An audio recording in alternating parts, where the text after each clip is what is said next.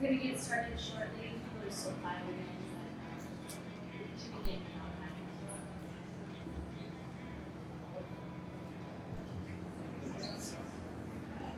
Welcome, everyone.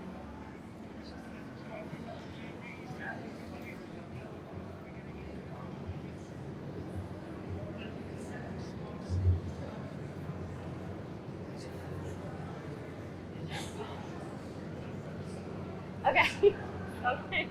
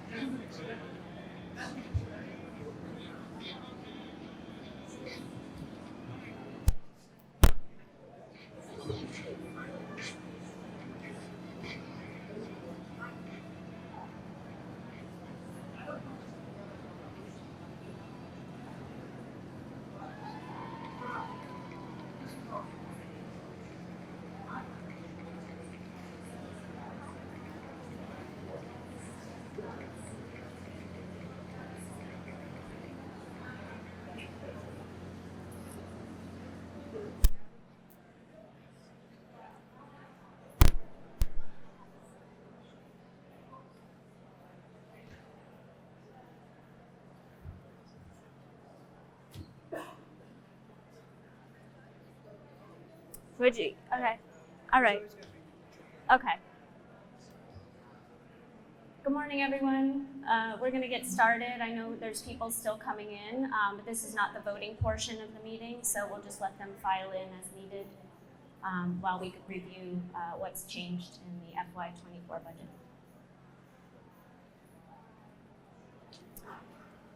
I want to welcome everyone and thank everyone for taking the time to come out today to the special town meeting.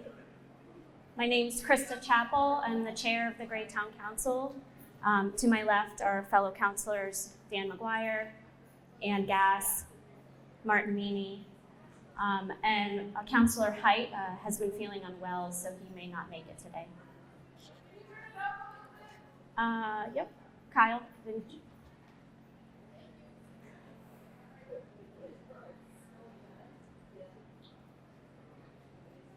I'm just going to give Kyle 1 second to turn the volume on.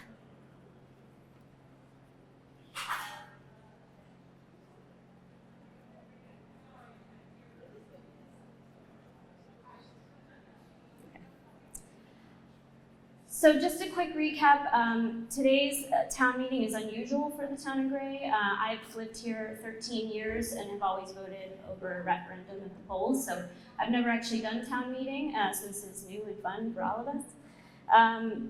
We are here because in June, the proposed FY24 municipal budget failed to pass. And our charter requires that we hold a special town meeting after the fact if the budget fails in June. So we are all here, hopefully to pass a budget with revisions for the upcoming fiscal year. So I'm going to go over just some quick highlights and then all the warrant articles, and then we're going to have questions and answers at the end of my presentation. Just want to remind people that we have a hard stop at 10:30 because we need to commence with voting. The formal town meeting where voting begins has an end time of 5:00 p.m. If we get to that point and have not yet passed a budget, we will have a conversation about what's next, but I certainly hope in the time we have allotted today that we will come to a consensus around the budget. So some quick facts about the proposed revised fiscal year 2024 budget. The mill rate is going up by about 9% over FY23, and that it's a significant increase. However, if you compare the mill rate to 2 years ago at FY21, we're actually only going up by about 3%. So our mill rate has actually gone down last year pretty significantly due to valuations going up. And while we are raising it this year, it's remained fairly flat around 15 for the last 5 years.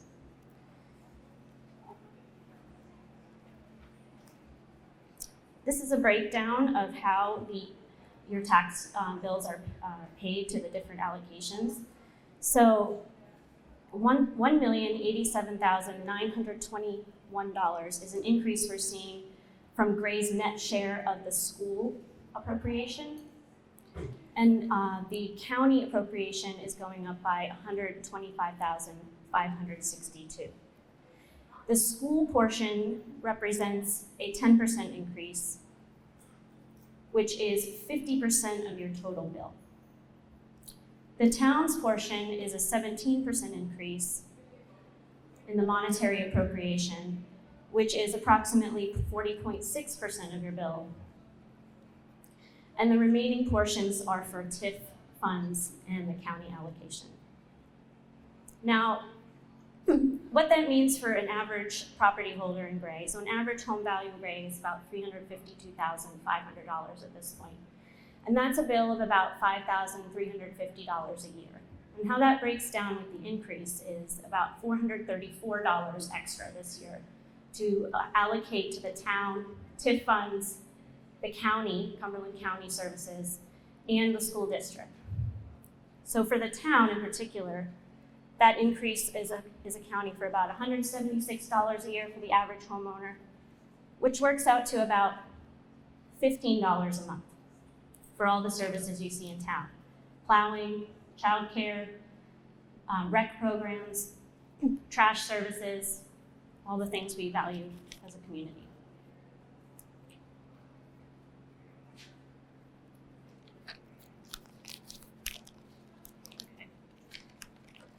So next I'm going to go over the warrant articles. You will notice that they are slightly different than the articles you saw in June. That is at the recommendation of the town's attorney. There have been some accounting changes recommended on how we represent funds, particularly in the capital improvement program. We have certain funds designated for reserve accounts and specific purposes like emergency operations funding. Before, we were just putting those in the general capital improvement bucket, but our attorney has asked that we separate those out as a separate warrant item. So you will see additional warrants related to that. Just for reference, there are copies available of these warrants at the door and also this presentation if anyone needs to have a paper copy. So Article 1 you don't typically see at the polls because it's really only relevant to town meetings. We need to choose and elect a moderator to run the voting. So beginning at 10:30 today, the town has asked Natalie Burns of Jensen Baird, the town's legal representation, to come and moderate this meeting. However, you'll note that we still need to have a written ballot. So hopefully everyone approves of Natalie doing the moderating, but we will vote by ballot to confirm her as moderator at 10:30 or someone else if everyone chooses. Once elected, the moderator will preside over the voting, and she will open the meeting, or they will open the meeting by reviewing any rules that we need to follow. So the following articles, 2, 3, 4, 5, 6, and then 11, are referencing the municipal budget and any capital improvement projects we've proposed for the year. And these items are what directly affect the mill rate. This is a summary of part 1. There's 2 slides because it was too large to fit on one. This is a summary of the general operating budget, which is inclusive of Article 2. So what's in the general fund budget? I'm sure everyone's wondering why are we spending this money? Some notable expenses this year are, in addition of the main PERS retirement program for public employees of the state, and we're offering this as an improved retirement plan for the full-time fire rescue staff, so that we can have better retention and attract more experienced firefighters and paramedics to our town. Right now, we're paying an outsized cost for overtime and per diem positions, because we're mostly attracting inexperienced firefighters and paramedics who require oversight by more experienced staff. So even though we're hiring people, we're having to fund the overtime costs of more experienced staff at the same time. So hopefully that retirement package will allow people to come from other municipalities where they already offer it, and they're more likely to find the jobs here in Gray attractive. Just like everywhere else, we're seeing an increase from utility costs and fuel costs. There's inflationary pressures there. There's also inflationary pressures quite a lot for the tipping fees at the transfer station. That's how we pay to get rid of our trash and our recycling. Those are going up every year because it's becoming more and more difficult to find places to put our trash and recycling. We're proposing hiring a new light equipment operator who will share duties in the winter. They'll be plow driver, and in the summer they will help the Buildings and Grounds Department throughout town doing maintenance work around facilities and also parks. We're also proposing to fully fund 2 firefighter EMS positions that were partially funded in FY23. In FY23, we hired the 2 new firefighter EMS positions, but we didn't hire them until January, which is the middle of the fiscal year. So this year, we're hoping to retain those positions and fund them for the full year. We're also proposing a new assistant clerk administrator who can help staff address AP payroll processing, improve customer service in the clerk's office, and help with administrative duties both in the clerk's office and the recreation department as our child care services increase. We've also split 1 full-time code enforcement officer position into 2 part-time positions, which will allow the total work force availability to be improved by 1 whole workday equivalent. We have enhanced professional development and training for staff to improve professional opportunities and their skills. There's also some continuity planning training for foremen and assistant directors in case, I hope no one's planning to leave, but we always need to plan for people to retire and people to be out of the office, and right now we don't have a good plan in place for many of our departments, so we're going to be undertaking a more formal continuity plan. You'll also see a cost of living adjustment for staff and year 2 of a market rate wage adjustment for some staff members that began last year. The cost of living adjustment was proposed at 6% in June. We have lowered that to 4% cost of living increase, a raise for staff. 3% of that would be across the board, and 1% would be performance-based. The market rate wage adjustments for some positions began last year after a study that the town manager undertook with comparable municipalities. We found that our staff were generally underpaid for many positions compared to the mean wage for other comparable municipalities. So last year we offered an 8% increase for certain positions. We paid 60% of that increase in FY23, and this year we'd be concluding that increase with the remaining 40%. We have also cut a proposed position. We had proposed a public services administrator position to oversee both the public works and the transfer station departments, and also serve as an engineer for the town so that we could cut down on costs associated with our contracting services that we currently outsource for engineering of the roads and other items that come up in town, stormwater. We have cut that position, hoping we might be able to revisit that next year, but that was a significant cut to the operating budget that we've made since June. So this page continues some expenses for the general fund, but it also touches on revenues. It doesn't elaborate the revenue line here, so I'm just going to go over kind of what we're seeing with our revenues this year, trends. We've seen a decrease in revenue sharing from the state allocation this year by a significant amount because our property values have increased. Basically, we have to take our fair share from the state. As our values increase, we get less money allocated to the town for the purposes of running town business. We've also had a lot of budgetary line items addressed throughout our operating budget by our finance director to match, more accurately match anticipated performance. Staff has also been pursuing grant opportunities, and we've received some of those to offset any costs we've been having for certain projects. And the recreation department is exploring expanded capacity of childcare, which brings in direct income for the town.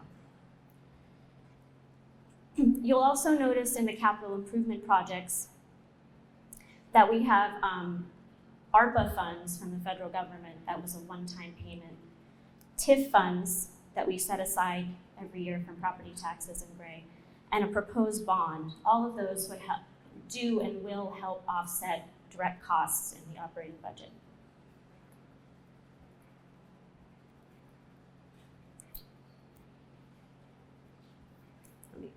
Let me just go back to this. You'll notice on this slide there are specific line items noted as Article 3, 4, 5, and 6. Those are within the capital improvement project and refer to the accounting procedure changes I noted earlier. So the $50,000 line item for Article 5 was previously included in the total for capital projects, but our lawyer has asked that we ask that as a separate question. It's a $50,000 allocation to establish a land acquisition fund to give us more flexibility when opportunities arise for potential recreational open space or public parcels of land that might help us with our infrastructure plans, particularly in the village. The Buildings and Grounds Reserve Fund is $10,000 allocation. That is basically just as it says, it's a reserve fund for buildings and grounds. Many of the projects that we budget for in the year are projected costs. We don't always have a way of knowing exactly what those costs are, and as everyone's aware, many things cost more when you go to do them because of inflationary changes in the economic environment. So that is a reserve account to have to cover any overages. And then you'll also see that we've reduced the capital reserve funding line from $325,000 to $100,000. That's basically a savings account for a similar purpose to the buildings and grounds. So we have a lot of big projects for facilities, technology, professional services that are included in our capital improvement project budget. That money would cover any overages, but it also is a savings account for next year's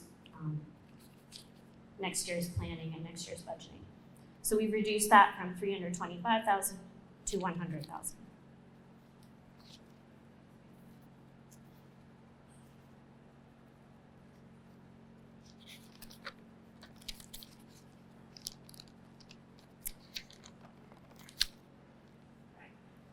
Sorry, I'm just going to go back one more thing.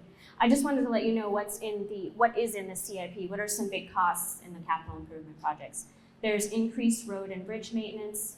There's addressing deferred maintenance that we have not addressed, and we're seeing critical need in a lot of our facilities. We're not buying any heavy vehicle purchases like fire trucks or ambulances, but we are proposing the purchase of 2 light vehicles to help staff be more efficient in buildings and grounds and other places.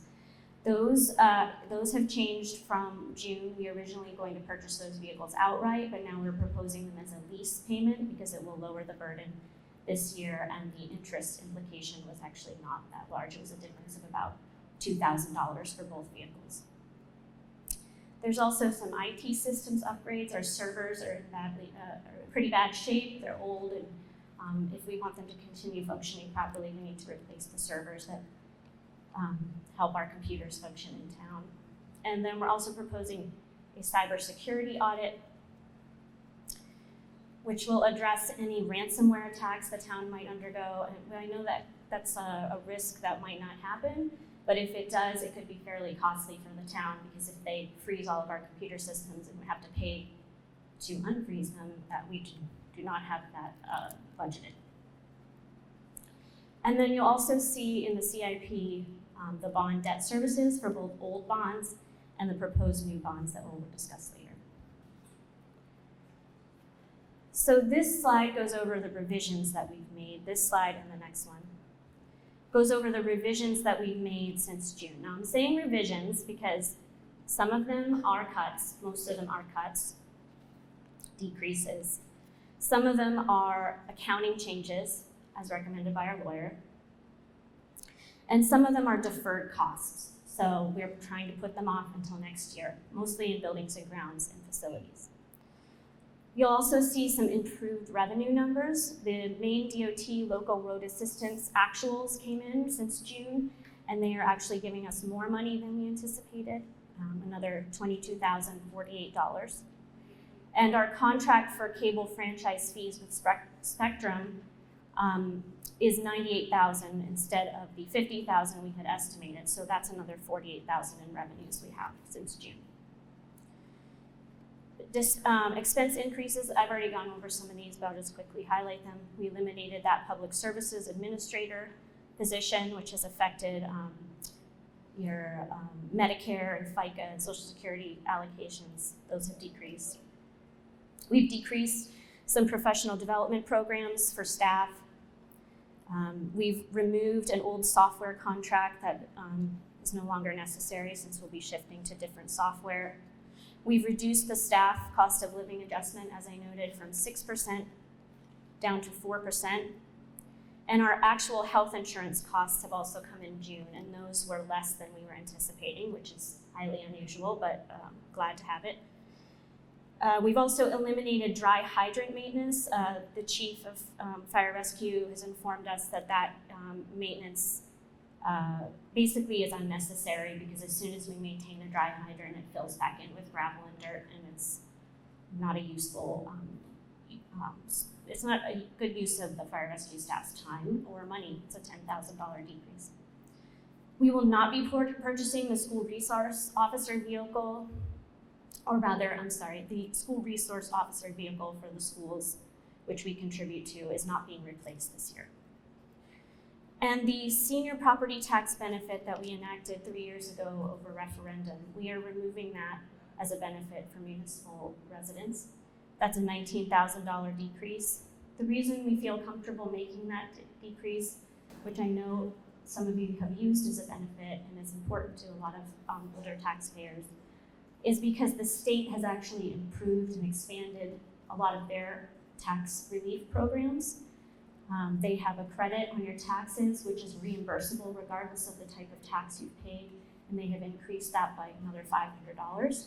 And the town's maximum benefit was $500. So indeed, they were duplicative. And while the municipality was proactive in this program 3 years ago, since the state has taken over the benefit, we no longer need to fund it.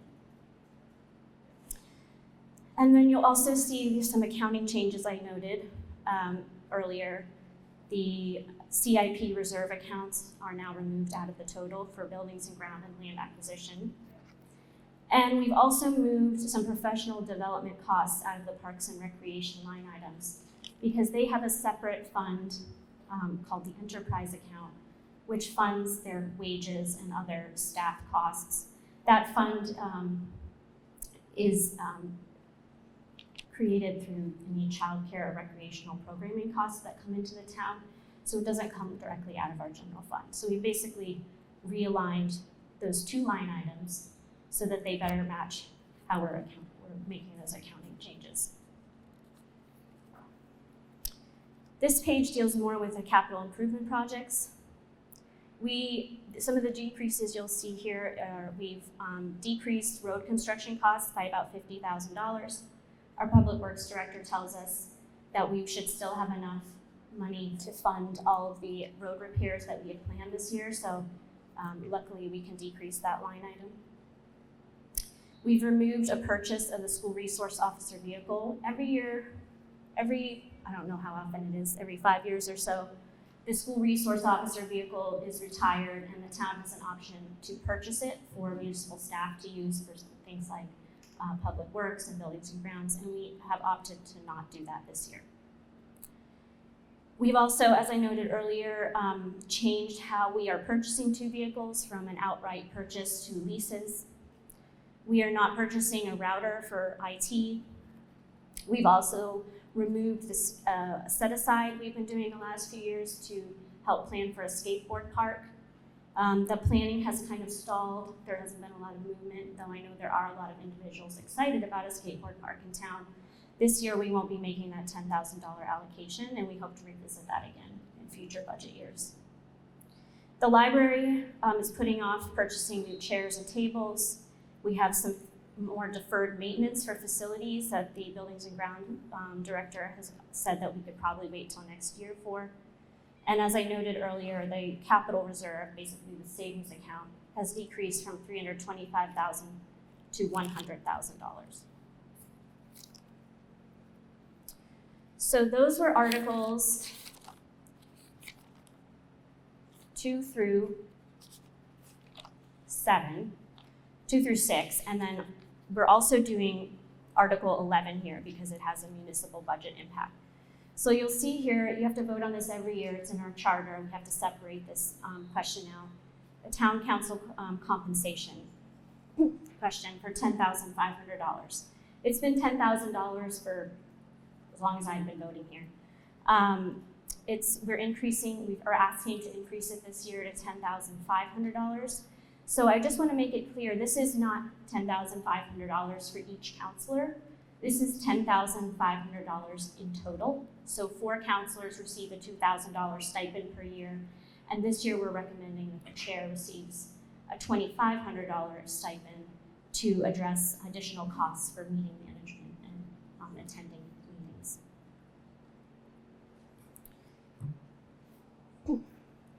Okay, so now I'm going to just go over, just doing time check, we have about a half hour. I want to leave time for questions, so I'm going to try to go through these fairly quickly. They're not quite as involved as the operating budget and the capital improvement project, so hope we can get through it. These are Articles 7, 8, 9, 10, and then 12 through 17.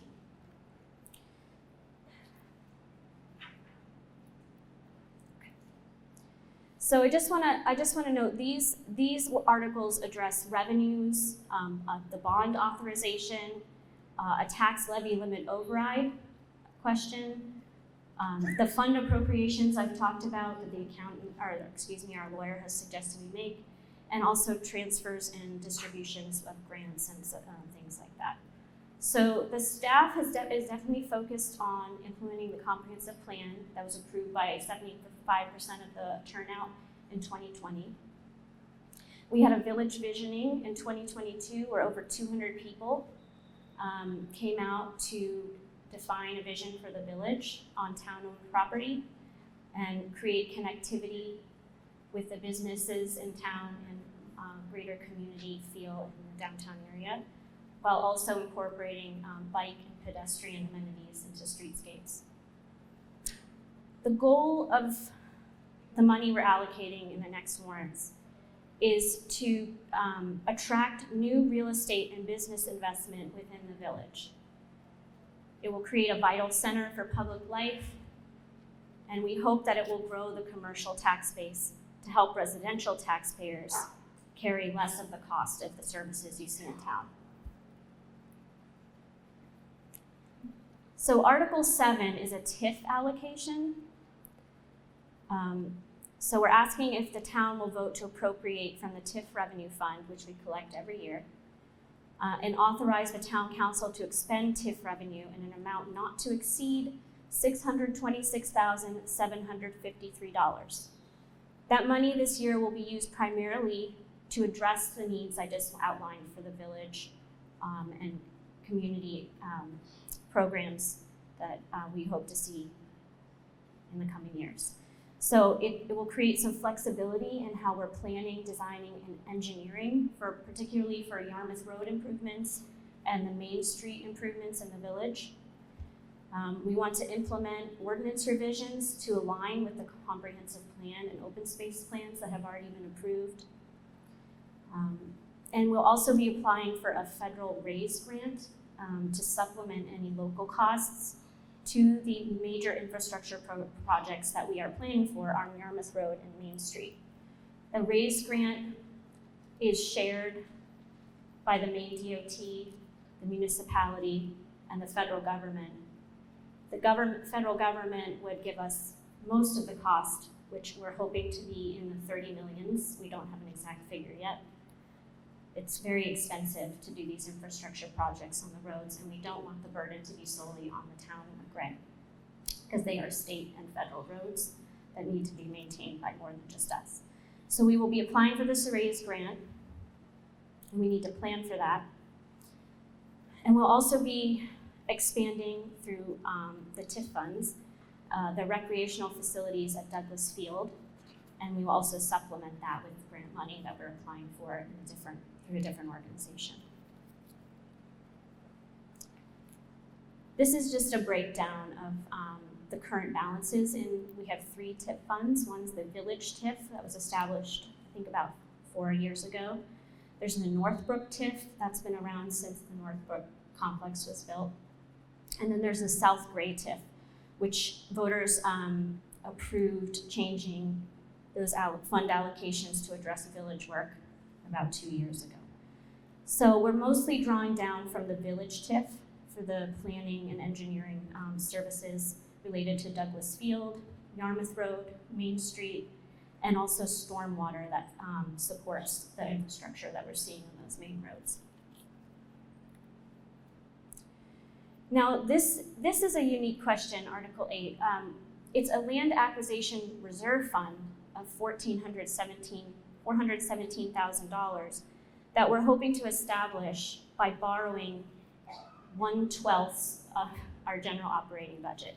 So each year, the town is required to set aside 3/12 of our expenses as a savings account in case anything major happens where we need to have those funds available.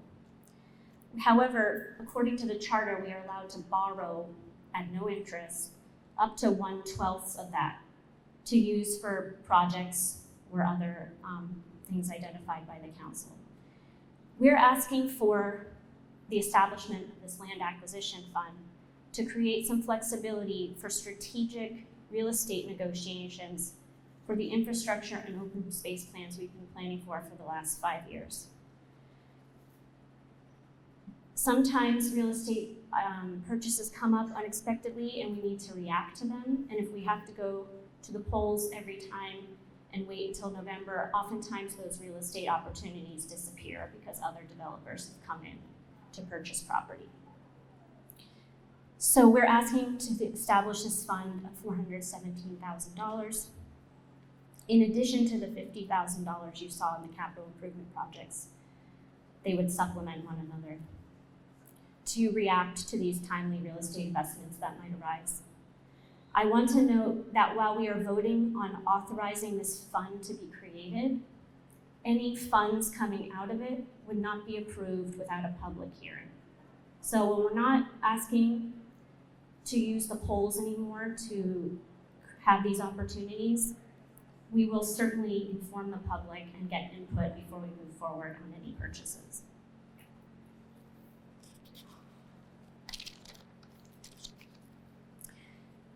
This is another item that our attorney recommended we add to the warrants. We received ARPA funds from COVID relief, as many municipalities and state governments did.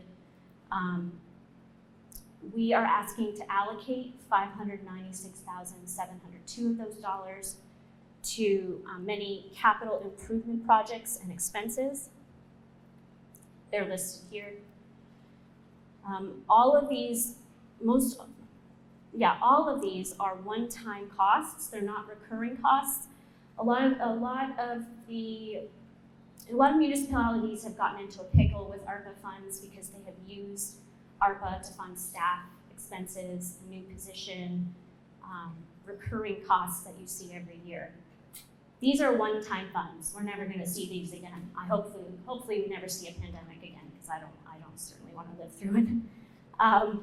But we made the point of only using these for one time, mostly capital projects that are important, but that we won't be reliant on going forward.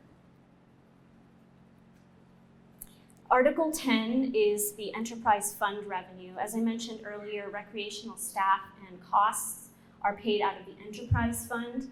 This question is just basically allowing us to accept the revenue and put it in this fund in order to pay recreational staff and hold programming for the town. Next up is Article 12, where we're asking for a bond to be approved for the municipality's projects as outlined, as I'm going to outline in a minute. In June, you will notice this was previously an $850,000 bond. We're recommending to increase that to $1 million at the same exact interest rate. Our bank was kind enough to honor the interest rate we had in June. It does increase the payment we have to make every year by about $30,000 versus the payment we were going to make with an $850,000 bond. However, it certainly reduces the burden this year of addressing a 70-year-old septic system that's about to fail at the Pennell Complex and services 4 buildings. If the septic system failed, it's out in the recreational fields where people play softball, baseball. We host childcare programming. We host the Blueberry Festival. If the septic system failed, it would be a major problem and a major interruption to services. So this bond would help us pay mostly for that. We're also asking in this bond to fund moving the buildings and grounds building, which is currently in what's known as the Manual Arts Building on the Pennell Complex, over to the Village Station Firehouse. The Village Station Firehouse is no longer going to be used by fire rescue because they are consolidating services into Central Station and Dry Mills. So if we move buildings and grounds staff over to Village Station, that opens up the Manual Arts building for us to add public restrooms that will support existing services. Now, if any of you have children in the childcare program here or summer camp, you'll notice if you ever stop by during the day that oftentimes the children are lined up inside Town Hall to use the bathroom because the facilities that we have in Newbie Gym are not sufficient for all the children that attend Gray Rec. Having public restrooms will also support recreational events in town, such as the Little League and major events like the Blueberry Festival. And then that Manual Arts building, in addition to adding public restroom space, would also have some additional programming space where we could potentially have more childcare services offered.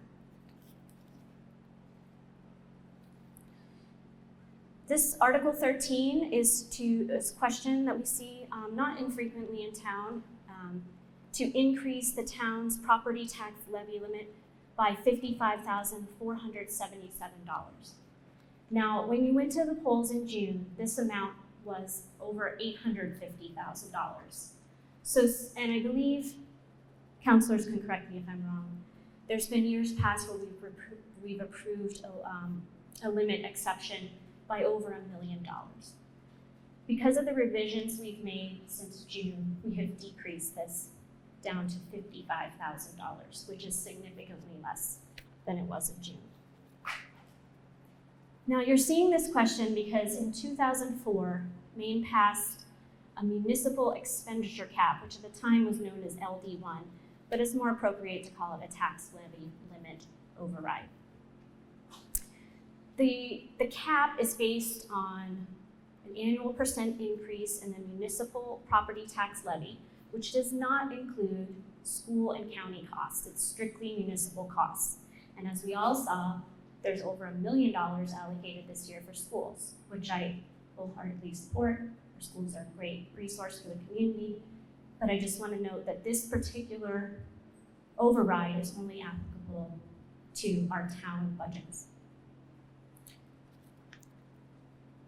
Anyway, it's a fairly complicated formula that was approved in 2004 and is generally not relevant to the budgets of 2023.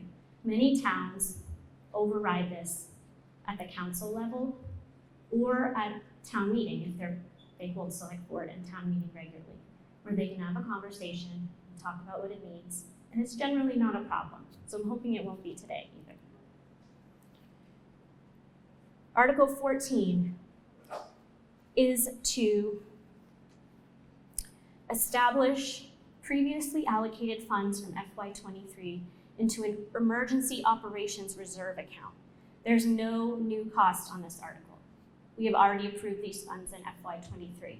This is an accounting change recommended by our lawyer to remove the funds from our general account and put them into a fund that is specifically for emergency operations costs only.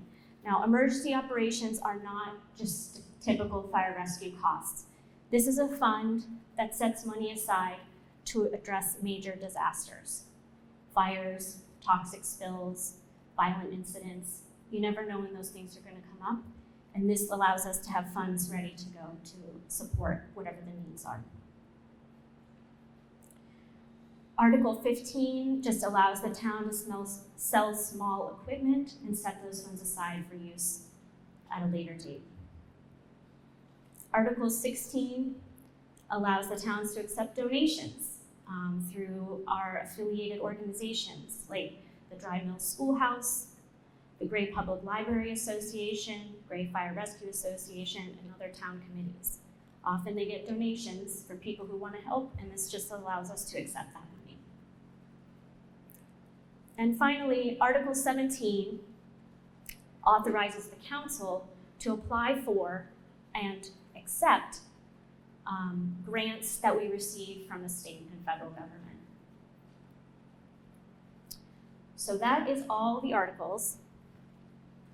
The council wanted to give some time for questions. We have about 15 minutes. Once voting begins, you can ask questions during the vote, but this is an opportunity where we can have a more informal conversation that's not tied to specific warrants. So if anyone would like to come up and ask a question about what I've just gone over, now's your chance.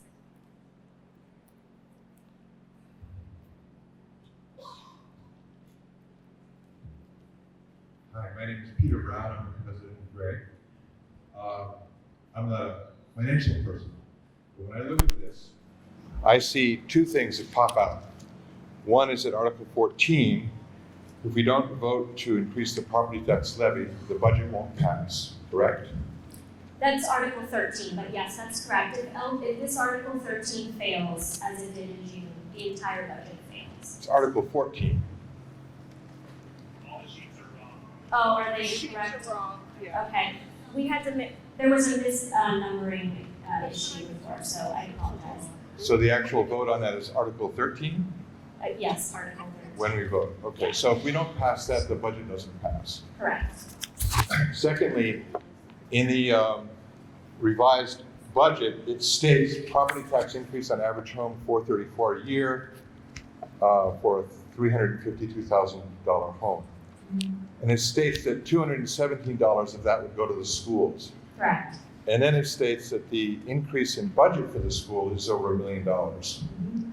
There's no line item in these articles that I could see that asks us, should we increase property tax? You've got a cap over here, which is different. But in the budget, property tax is going to be increased, but there's no line item for us to vote on whether or not our property taxes should be increased. I think that's not a good thing. I think that the residents should be asked every year, can we increase your property taxes? I would say no, especially during these hard times, to put a cap on property taxes for at least the next 3 years. And by so doing, then the town council is forced to adjust their budget, including the allocation of income to schools, to fit the current level of property tax. Finally, the allocation of $1 million for the schools, well, what is that going for? I think that the budget here should have been presented through the mail to every voter in Gray 1 or 2 or 3 months in advance, where we have a lot of time to digest this. And it needs to go into line item detail because, as you all know, the schools are filled with all kinds of controversial things, CRT, sex education, hypersexualization. I just want to interrupt you because the school budget is voted on separately, and that did pass in June. It failed at the Gray polls, but it passed overwhelmingly in New Gloucester, and therefore they had enough votes to pass the school budget. We don't touch that number. We get that number from the schools district, and we have to just allocate it out in our bills. That's true, but we do have the control here on whether or not we want to increase our property tax. I understand. That should be a line item, and it's not. So I recommend to everyone in the room that Article 13 be voted down so that the budget doesn't pass, and then you go back and you make a new line item for increasing property tax or not. Okay, I hear what you're saying. Our lawyer has not recommended that we have a yes or no. It doesn't matter what the lawyer recommends. What matters is the voters of this town are stating, we don't want you to increase our property taxes, so therefore don't, and then adjust your budget accordingly. So we heard that message in June.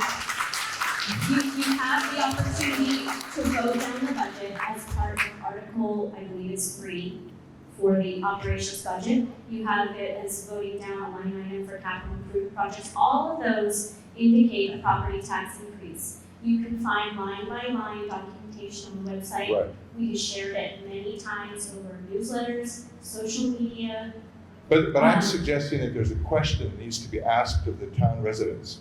Can we increase your property tax? If it's a no, you have to adjust your budget without any increase in property tax and then present that budget to the voters. Well, that is essentially what happened in June, and that's why we're here today. Well, so I hear you. We can certainly take the recommendation back to our lawyers and so I'm recommending to the room that we vote it down.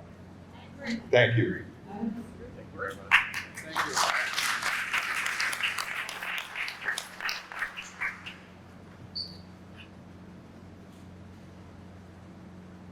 Hello, my name is Sandy Carter. I'm a resident of Gray.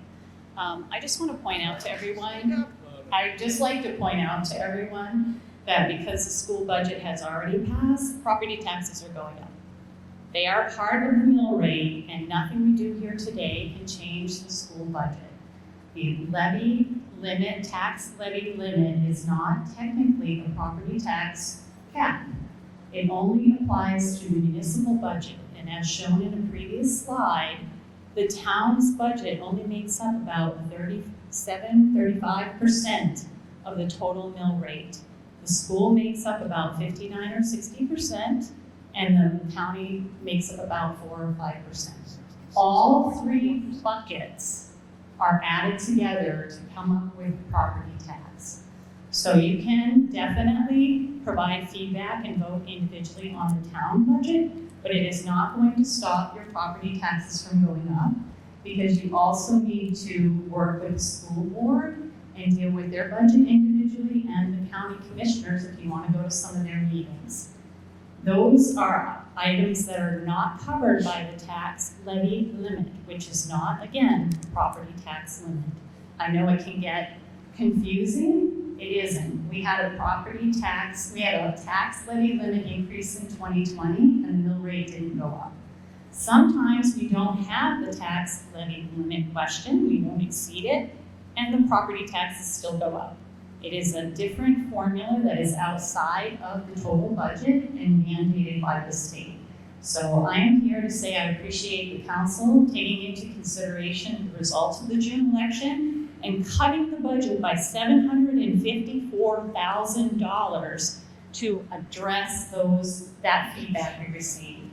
In addition, for those who want the line item details, the council had over 10 workshops that are open to the public where they literally go line by line through the budget, every department. That agenda is published well in advance, usually by February, to give everyone an opportunity to look at each department and find the date and come on down and give some feedback. So that information is available, and I'm here to support the budget, and I hope everybody votes to pass it today.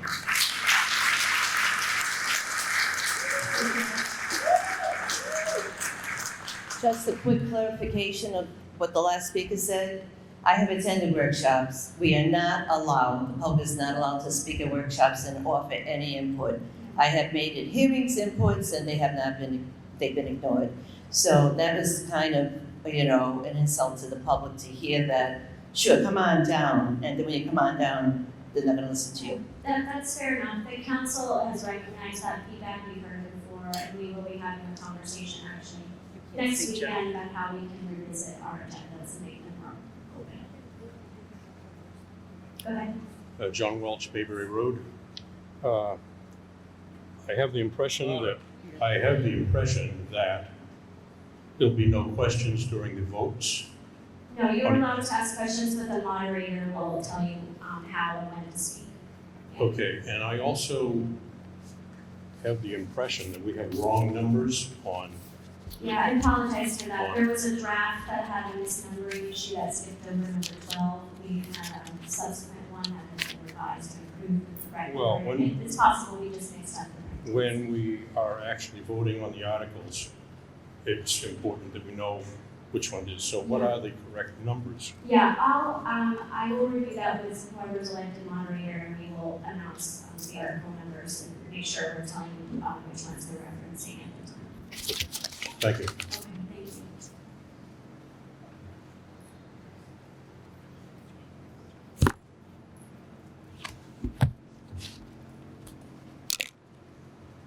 Hi, Bob Coleman, Valley High Road in Gray. I want to thank the council for all the work putting together budget. I do recognize it's a lot of work. And as Sandy said, I wish I could have attended all the budget meetings, but unfortunately just don't have the time. I did spend all night last night, went to bed at 4 o'clock, analyzing line item detail. Because when I look at the question of the budget, there's a lot of things that come into play in terms of calculating the final mill rate. Did my taxes go up or not? And that's what most people here care about, right?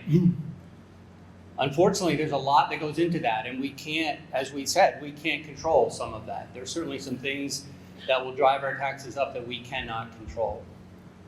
The part that we're here to talk about today is the actual budget that the town manages and controls, the things that we can change.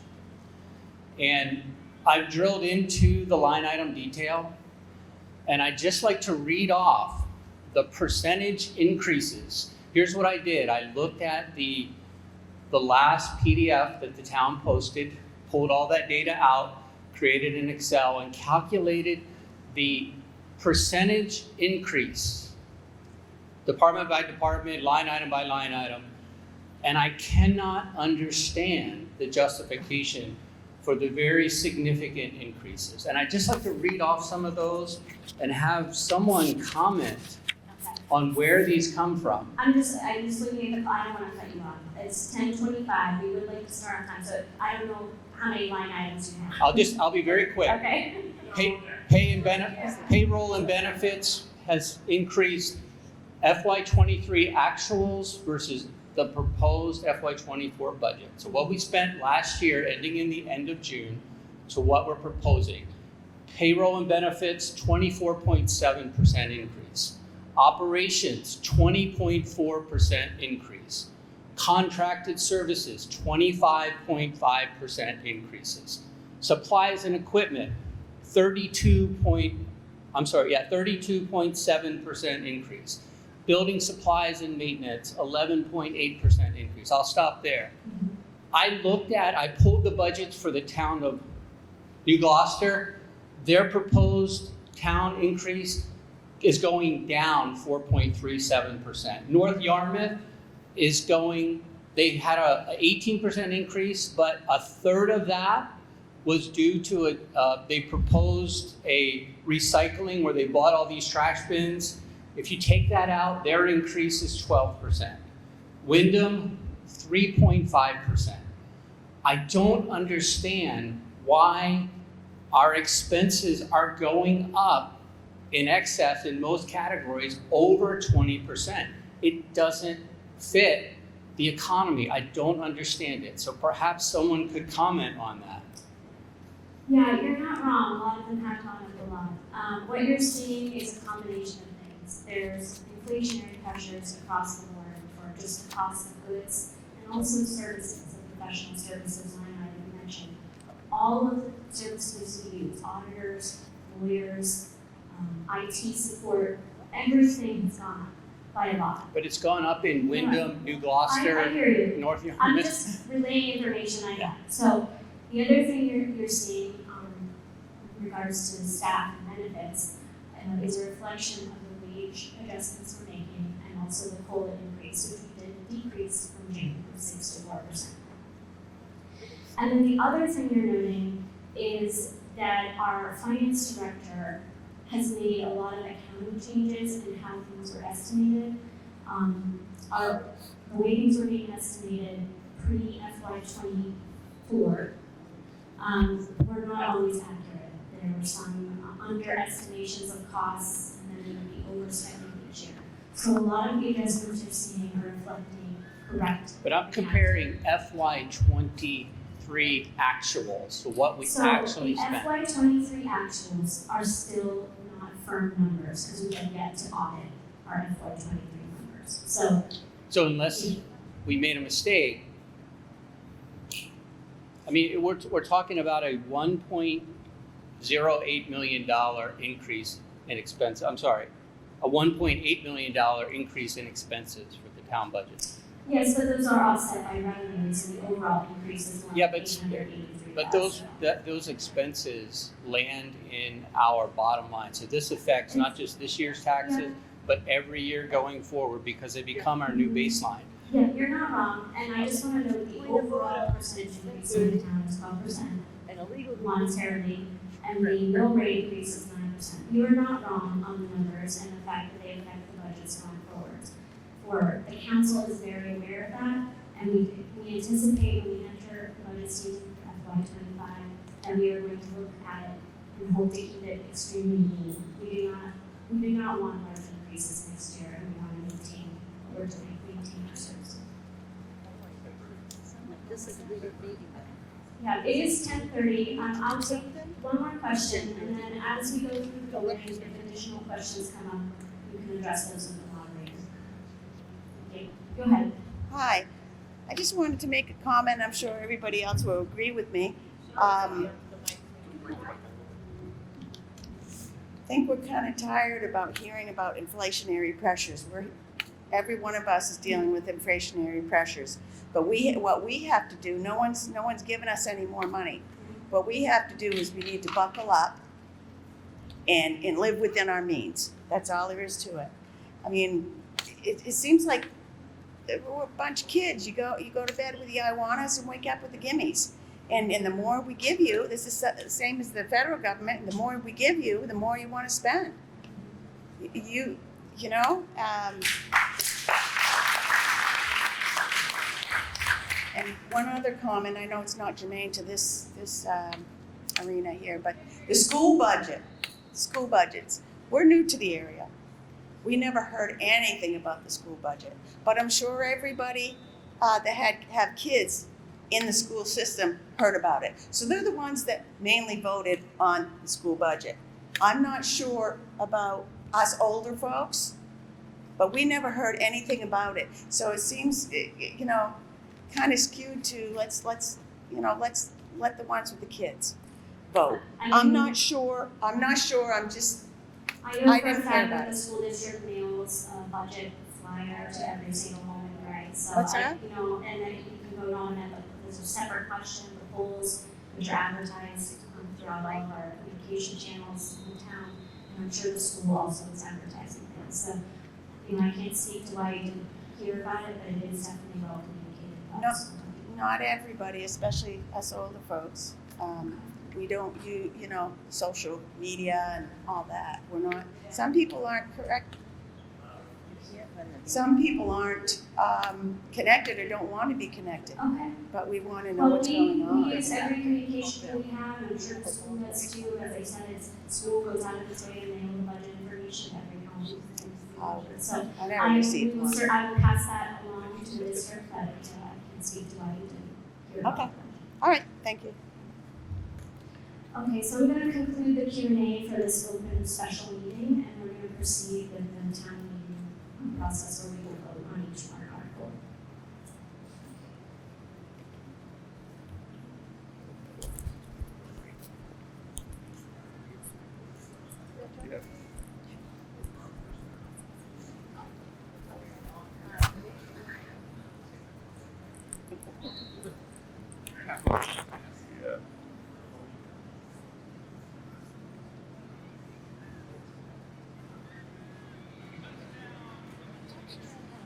Fran, what do you think of this moderator? What do you think of this moderator? Well, she's a lawyer, so, I mean, she can't screw up. I'm surprised she. Pin this to your shirt because otherwise they can't hear you. Just hold it up to you. All right, thank you everyone for coming. At this time, I am calling the meeting to order. So at this time, I will entertain nominations for moderator.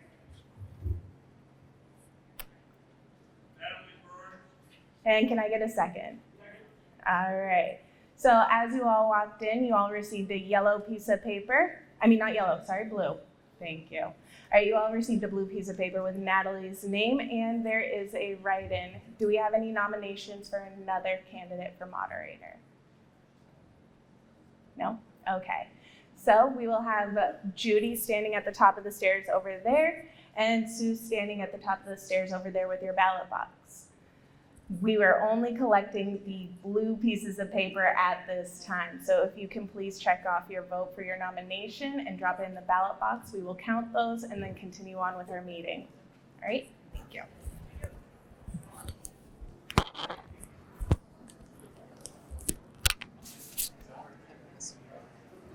You don't want this here?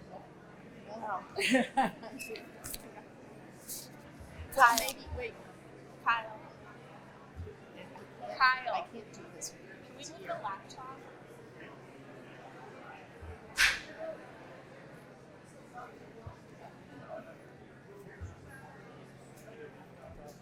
No, she has her book.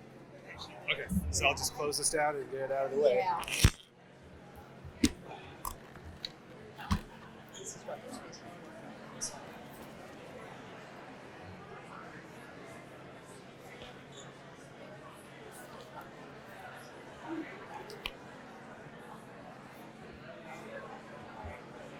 So, just so you know, Yes. you're Natalie, right? I'm Natalie. Okay, I'm Kyle. I work for the town. This mic will allow the people at home to hear you. This one will allow the people in this room to hear you. So just be mindful of both. You can just, right on your shirt. Yep. Perfect.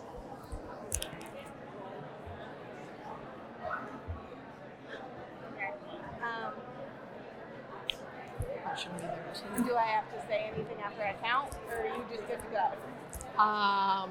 You have to do the oath of office. That's right.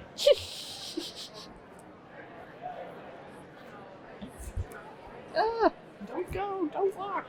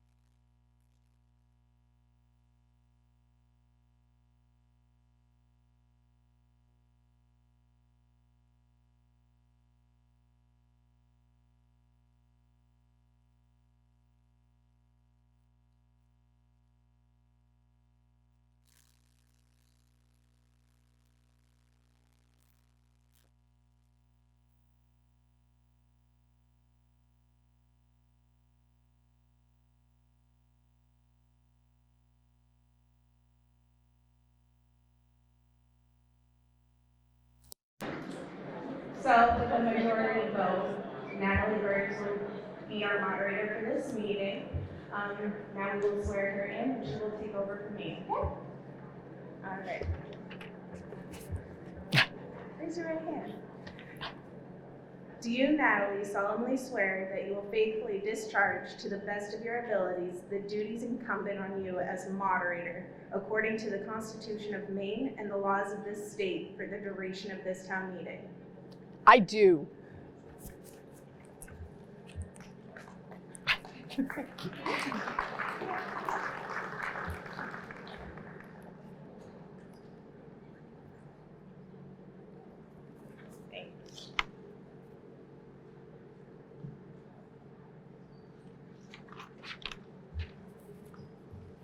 Thank you all. I appreciate that. What we're going to do now is have a live town meeting, which I think this town has not done in a while. And so to start out, we generally follow the Maine Moderator's Manual, which is something that Maine Municipal Association puts together for us. It's very simple procedures. But as we go along, if there are questions about how to do things procedurally, I'm here to help you with that and to get us through this. Generally speaking, we're going to go through each of the articles in the order in which they were given to you when you came in and that have been available for you. And I will ask first that we have a motion on the article. And then, once we have a motion and a second on the article, we can then move to questions. If there are people who want to make amendments to any of the articles, that would be the time to do that. I will remind you, I think you all know this, that you cannot amend an article to increase the amount of money that is set forth, but you can amend an article to decrease the amount that is set forth in the article before you. So with that said, I'm going to start out with Article number 2 to see if the town will vote to raise and appropriate $9,336,912 to fund the FYE 2024 municipal budget as recommended by the town council for the following line item budgets. They are set forth there and I will not read them to you. You can do that for yourselves. Do I have a motion on this? I have a motion. Do I have a second? I have a second. So now we will move forward to discussion of this article.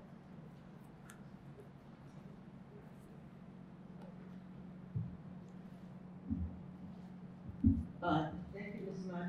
Moderator. I would like to offer an amendment to Article number 2.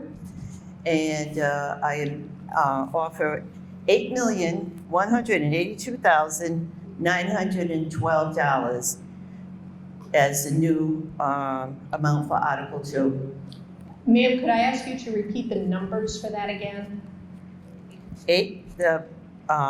Article 2, to see if the town will vote and raise and appropriate $8,182,912 to fund the FYI 2024 municipal budget.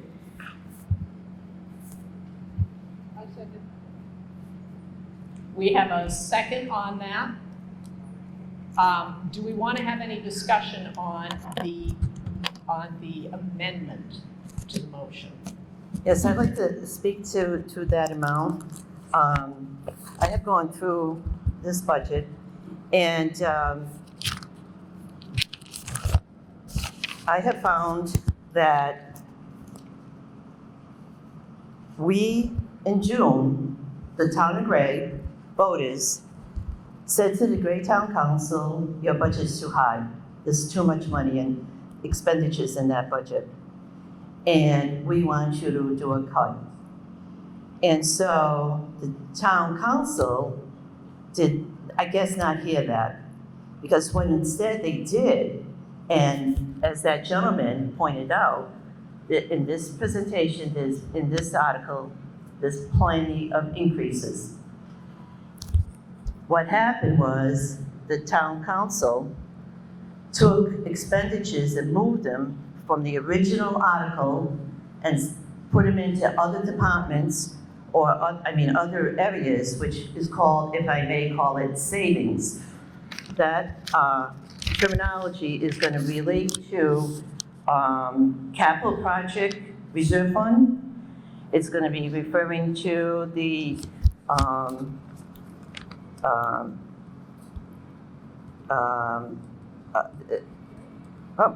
I lost the other word. But anyway, they're savings, enterprise funds.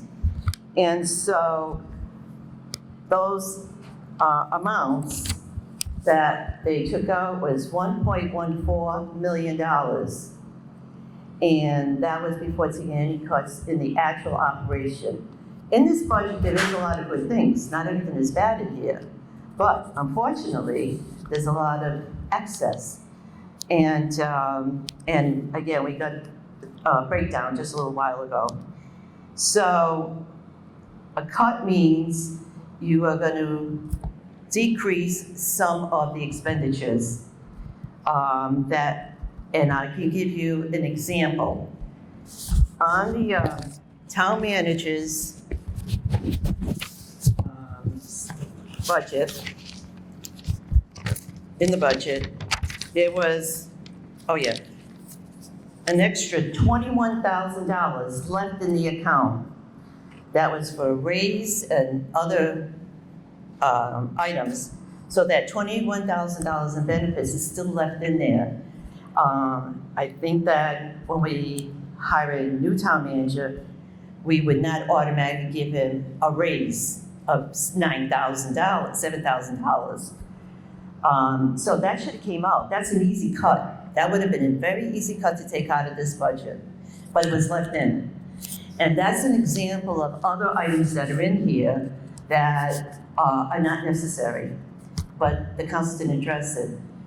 And to prove my point, we the taxpayers said to the Great Town Council, we are not going to authorize you to have any payment. We're not going to pay you, at least at the June election. So I don't blame them for coming back and asking for some money.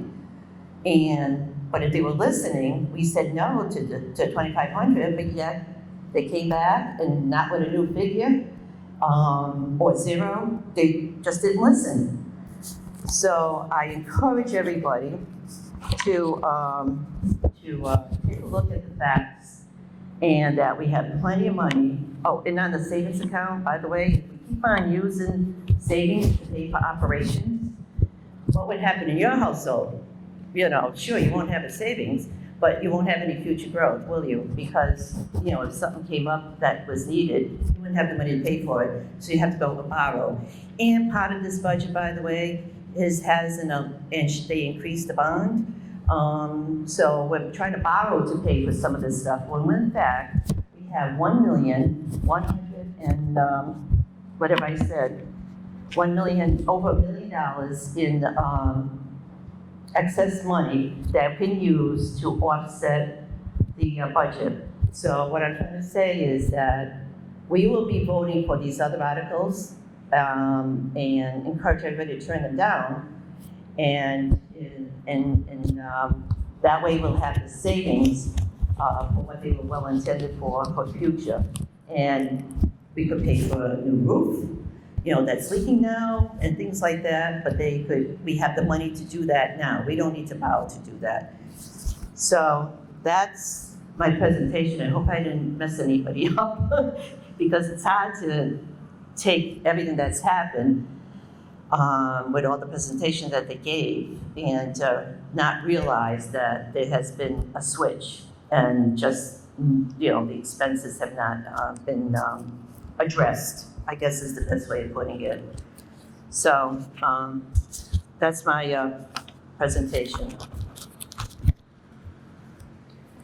I will remind people that what we are going to be talking about going forward at this point is the amendment to Article 2, and we will not be discussing other articles at this time.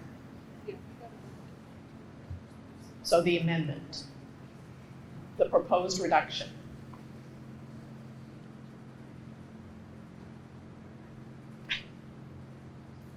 Ma'am, I'm sorry, I should have recognized you. You're standing right there. Go ahead.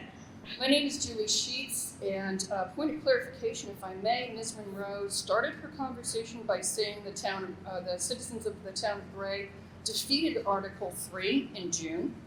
They did not defeat Article 3 in June. And in fact, Article 3 was considerably more than Article 3 that we're voting on here. So I thank the town for decreasing it. And again, no, I was listening just fine, Fran. My hearing is perfect. Thank you. I spoke with the town council. Next, please. The town council. Nathan Suproff on Portland Road and Gray.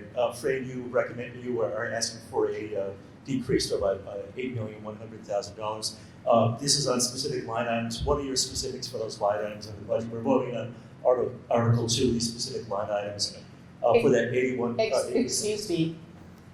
You have to ask your questions through the chair, and I will answer the question Okay, for very you. good. So what are these specific line items you'd recommend for this decrease? The specific line items will be determined by the town council based upon the vote of the town meeting.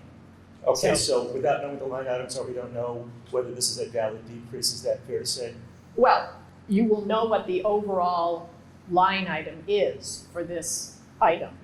And among those departments that are set forth in it, decreases will have to be made in some of them, and Okay. perhaps all of them. So at this point, we have no idea how this will impact positively or negatively going forward. Thank you, ma'am. Appreciate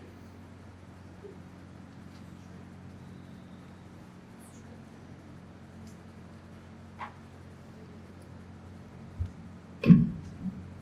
Yes, sir. Howdy, everybody. Sam Feifel out in West Gray. Sorry. Just speaking to the amendment, from the last budget that we voted on, the town council voted to drop that by $750,000. This amendment would drop it by another almost 1.2 million. That's a very large number.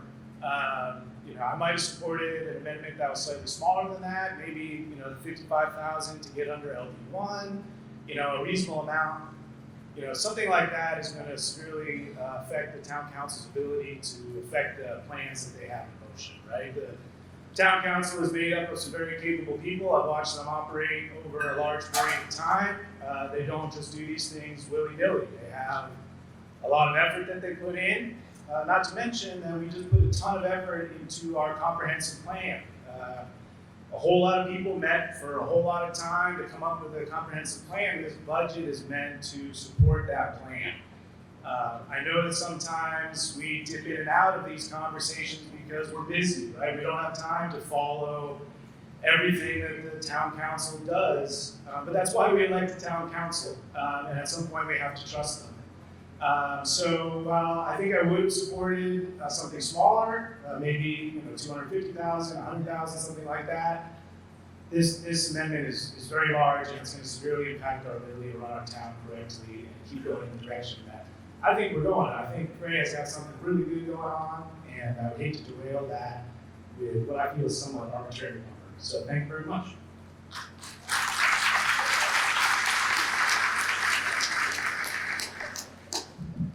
I'll go back to my other point, which is that, and one of the persons recommended that also, we all have to make cuts in our personal budgets because of inflation and all kinds of things like that. I think I honor Fran for recommending that the budget be lowered.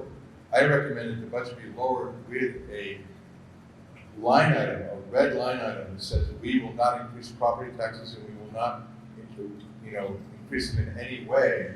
And then we will make our budget fit what we have in property taxes. That number that Fran mentioned, I don't know if that's the right number or not, but our households have to run based on how much expenses we have, how much income we have, inflation's going up. Our town represents us. You guys work for us. We're your bosses. We voted you in. So I'd like to suggest that we tell the town council with all due respect, keep your income with property tax the same. Do not increase it. Go back to the drawing board. I don't think it can be done today. I think we should shelve the entire meeting and have you go back and make a new budget that does not increase property taxes. Thank you.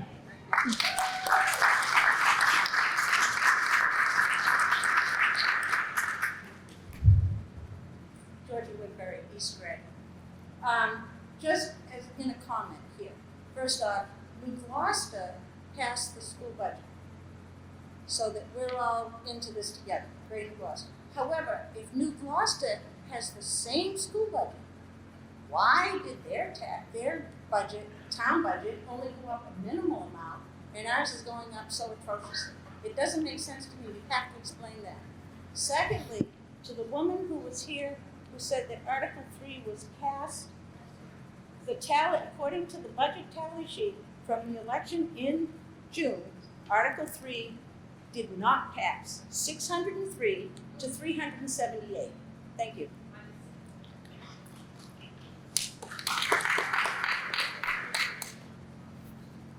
I actually have a question and clarification, if I could, something I didn't understand. So regardless of what happens today, our property and taxes are going up because the school budget passed and the county budget passed, correct? That's correct. Thank you.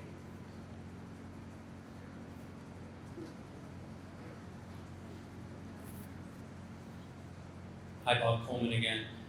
I just want to comment regarding the amendment.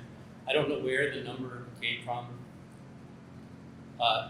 And it does seem like a big cut, but we have to remember that the cut is against a proposed budget that was 27% higher than last year. So if we go back and look at the actual expenses, how much did we spend in FY23?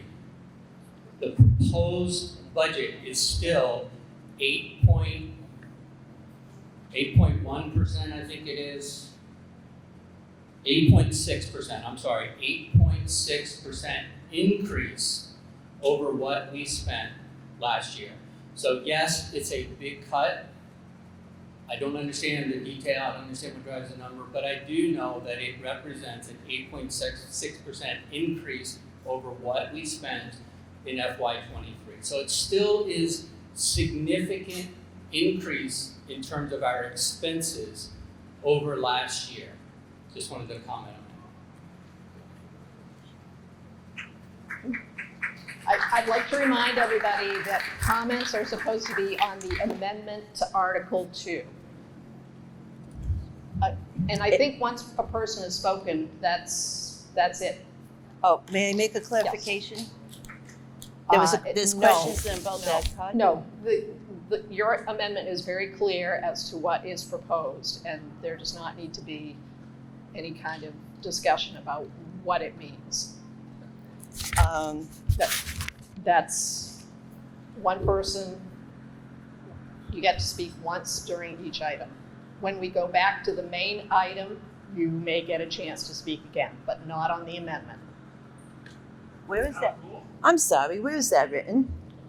That's I've a never seen that general rule. before. I've been to 50 years of worth of town meetings and that has never been a case. So could you explain where that's coming from?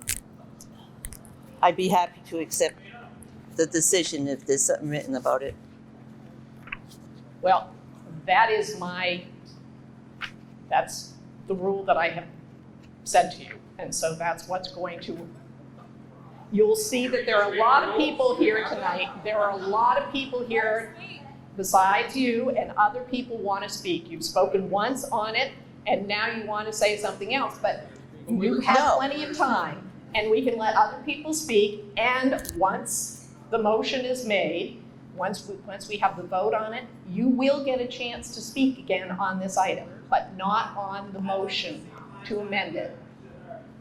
There you go. I'd like to ask you all, this is a town meeting. Please, please, please.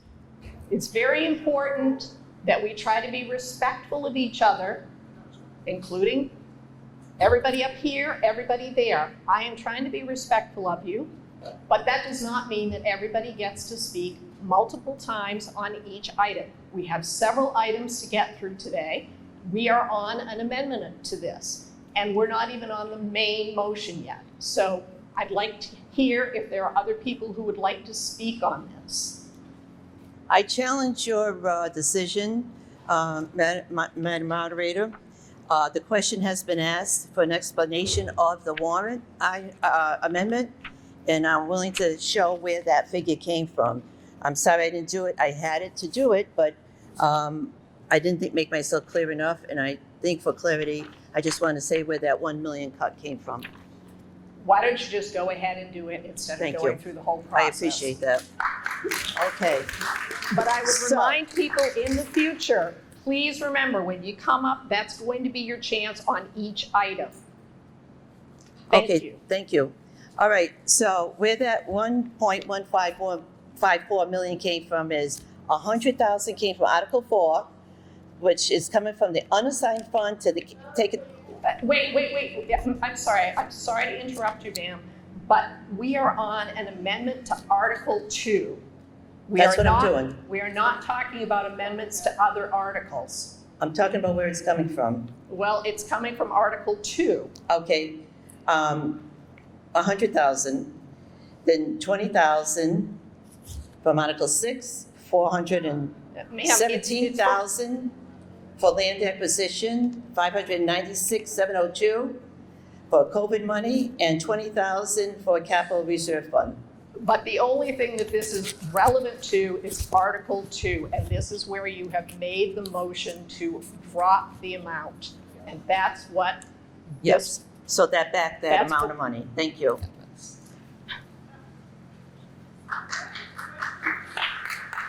Okay, I have a request to move the question. Have a second on that. I have several seconds on that. Could you all, anybody in favor, vote using your yellow card, please? You're voting to move, okay, sorry. We are voting to stop debate on the amendment, not the overall question.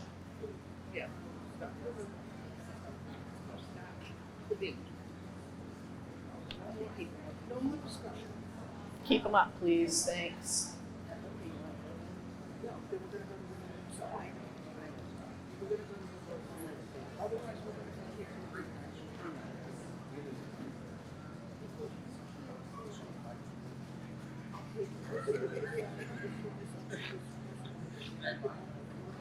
Keep them up, they're still counting.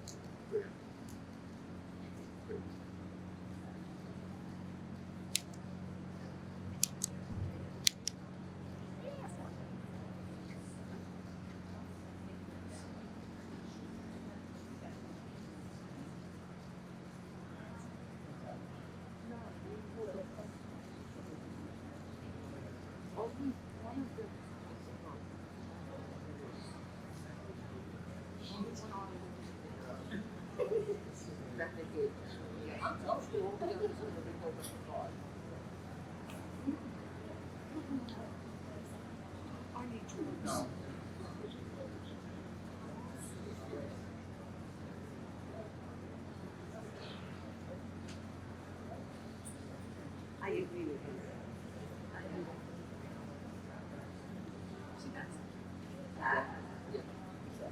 That's the old wall, but that's the high level. And you're saying we cut that by 1.154 billion, and that 1.154 billion is going to come out of all the little subsequent ones. And that's the point we're trying to make. That's you did that. I was just getting some money to say. Can they put their hands down? You can put your hands down, they're counting. Thank you.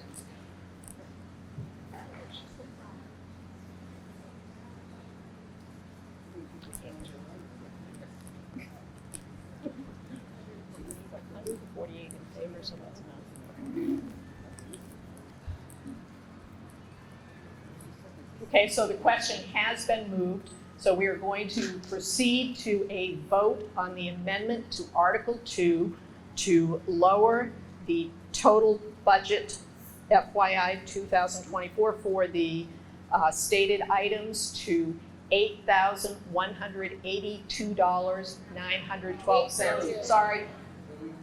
8,000? Yeah. Yes. I will ask you to answer me on that one. Did I get that wrong? Yes. What is it then? 8 billion. Oh, well, go figure. 8,100,000,000. No. 182,912. Yes. Sorry. Yes. 8,182,912. No. 812.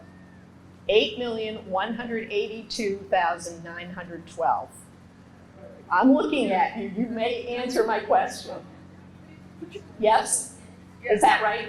Yes. Yes. All right. That's the question. That's what we'll be voting on. Everyone in favor of the amendment, please raise your hands.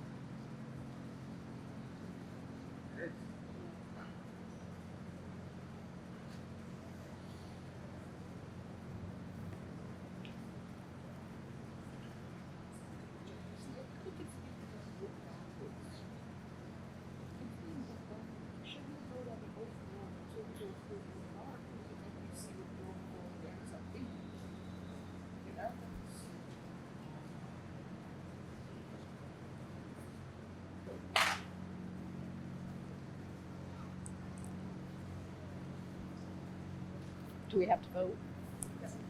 73 in favor of? So it wins.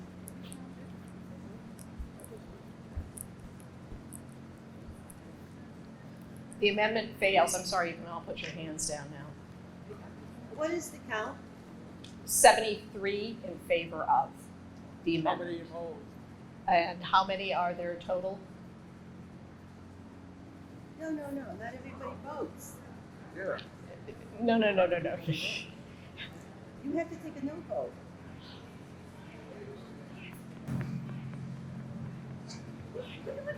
I've never seen a meeting like this. You have to have a yes and a no vote.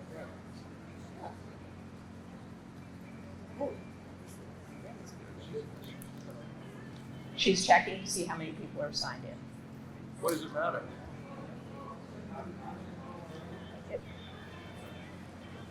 I'd rather you do.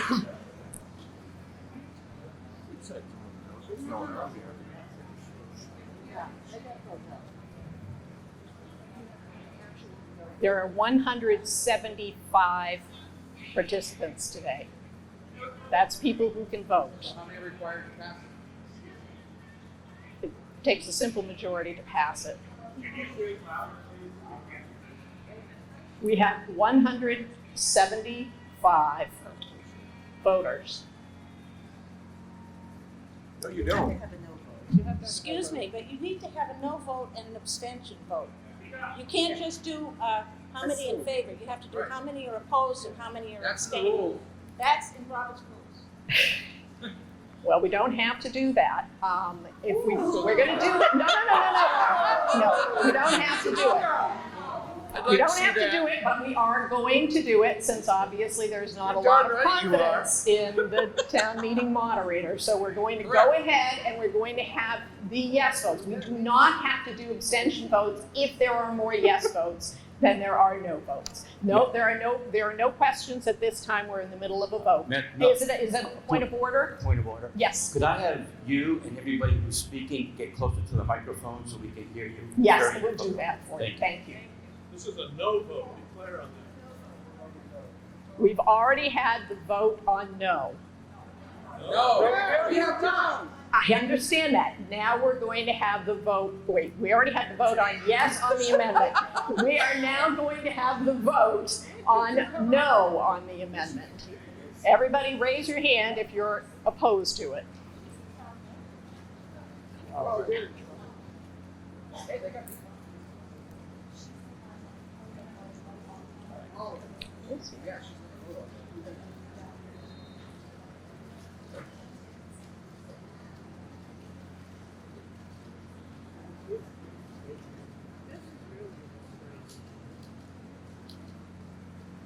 They better get the referendum on the November ballot so we don't go to that. Yeah.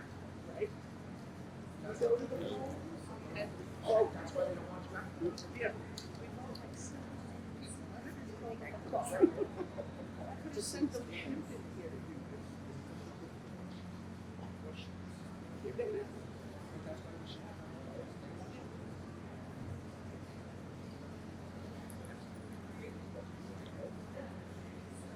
Unfortunately, this is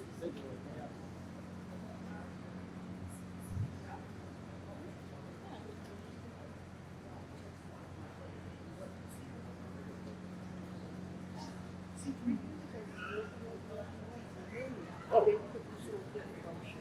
So 3 million and then another billion. So it's 2 million. That's why this gives us 3 million.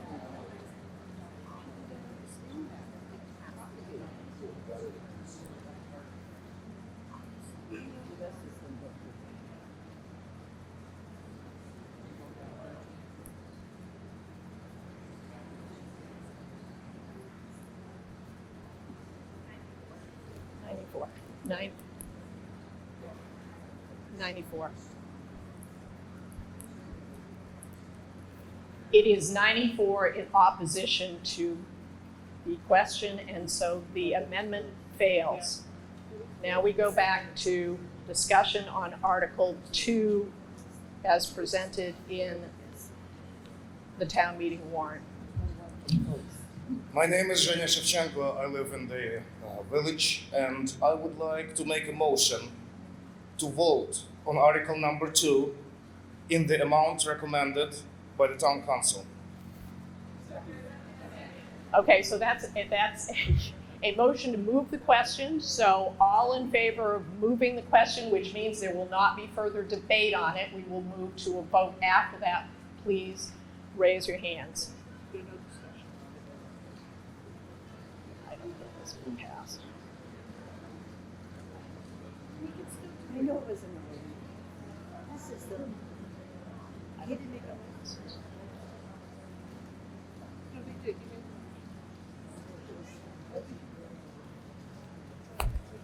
It's a lucky.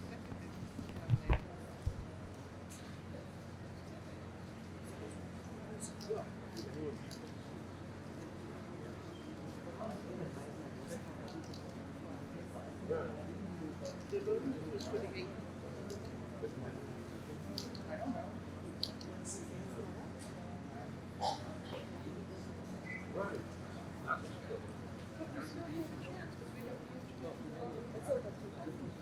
Huh?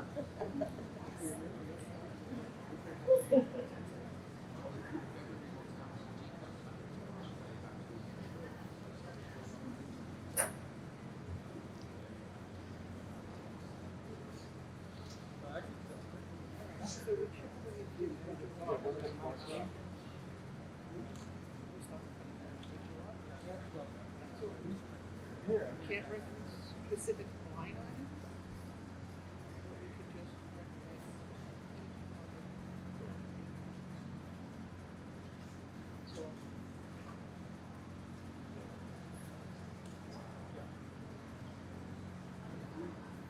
100 in favor of it?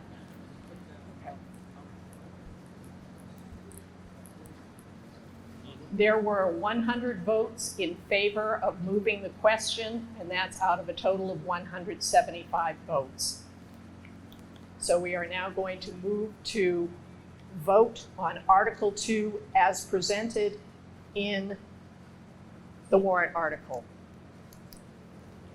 But everyone, we've already had a motion and a second on that when we first started out. So we are now ready to go ahead and vote on that.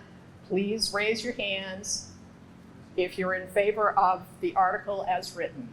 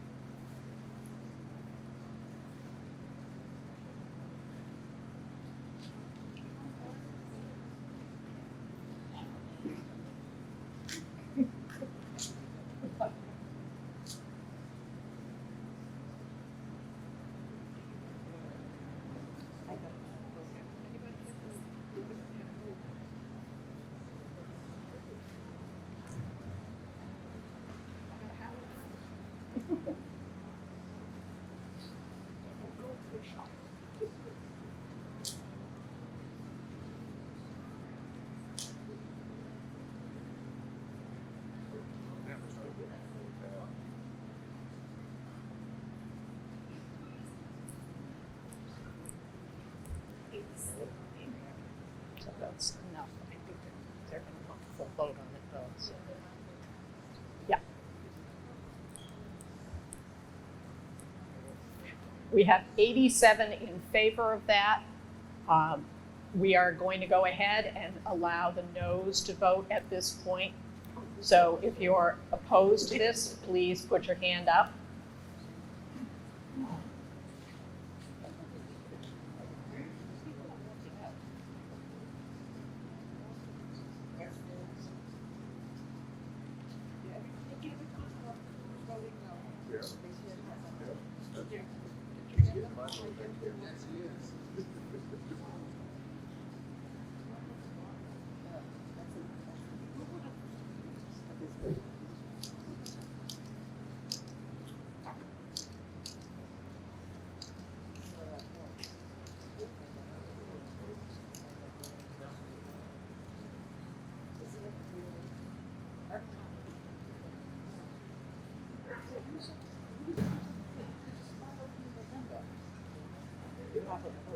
Yeah.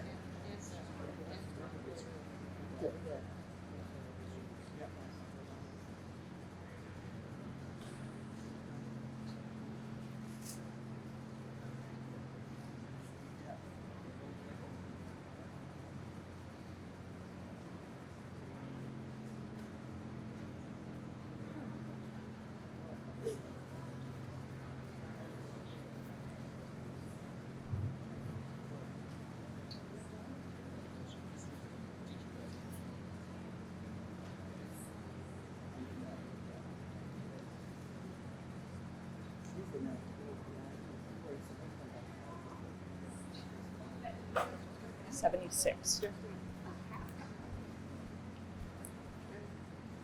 There were 76 in opposition to it. The article Must be 12 abstaining. Well, why would you abstain? Either you're voting for it or you're voting against it. Are there people who abstained? Let me just ask, did anybody abstain? Did you already vote? No. Okay, so now we're going to have the abstentions count. But it's still going to pass. Madam Moderator, may I ask a question? Yes. Yes. I am a baker by profession, and I work with a lot of numbers. Mm-hmm. You said there were 175 people here, correct? Yes.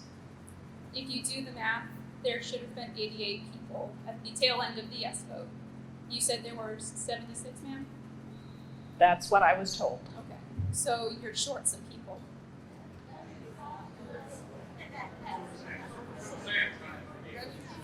First of all, we've had some people leave. Okay, I'm just asking. No, it's a perfectly fair question. We have had some people leave, and so we don't have the exact count right now. Okay. If you want me to ask for those who have abstained, we can do that right now. Please put your hand up if you've abstained. Thank you. I know there's one person here. Is there anyone else? I'm not seeing any others, so there was one abstention.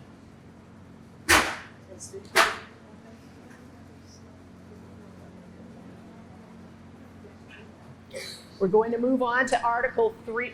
Oh, sorry about that. To Article 3, to see if the vote will vote to raise and appropriate $2,560,556 to the Capital Reserve Fund for FYE 2024 for the capital projects as set forth in the warrant article. Excuse me. So did that pass? Yes, it did. Okay, so how many people left? Shouldn't we know that?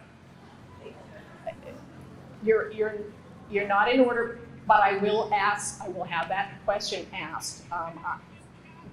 Please, I just read a warrant article and we're going to do that and then we can ask that question, okay?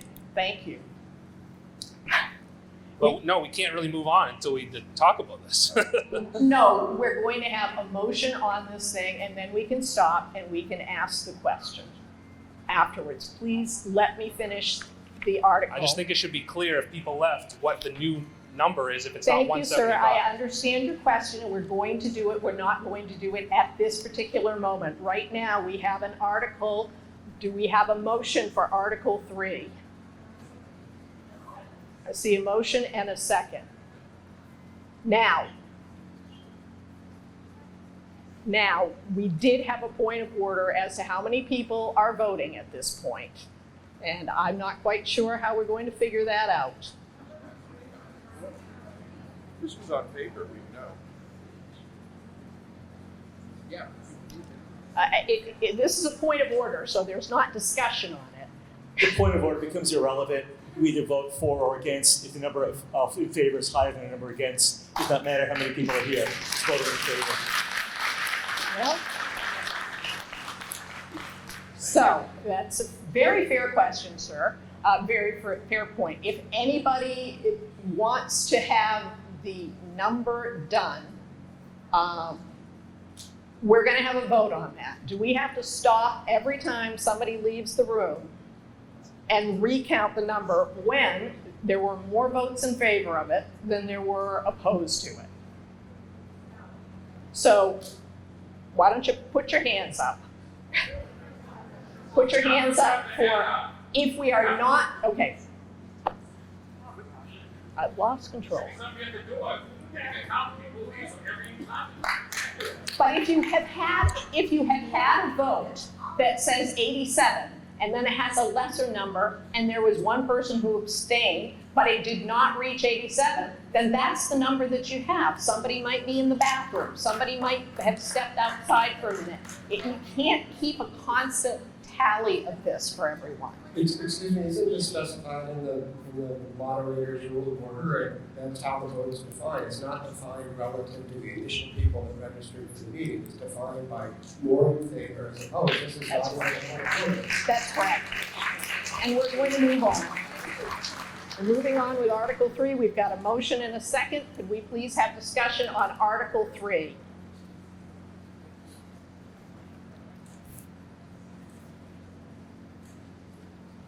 I hope I'm not beating a dead horse, but just to say it, Peter Brown, President of Gray, in my opinion, the entire budget is flawed because it does not prevent raising property taxes. So therefore, I recommend to everyone in the room to vote no on every item, to send this budget back to the town council, have them redo it, so that there's no raise in property tax. If we vote yes on these items and pass this budget, your property tax will be raised.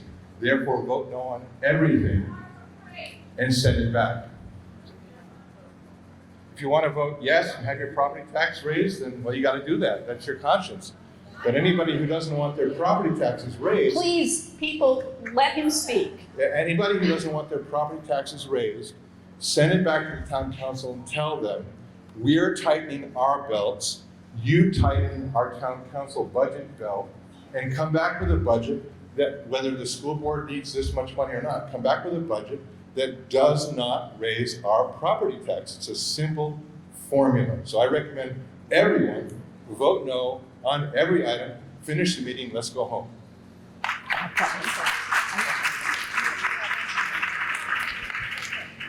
I just want to say something about this voting process. I think we should get rid of these. No, ma'am, we have to have those so that we know who are citizens of town who are qualified to vote. That is done everywhere for town meetings. Well, I mean, it just seems to be, if we pass the hat and whatever, it'd be more, then we wouldn't get into this. We count them, that's it. Somehow there's gotta be a way to do that instead of this, and relying on clicker takers. Ma'am, and arguing. Ma'am, I understand your point. We have an article in front of us, and that's what we're discussing right now.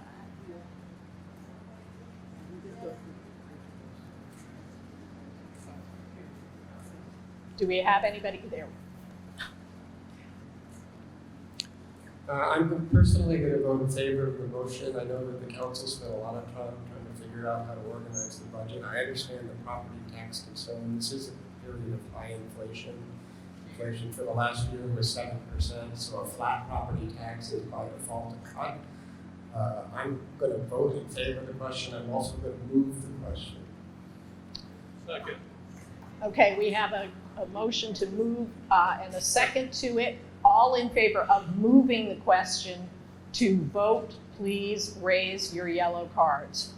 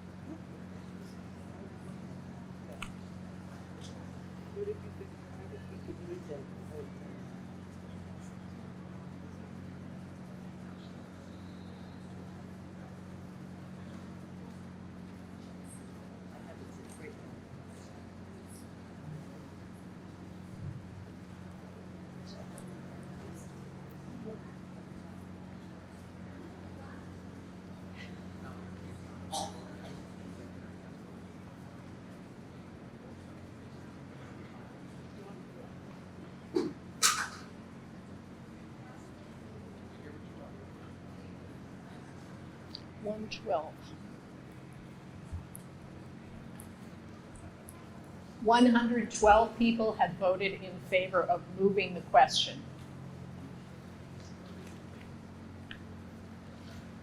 So we are moving on to The challenge. what is your challenge, ma'am? Because they had to recount it, so can we just get another count from the start?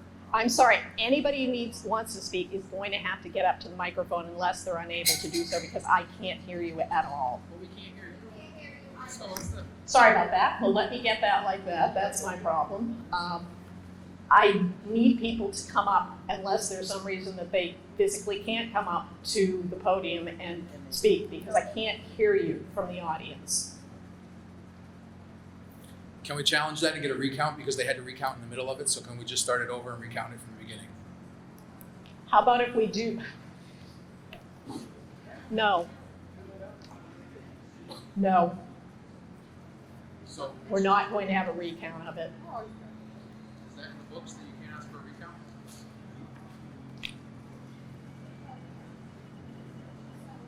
We are going to move ahead to the vote on Article 3 as written. All in favor?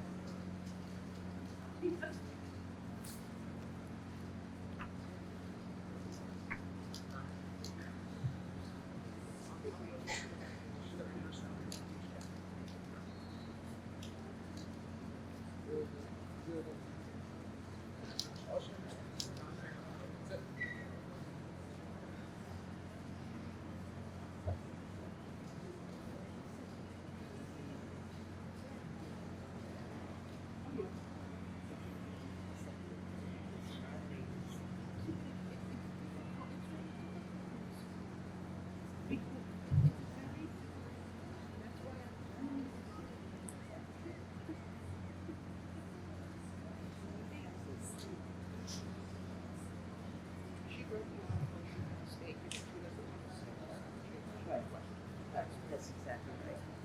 Yeah.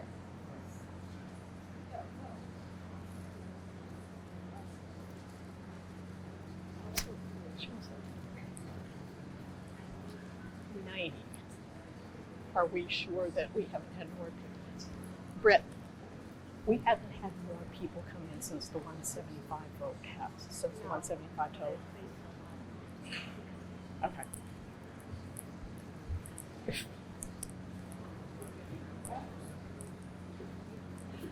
Tell me what the number was again.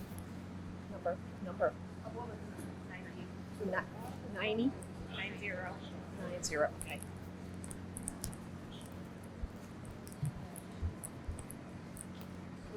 It was 9-0 in favor.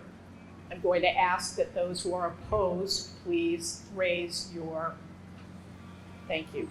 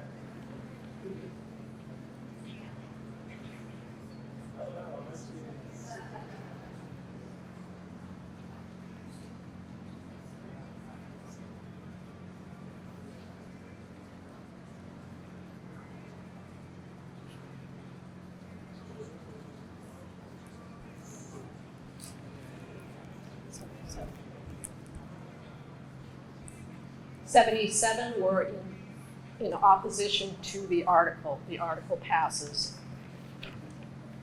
Article 4, to see if the town will vote to transfer $100,000 from the unassigned fund balance to the capital projects reserve fund. May I have a motion, please? I have a motion. Do I have a second? I have a second. Discussion, please.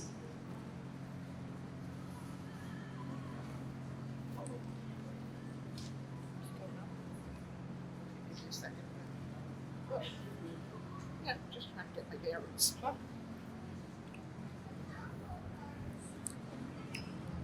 Okay, Colette Sweeten, great. I'm questioning what the fidelity of the validity is of this, to just transfer money from one account to another. I propose that we just cut this to zero, and I don't understand the reasoning behind it, just for the sake of moving money from one account.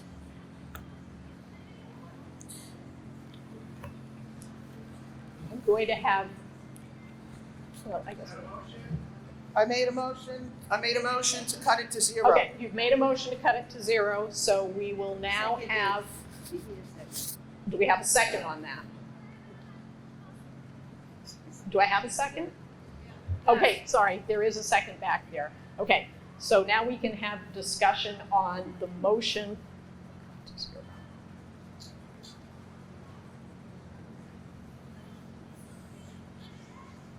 Dan McGuire. I live on Johnson Road in Gray, town councilor, so I guess that's fine. The unassigned balance is, some of the money from the unassigned balance comes from money that's left over at the end of the year. So for instance, if you look at the revenue portion of our budget, that is an estimate of what we expect to get revenue. We don't know if that's what we'll actually get, but that's what we're forecasting. Some years, whether it's through excise tax or for some other reason, we collect more money in that year than we thought we would. We're only allowed to spend the money you tell us we can spend. So that money goes into this unassigned balance. So I don't, to be honest with you, know right now exactly what that unassigned balance is for FY23 because we don't have the audit yet. I don't have the official number, but we know that there's $100,000 there. And what we're doing is we're taking that revenue that we got this year that we didn't spend, and we're putting it into the capital reserve fund. The capital reserve fund is the fund that we use to save money for things like repairing the roads, repairing the roofs, replacing equipment. So this doesn't affect your taxes in the extent that this is a new money we're collecting this year. We're taking the extra money we had this year and we're putting it in that capital reserve fund. So I just wanted everybody to understand what the capital reserve fund was and why we set money aside. When I came on the council 6 years ago, our capital reserve fund was a mess. A lot of times what happens is, I won't go too far, but what happens is that if there's any money that's unassigned that's left over, that money can be used to reduce our taxes in the next year. And that's often where some of that money goes. But what happens is if we don't put any money into the capital improvement account, when we have a big expense, we don't have the money we need to take care of that expense. 6 years ago when I got on the council, there was a huge deficit in capital expense in the capital reserve. And we project out for 10, 15 years. We look at, a fire truck which is going to last hopefully 20, 25 years. And we set aside some money for that every year so that hopefully in the future we have the funds that we need. We didn't have that money. We went to the voters 6 years ago and we asked them for a bond to fund the capital reserve account so that we could spread those costs out and also spread out the impact on our taxes. That strategy has worked really well.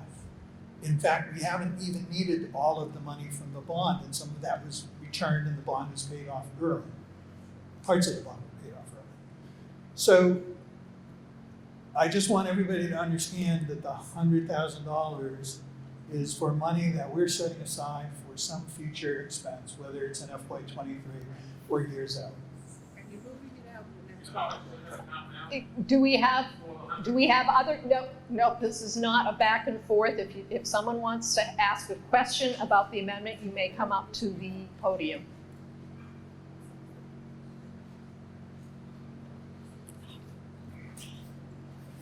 Oh, I'm sorry, go ahead. Yeah, I just wanted to know how much is in the account now before you put the 100,000 in.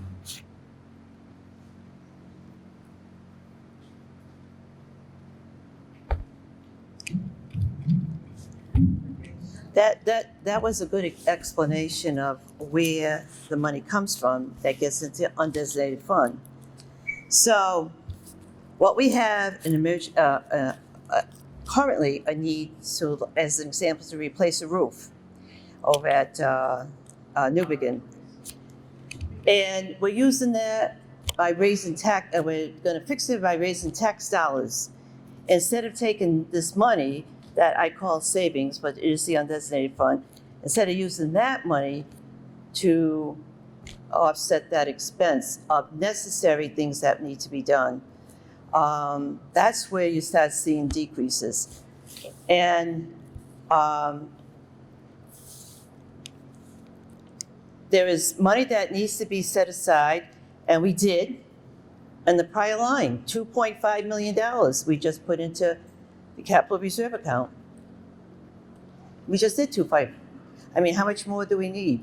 So again, that 100,000 should be zero. I support the motion because that could be, the undesignated fund can be used to take care of current.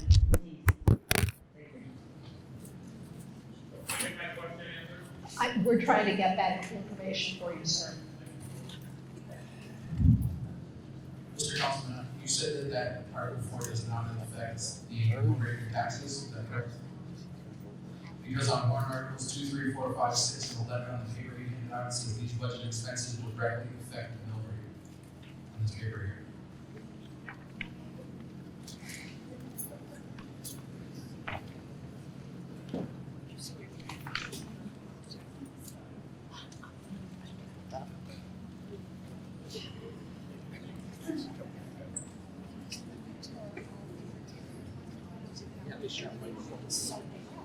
They should give you guys a microphone over there.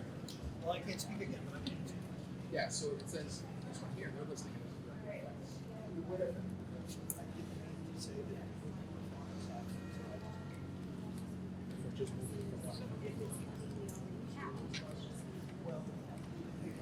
Do we have an answer on the question?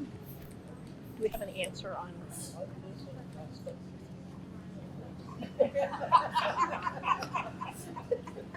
Do we know what it was last year?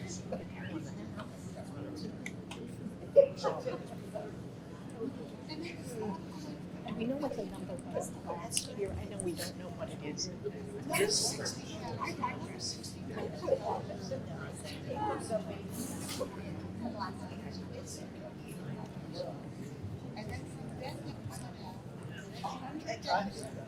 Just to explain to the person who's asked the question, we can't give you this year's number, but we're trying to get you last year's number. This year's number is not set yet because of where we are in the process, but we are trying to get you last year's number.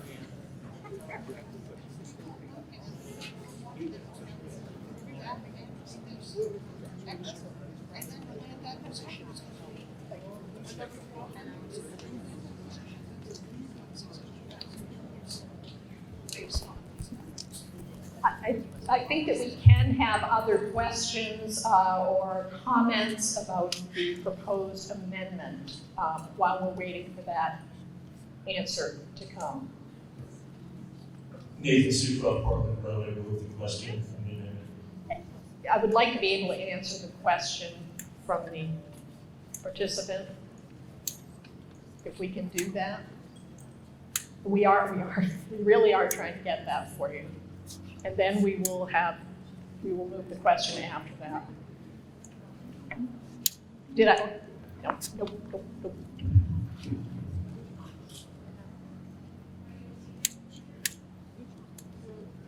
I'm waiting to answer his question.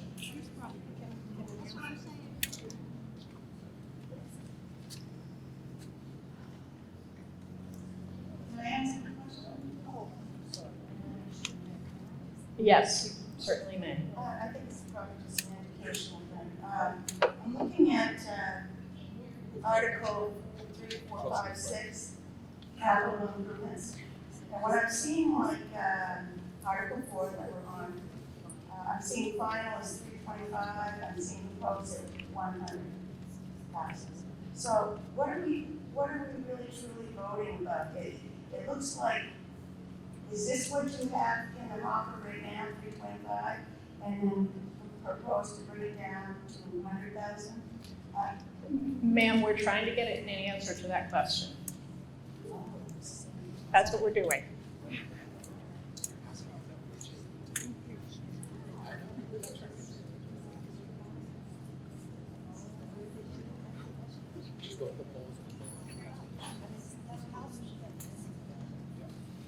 Sure they are.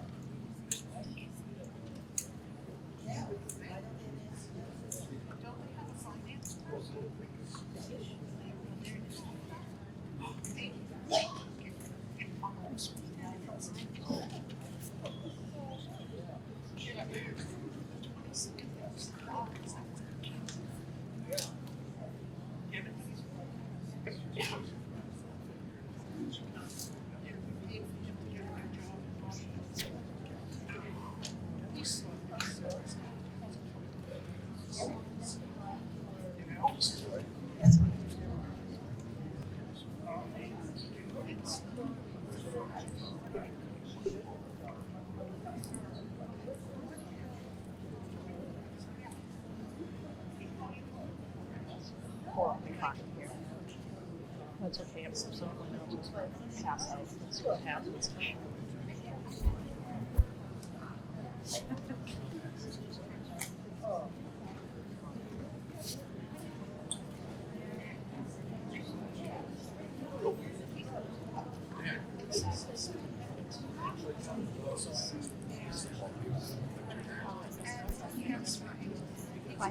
Why don't you do that? Thank you.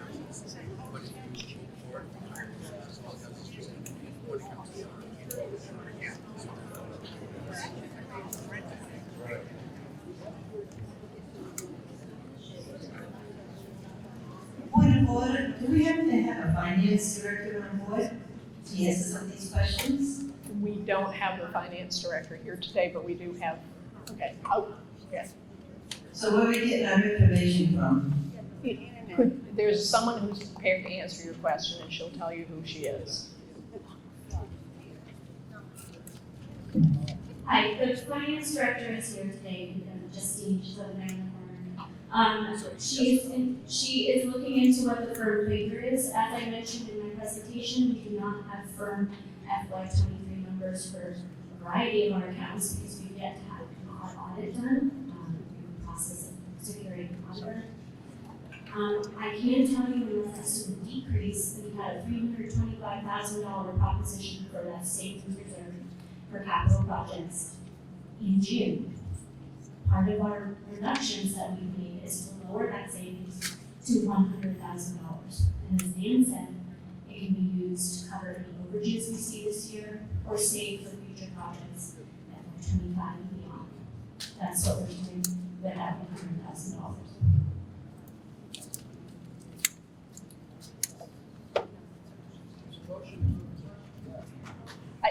Yes, there is a motion to move the question, and there is a second to it, so I'm going to have a vote on that now. Can I just say, what are we voting on? Are we voting on the 325 or are we voting on 100,000? No, you're voting to, the amendment is to reduce it to zero. That's what you will be voting on. Initially, that's the amendment. So we're voting on the 325, right? No.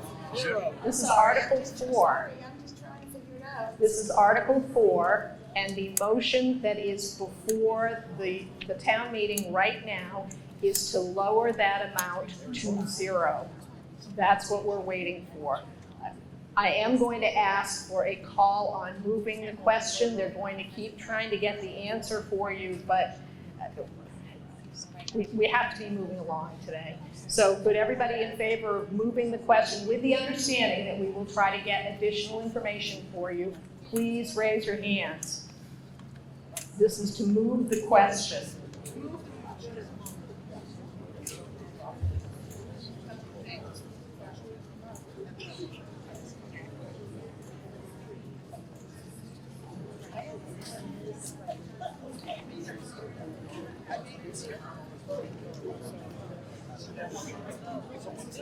Last meeting.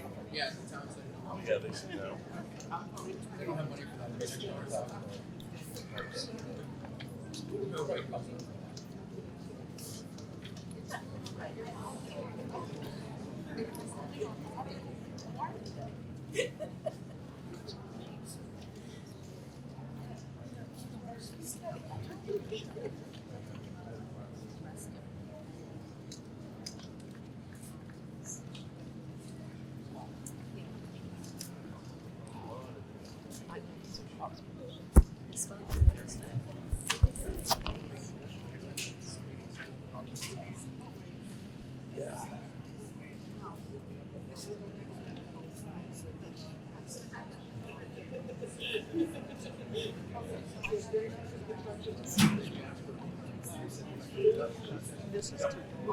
question. Then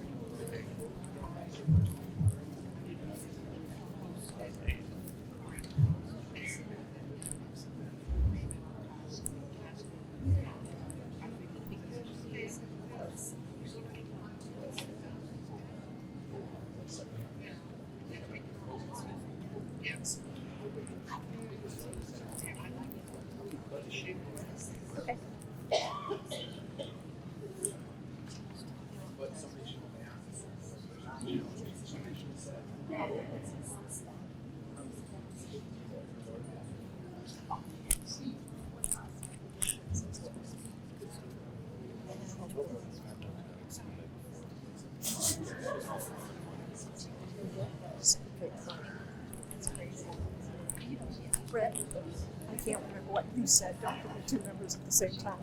No, I got that. 116. we had 106 in favor of moving the question, and I do have a number for the gentleman who has asked for it, and this, as we'll recall, because the audited statements are not done for this year yet, but it is approximately $12,599,794. What? That's what's sitting there? That's what's sitting there. Well, that's, And they want another 100K? what did you just tell me? Wow.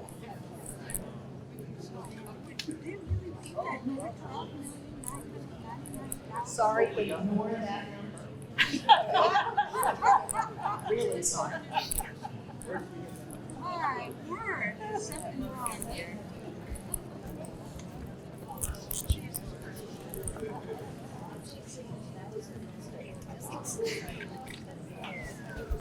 Wow. That's a lot of money sitting there. She's gonna spend it.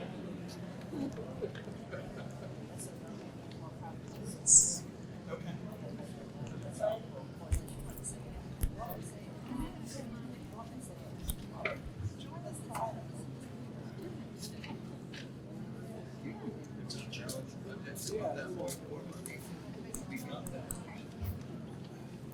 That was a shockingly large number, wasn't it?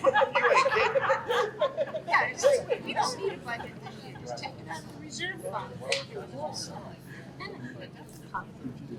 Just take it out of the reserve fund.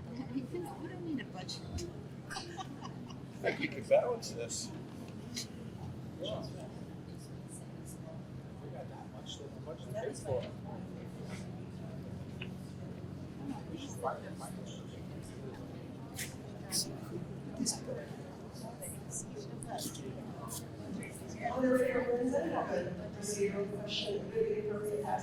Certainly. I don't know if it's difficult, I'm not a technology person, but it is not hard. Could we have the article relevant to what we're talking about back up on the screen in the back there? Just to have it at the beginning. I got the back television on at the beginning. Yes. Thank you.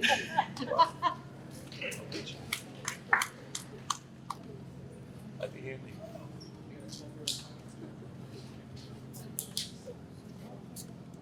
Hi there. I'm just going to ask a procedural question. Okay. My name is Shalisha Checo. I was just wondering about this proceeding. Am I understanding correctly that the votes that we just cast could be challenged at the end and re-voted on, or am I understanding that the votes that are done are finalized on 1 and 2 or 3? Well, technically, someone can make a motion to reconsider. Sorry, this is not close enough. Someone can make a motion to reconsider, but it will have to be voted on by the majority of those. Okay. So, yes, So in it could theory. be reconsidered. In theory, yes. it can be. Thank you for clarifying.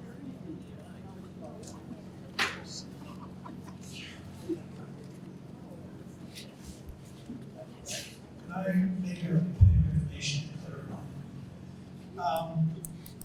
As I mentioned earlier, we haven't done the fiscal audit for FY23, which ended June 30th this year. We are in the process of trying to find an auditor to do the audit. We have an auditor, unfortunately he died. But we did have an auditing firm correct before that. We are not going to be able to give you the unassigned fund balance that the $12 million figure obviously is the $100,000 that's in here, as I said, is based on our projected revenue, what we expect to get from next year. So, because we can't give you an exact number, because our town manager's last day was yesterday, and the finance director has been here for just a month, we're in a difficult position. I'm not gonna. Sorry, I wouldn't want to put it up on it because when it comes back, I'm sure it will be different. This isn't going to work very well, but I'm sure there's more than $100,000 in that. There usually is. We can look back and see what that average is. If you are comfortable with that, someone can certainly make a motion to remove the $100,000 and raise that part of the argument.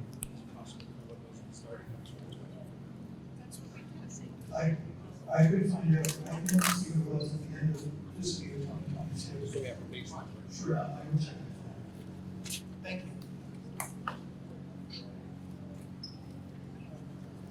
There's a motion. There is a motion. Are we providing any more information about last year's or no? Yes. Okay. As has been explained to you, there is an unfortunate series of events that have us with people who are brand new to the position. The person who was the town manager is not available to us anymore, and that is not something that we can answer with any great certainty. And I'm sorry, sir, we did try to get that information for you. So can I just clarify the reason why a lot of you want to know? Point of order, is out of order, there's a vote. That's not what happened. Okay. We just spoke. You can speak further. We are going to be voting on whether to move the, we've already moved the question, we're going to be voting on the amendment to cut this to 0. So that gentleman just spoke, is he out of order? No, we're not going to go back and forth on I'm who's just, out I of just order. want to clarify. No. I'm just looking to clarify this. We have to vote, the vote, sir. We have to And we're vote. allowed Stop. to Point of order. Please stop. Point of order. And you, sir, is there something that you want to ask as a follow-up to the fact that we were not able to give you the information that That's you what I, asked that's my for? point, that's exactly That what you may do that.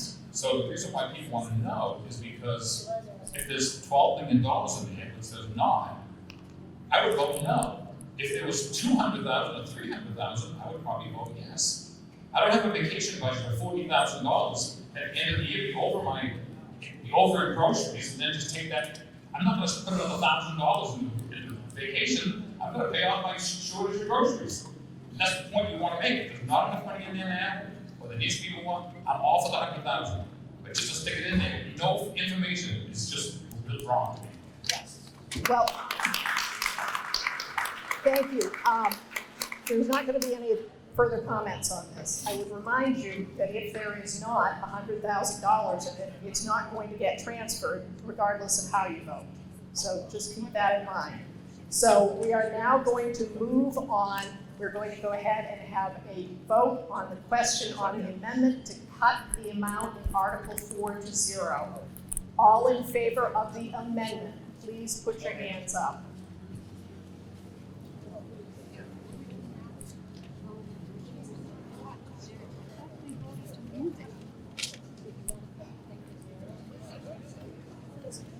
Yeah, we shouldn't even be voting on this until we know what's in there.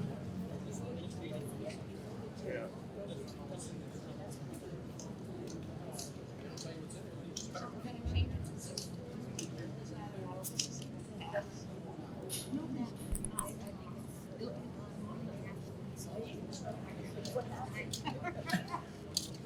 Just saying.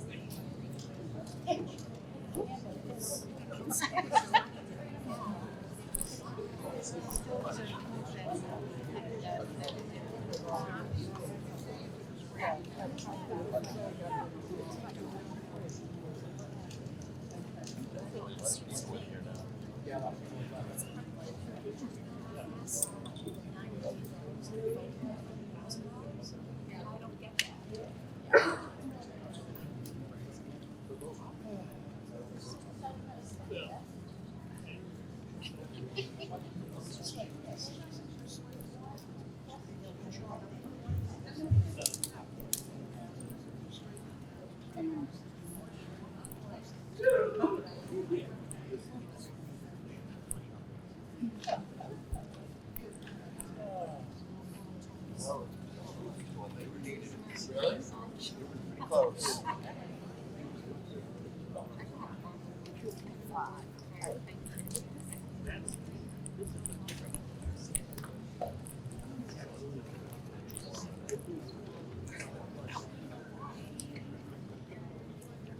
The number in favor of the amendment was 55. And it fails. So we now move on to Article 4. What's the no? You believe. Is there a point of order? Yes. Because I'm happy to have a point of order. Yes. What is the no vote? People leave. Right. Joseph Chamberlain, president of Grant.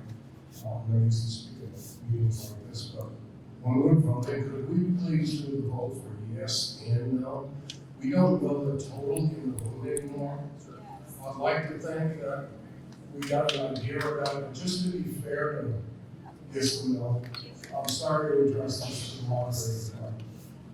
Yes, we can have the vote on those in favor, those opposed to the amendment to Article 5. Go ahead, those opposed, please put your hands up. Please put your hands up.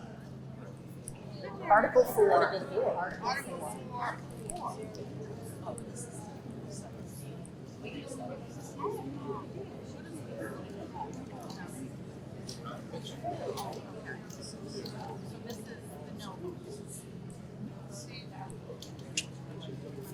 So it's still Article 4.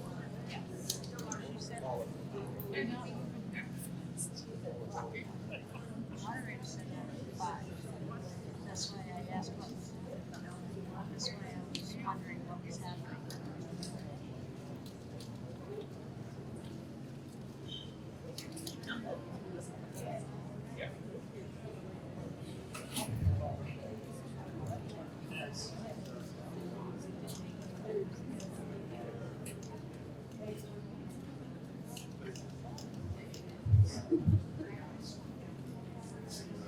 At least there's a time limit, 5.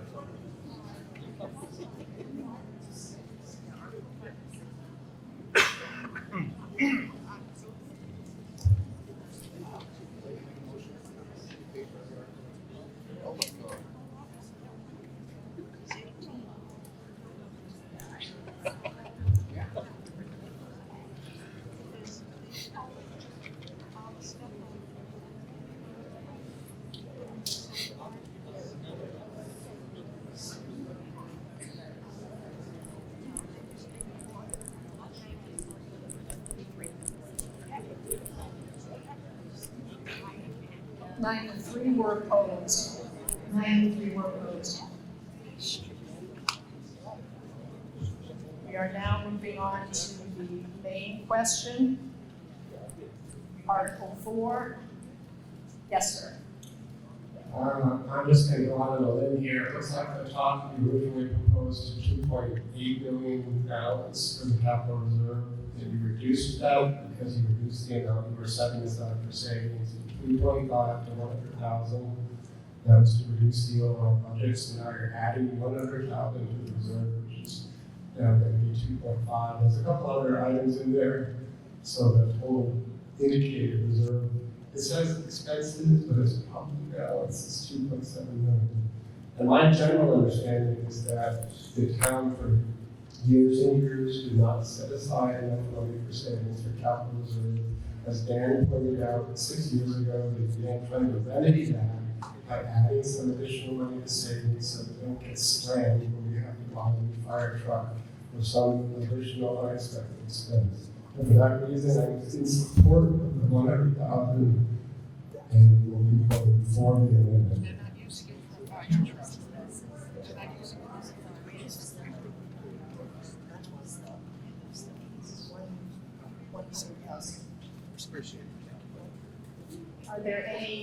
Is there anyone else who wishes to speak on this? If not, I'm going to call for a vote on Article 4 to see if the vote will transfer $100,000 from the unassigned fund balance to the capital project reserve fund. All in favor, please indicate.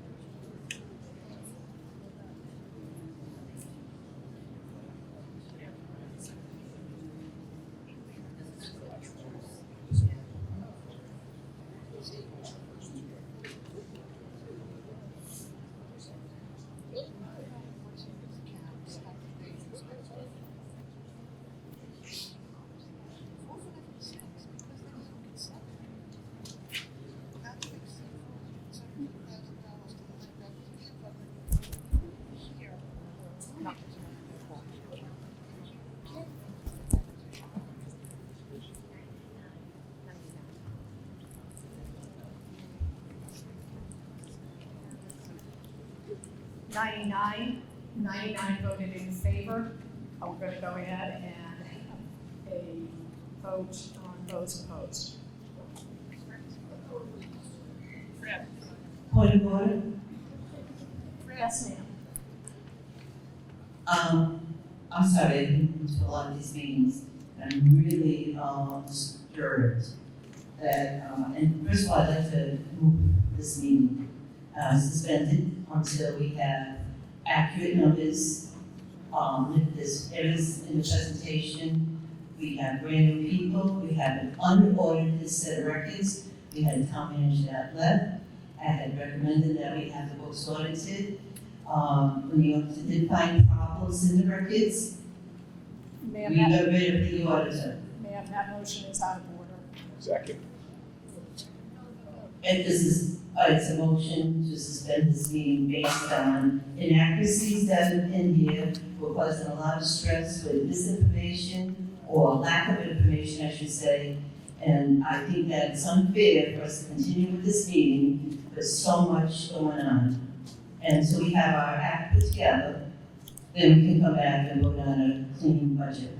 Ma'am, that's out of order. I second that motion. I second that motion.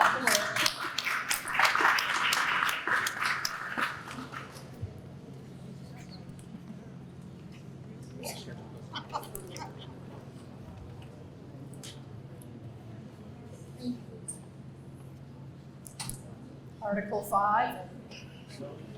We didn't vote on four. Okay, again, I cannot hear you. There's a lot of people speaking. I can't hear what any of you are saying. So if someone wants to get up and say something as a point of order, please, I'm happy to have it. Oh, we were going to have no votes. We were going to We have were about to vote on the no vote. That's what we were going to do. Thank you, sir. We are going to vote on no votes for Article 4. So all opposed to Article 4, please raise your indicator.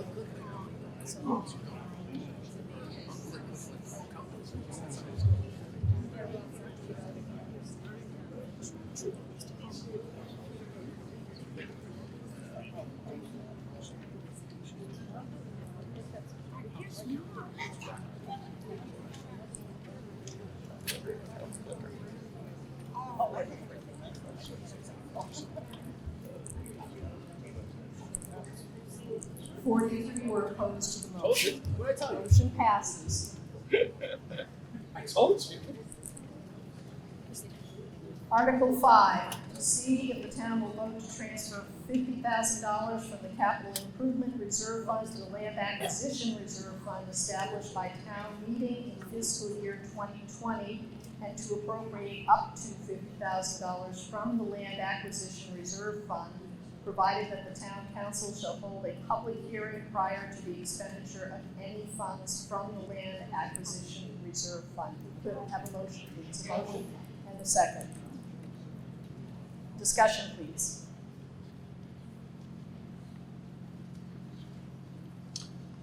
Shevchenko again, Greenwich.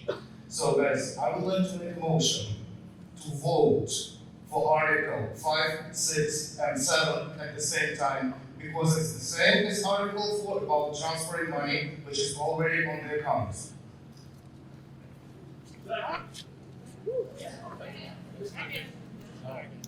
Okay. They're all different. Articles 5, 6, and 7. One by one.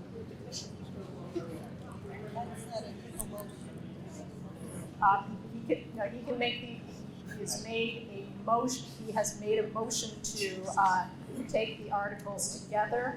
The person who has agreed to, it was the second, has agreed to that. And so we are going to have a vote on whether to take these as one article. If you do something out of the ordinary, like I just asked to suspend this meeting, you certainly can't go and vote as a lump sum. Why, you have to vote individually on each article, you can't lump them all together.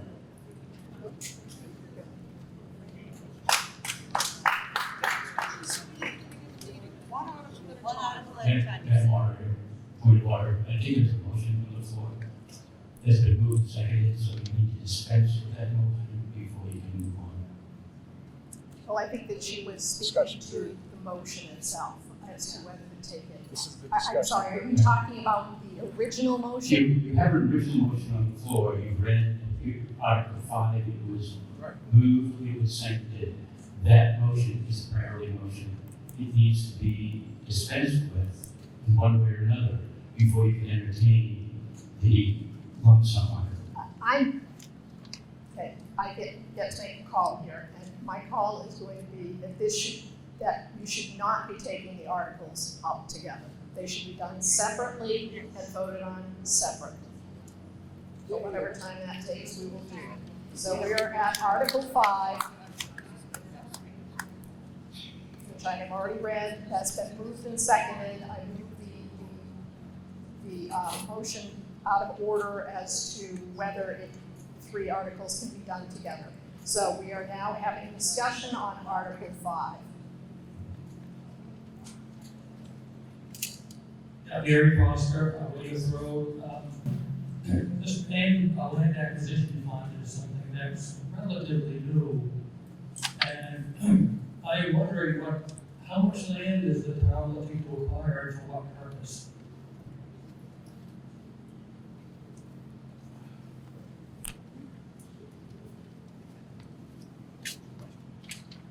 Dan Boyer, Johnson River Gray, and I can answer your question because I think you're going to ask me. We have multiple projects going on.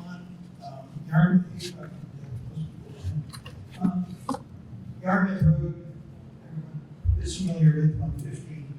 We've been trying to fix that road for as long as I was in town. The right of way along that road is as narrow as 30 feet in some places, which wouldn't even qualify as a town road. That's to some extent, because once upon a time it was a horse path and then a cart path, and now it's 150. In order to straighten out the right-of-way issues from the village to the top of the hill where the state stops improving 150, we're looking to have some money set aside that we can use to purchase right-of-way or property if we have to along that stretch of road. There are also right-of-way issues potentially on Main Street in the village. Main Department of Transportation turned Main Street over to the town and said it was our responsibility. What they did was they paved it, made it look nice, and gave it to us. But the storm drain system the whole storm drain system through the village, except Shaker Road, which we fixed before, needs to be replaced. We have spent 5 years working with the Maine Department of Transportation to finally get them to acknowledge that that is their responsibility. And there is a project on the dig up the entirety of Main Street. There are going to be some costs for the town associated with that. We haven't done all of the deed research and everything else that goes into the Main Street project.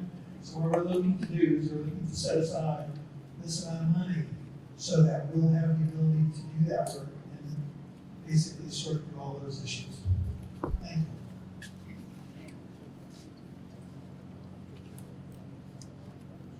you. Do we have any other questions? Yeah, my microphone is not on.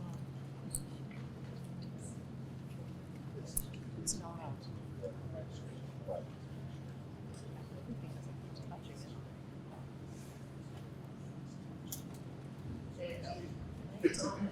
Do we have any other questions, comments that anyone would like to make? Give you a second, okay? If not, it just went off again. Again, I'm going to challenge the chair's decision. I looked up in Robert's rules, this was been going by today. And it does say that we can postpone to a definite time and date if we need additional time for investigating this budget. And I think a guide would be what the auditor comes up with. I'm gonna make a motion at this time, that this meeting gets suspended to a definite time, and, we end the meeting at this point. Second. I'm sorry, this is not working. Can't hear you. It's not working. I We can't should make it suspend the work. meeting. Technical difficulties. The mic wants to suspend the meeting. Madam Moderator, parliamentary reporting, please.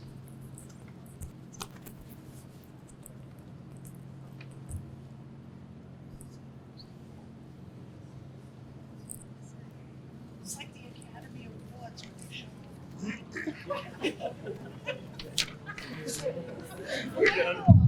Perfect. Okay, so. No one expected it to last this long. Okay, so I'm going to do the best I can. I'm not sure how well that's going to work for you. The only motion. Parliamentary reporting, Madam Moderator. Sorry. Can't hear you at all. I don't have a microphone.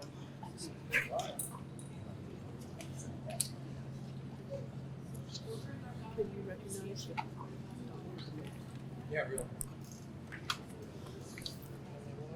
Yes. Yes.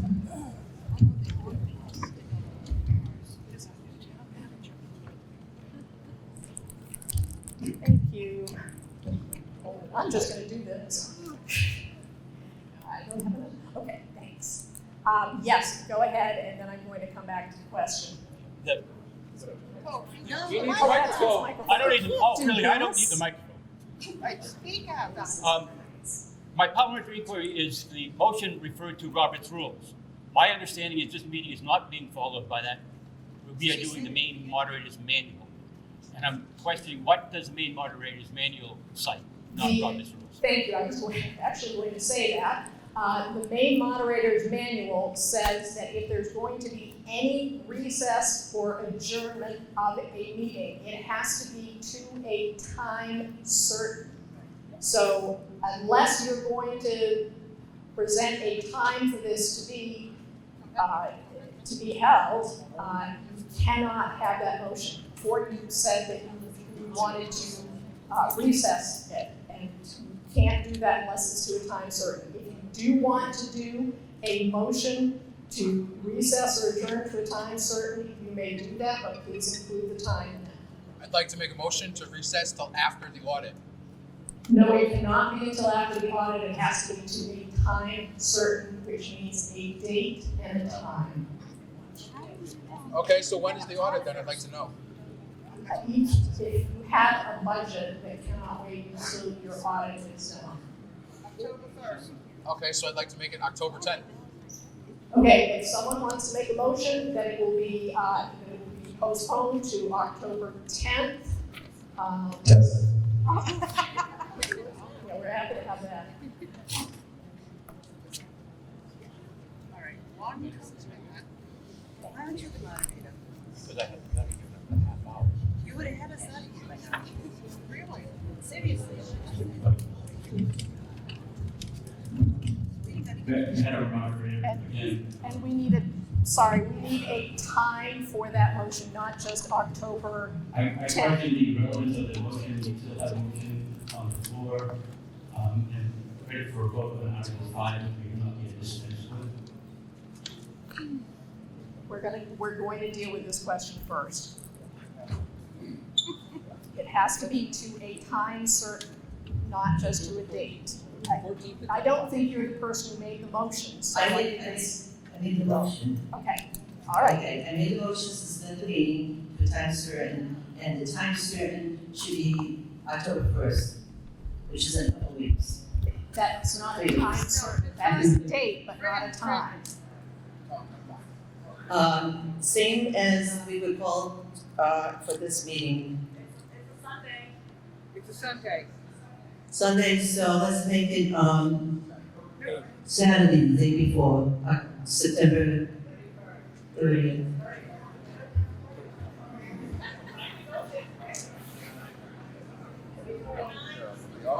Do I have a second on that motion? Do we have a second on the motion? Hey, I'll take care of that, thank you. Sorry. It's all right. I was wrong on that one. Okay, I did see some seconds, so we're going to now have a vote on the motion to recess to September 30th at, what time was it? 10 a.m. 10 a.m. Okay, understanding that we don't know whether this room is even available at that time, but let's go ahead and have the vote on it. What's that? That's, Madam Chair, this room is not available then, so I don't know where you're going to have a town meeting. Can I amend that? No, that's the motion. Okay. Well, someone's gonna have to go up. Go ahead. Madam Chair, is there any discussion on the item? Yes, you can have discussion. Yeah, Rick Light, Fran Circle, Greg. To make a motion, I'm stating the obvious at this point, to a time certain and a place certain, and giving prior notifications as required by law, and having a location that is available and works well with the community calendar is quite a process. To name a date off the back of your hand, not knowing whether it's a Sunday, Monday, or Tuesday, and not knowing time is absolutely ridiculous. That's all I have to say. Thank you.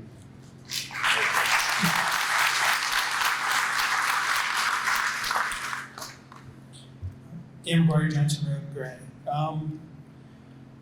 To my knowledge, we've never had an audit completed before we had a budget vote. We vote on the budget at the beginning of June. The fiscal year ends June 30th.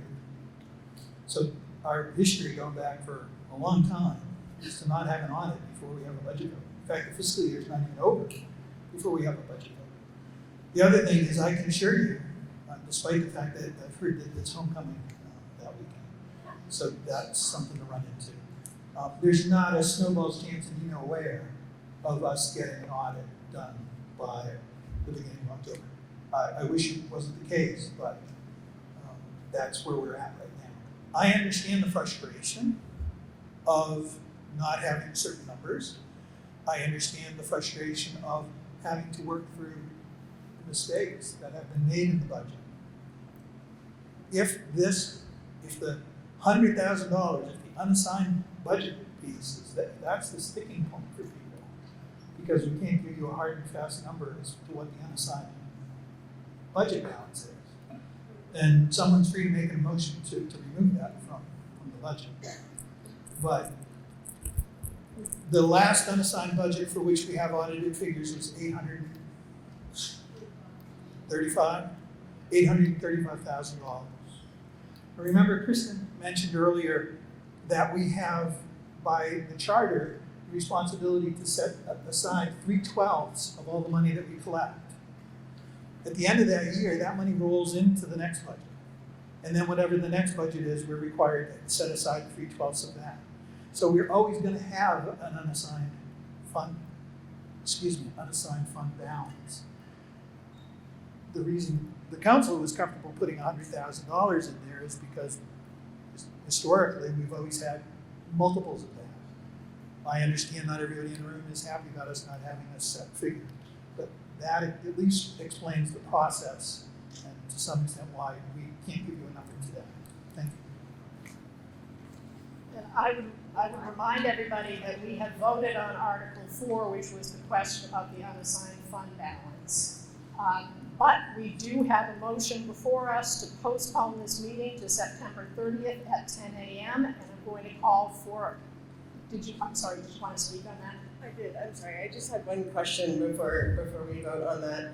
If we delay the meeting, I would assume that not only do we have a problem in terms of finding a space and community calendar and all of that, but I would assume that also it may affect town operations at some point in the near future, since we're currently operating without a budget, and I was wondering if somebody could speak to what the effect would be before we make a decision like that.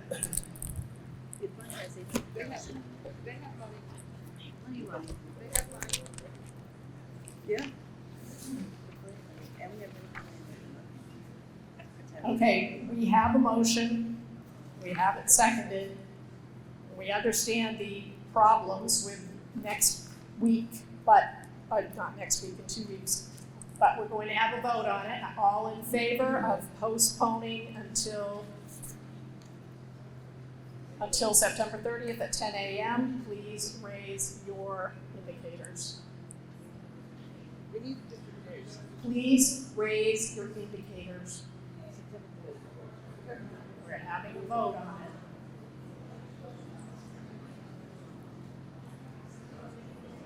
Oh, I'm sorry, you didn't hear the question. I'm very sorry about that. Okay, let's try again. We are moving, there's a motion to postpone the meeting until September 30th at 10 a.m. All in favor of that, please raise your indicators.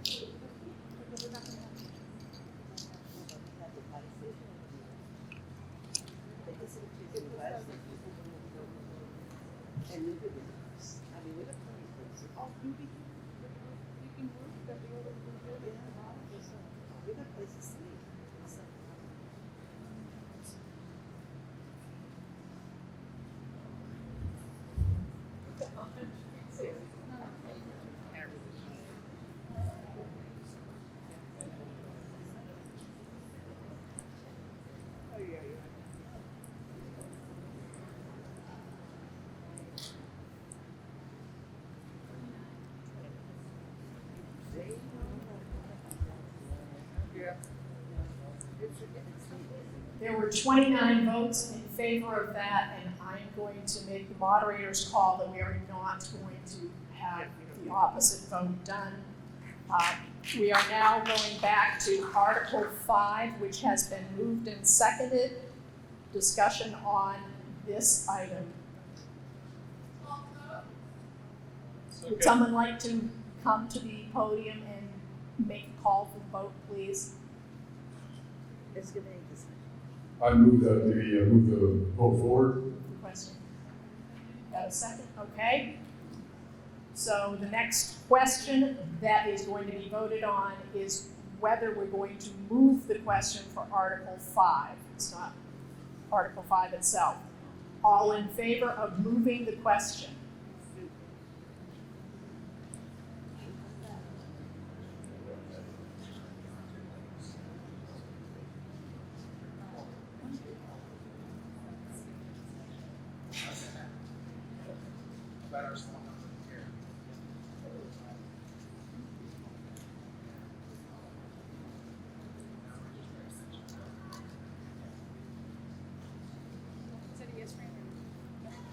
No.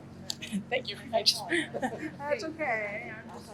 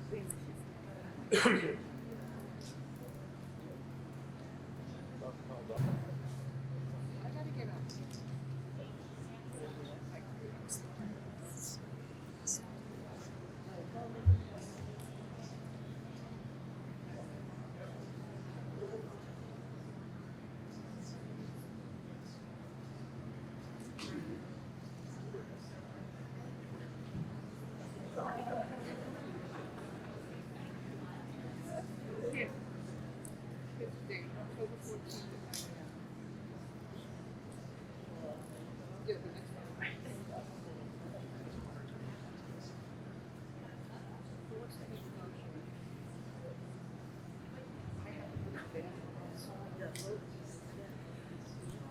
Yeah. Oh, no. We can't raise it again? Again? With a different date?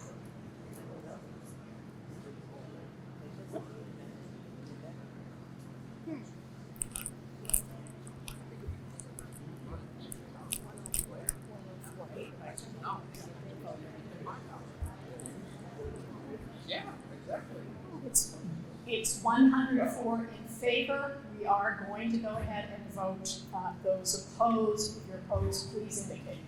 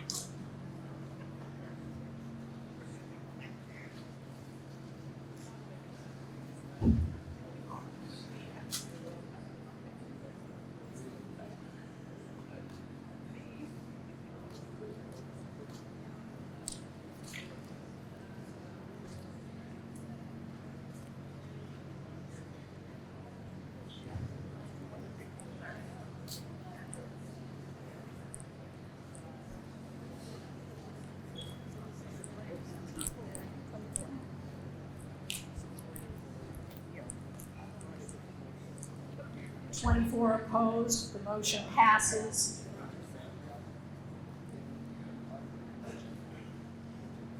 We are moving on to Article 6, to see if the town will vote to transfer $20,000 from the unassigned fund balance to the Buildings and Grounds Capital Reserve Fund established by the town council in fiscal year 2023, and to raise an additional $10,000 for the Buildings and Grounds Capital Reserve Fund, and to appropriate up to $30,000 from the Buildings and Grounds Capital Reserve Fund for capital improvements and projects related to town-owned buildings and grounds. May I have a motion, please? Yes, and I have a second. Discussion, please.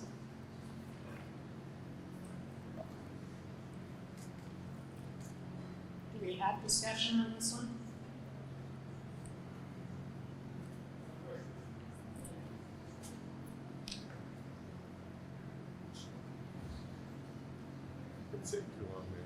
I'll hold my back. My name's Mary Sweeney Underwood, and I live on Beehive Drive in Gray, Maine. And just kind of an observation that none of this that's being put forth, and I understand all the questions, it seems like suddenly it's appearing in front of them, but none of that's been arbitrary. The council has had meetings in person and workshops for months, and I've gone to them or I've watched them on Zoom, or if I couldn't watch it on Zoom, I rewatched it. And every one of these questions, I've been known as the person's been asking it because the council has addressed it. And maybe in the future, go to your town council workshops and get your questions answered. And I think you'll be quite surprised that every penny in this last budget is needed and being used.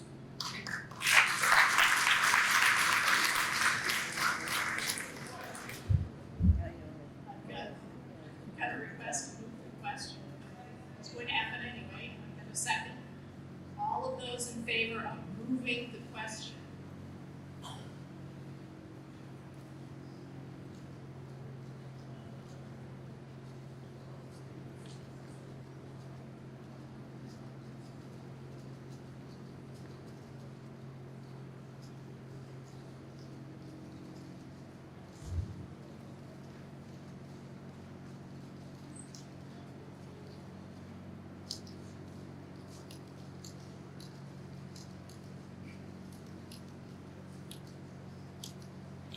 making you guys move your legs.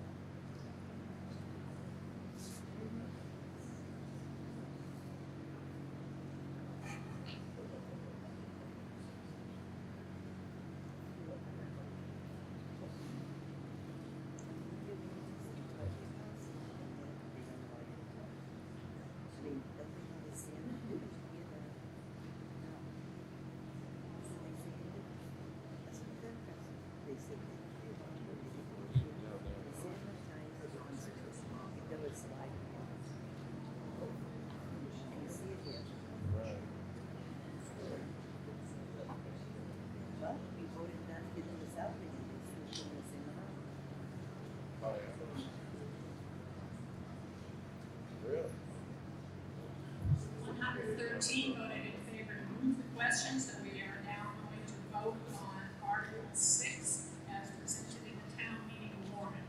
All in favor, please indicate.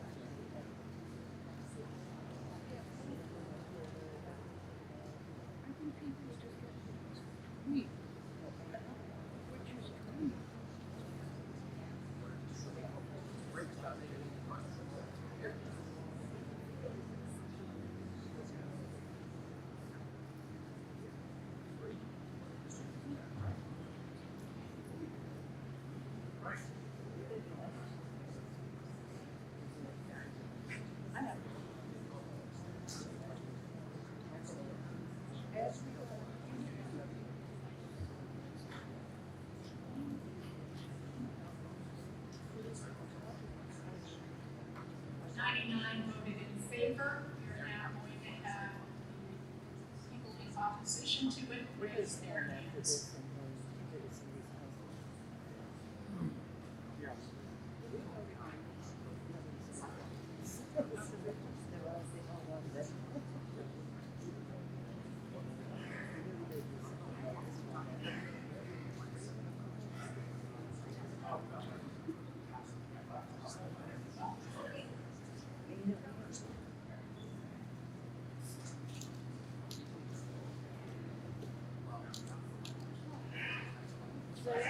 No, or should I say no?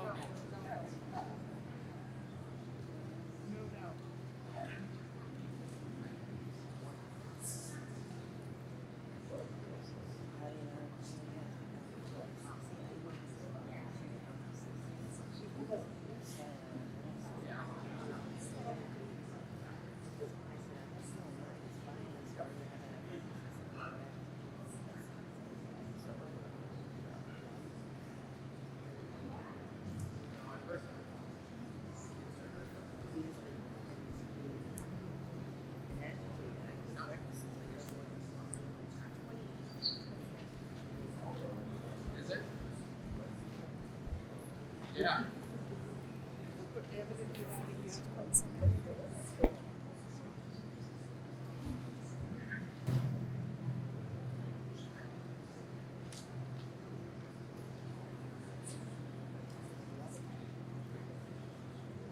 Thanks. That was 22 opposed. The article passes. Moving on to Article 7. To see if the town will vote to appropriate from the TIF revenue fund and authorize the town council to expend TIF revenue in an amount not to exceed $626,753 for Gray Village and related road construction and utilities planning. The design and engineering, stormwater, wastewater systems feasibility studies, and construction of sports fields to supplement Douglas Field, all in accordance with the TIF development program documents as recommended by the town council. Do I have a motion? I do. Can I have a second?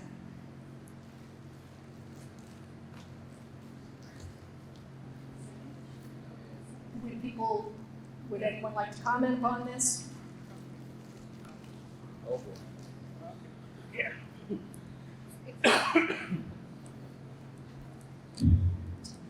Good afternoon. Sue Austin, 136 Shannon Hill Gray. Can anybody give us a little bit of update on what the actual details would be on the addressing Douglas Field and other sports situations?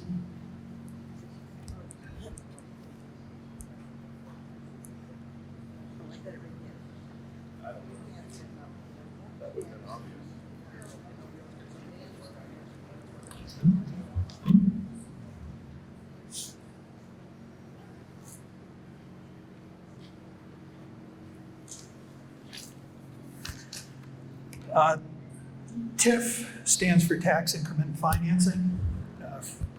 The world loves its acronyms. This is a mechanism that the state created that allows towns to take property taxes and set them aside for some future purpose. Setting that money aside doesn't negatively impact our revenue sharing with the state. Basically, it's sort of hidden from that calculation. We have 3 TIFs in town.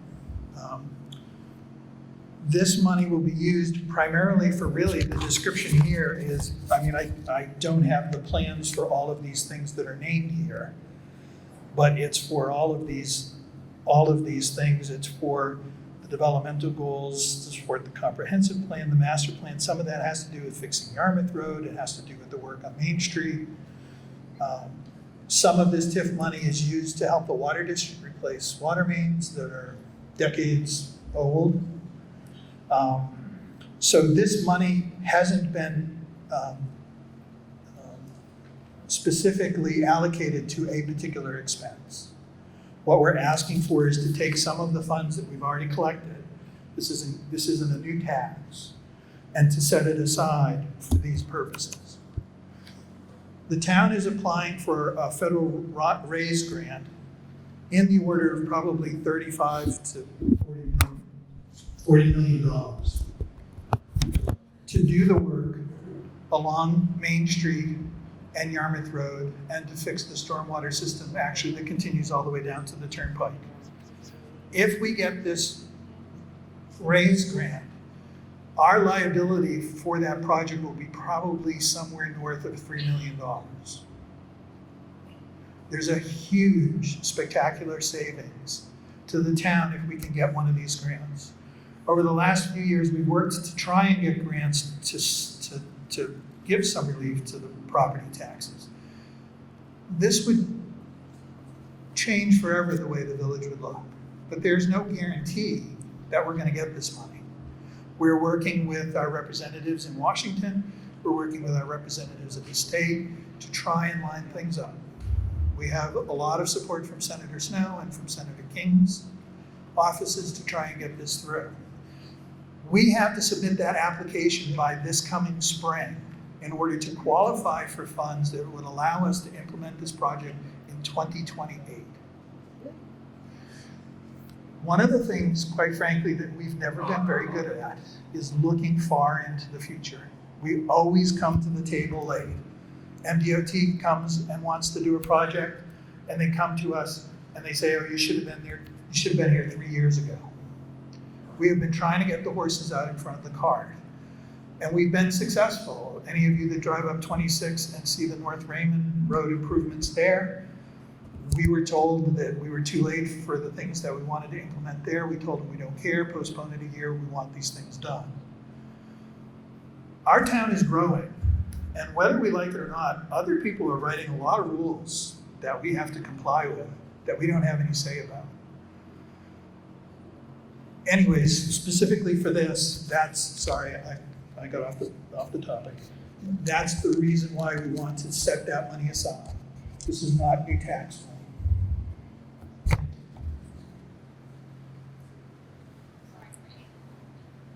Okay. Sandy Carter, Shaker Road, and just to speak to the Douglas Field question, for those of you who aren't aware, we have discovered that a portion of Douglas Field is actually on private property, it is not on public property.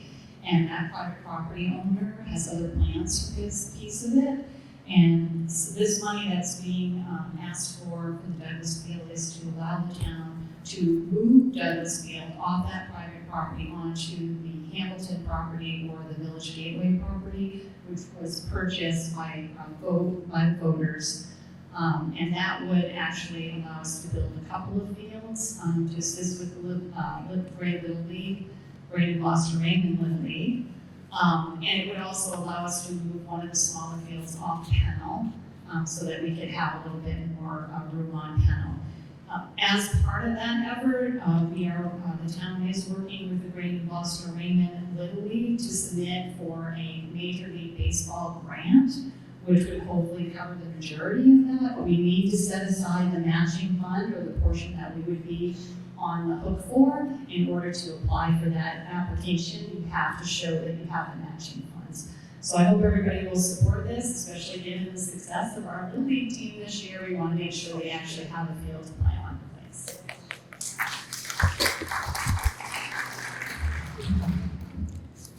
Okay, so I have the breakdown of the TIF, but first of all, I'm not sure where Dan was going with the TIF. The TIF, the money comes from, in this case, Enacon. They originally expanded and asked for the expansion to be sheltered into what we call a TIF. And that money, as he said, does not get reported to Augusta in our town evaluation. So we get more tax revenue from the state because that money is sheltered. However, there are restrictions on using that TIF money. You can't just use it whenever you want and for whatever you want. You have to use it in the district itself. Okay, and I do know that the ball fields happen to be in the TIF district, so that's not a problem. But it can't be used anywhere else in town that is not part of the TIF district. And it can only be used for some of the items like utilities and the stormwater. However, this feasibility, we just spent, I don't know how many dollars, and we had that open session where everybody came in and got their ideas about what's going on. That was called a feasibility study back then, just a few months ago. Maybe it was 6 months ago, whatever it was. And here he is, they want to take another 25, and we paid a lot for that, which we have not, by the way, gotten results formally from the council. Anyway, they want another $25 for another feasibility study. This is your government at work. You know, they keep on spending money to do studies. And there has to be a stop. They have a plan. We've already paid for it. So if anything, I think we should remove at least the $25,000 to get the point across that you can't just spend it when you want. And if you don't like the results of one report, you're gonna go and get another report. So I recommend that we drop this by the $25,000. I was gonna drop it by the field, but I guess that explanation is a good explanation. And I wonder what we're gonna do with that field then. Are we gonna sell it to that property owner so he can buy the rest of it? Would make sense because he's doing a lot of development in the village. And maybe it'd be a good spending of tax dollars for a good project. So I recommend that we drop this by that $25,000. Is that a motion? Yes, it is.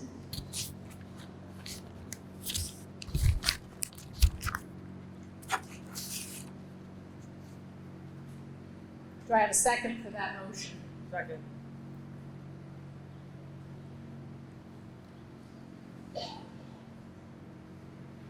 Does anyone wish to be heard on that?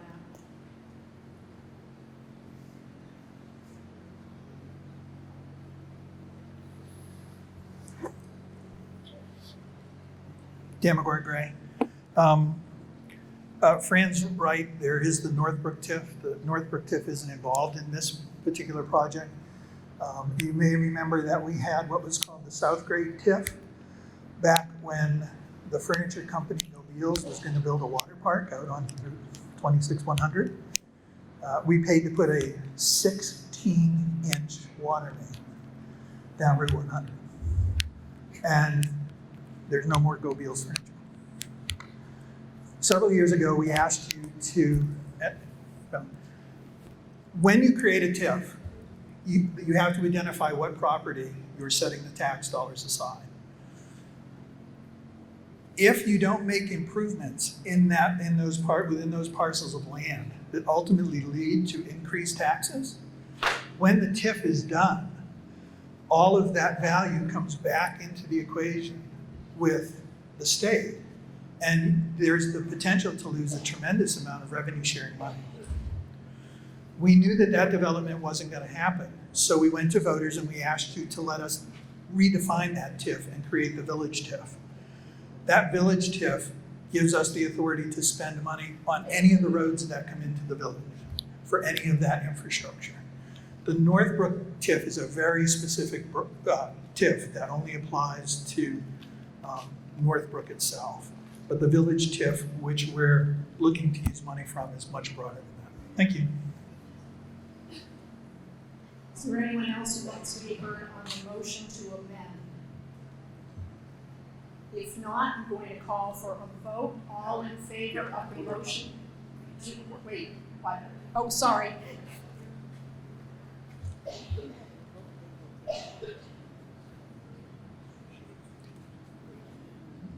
Hi, Krista Chappell, resident of Gray and chair of the council. I just want to speak to Fran's motion to reduce the TIF allocation by $25,000 specifically for the feasibility study that she's mentioning. The feasibility study we did a couple of years ago, actually a year ago, was for village design planning, which with the consulting agency, the principal group, we do have results from that study that we've shared and published on the website in multiple meetings.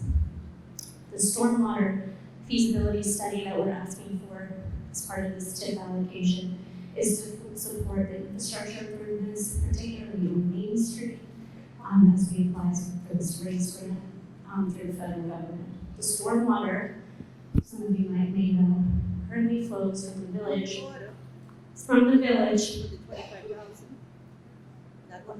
Please, that's right. One person speak. She's saying we're not talking to the 25,000. That is what I'm speaking to. The feasibility study for $25,000, that's part of this TIF allocation, is to address stormwater concerns and understand how our stormwater flows and what the capacity is in the village. Because otherwise, if we don't do that, we cannot support the type of development we'd like to see, create the density we want to see in the village, and the type of economic development. Currently, the stormwater flows underneath the turnpike and exits out over near Howells and Range near Fair Brook. And we need to understand what the capacity is for that flow. So this is what that feasibility study will address. Is there anyone else who wishes to be heard on this? If not, we have before us a motion to amend to remove $25,000 from the $626,753 amount set forth in the warrant article. All in favor of the amendment, please indicate.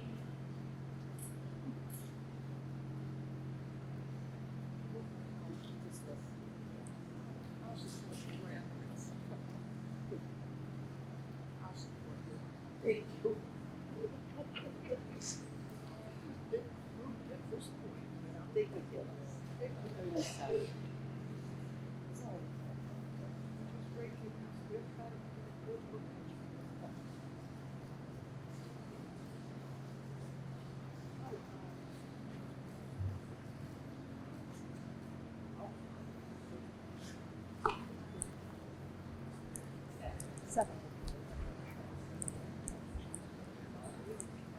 There were 7 votes in favor of that, so we're going to move on to the main motion. Is there anyone else who wishes to be heard on Article 7? Yes. The amendment failed.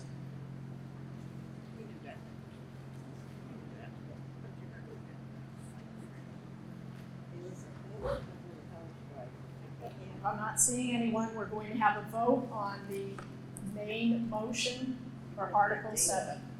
All in favor, please indicate.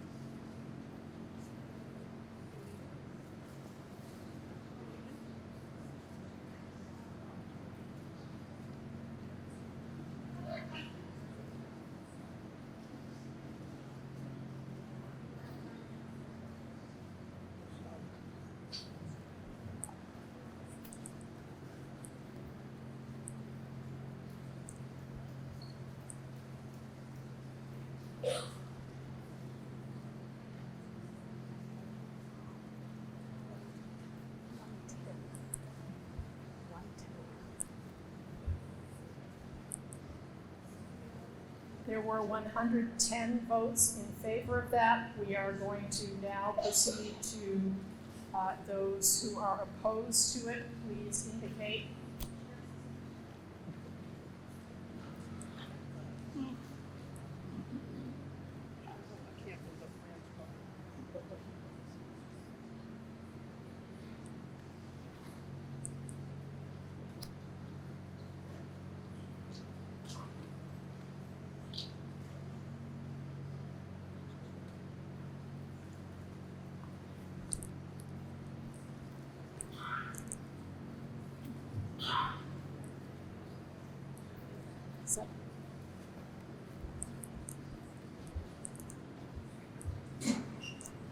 There were 7 opposed. The motion passes. Article 8, to see if the town will vote to authorize the transfer of the amount in excess of 3/12 of the town's unassigned general fund balance as of June 30th, 2023, not to exceed $407,000 to the Land Acquisition Reserve Fund, provided that in no event shall the unassigned general fund balance be reduced as a result of such transfer to a level less than 2/12 of the town's net assessment for commitment, and to appropriate up to said amounts from the Land Acquisition Reserve Fund for costs associated with infrastructure improvements and acquisitions of land necessary to achieve the open space and Gray Village development goals identified in the town's comprehensive plan and the Gray Village master plan, as the town council deems to be in the town's best interest,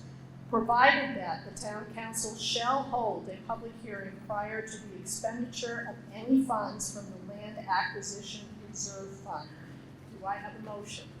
Yes. Do we have a second? Yes. Would we like to have comment on this question?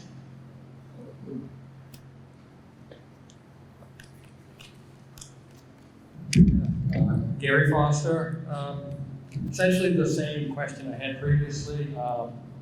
What is the purpose of these land purchases? What does the town have planned for them?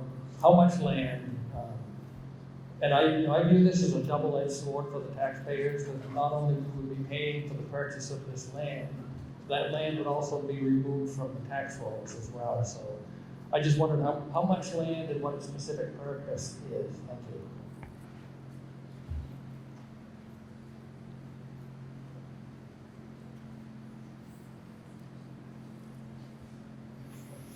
We didn't plan this for me to follow him and answer his questions.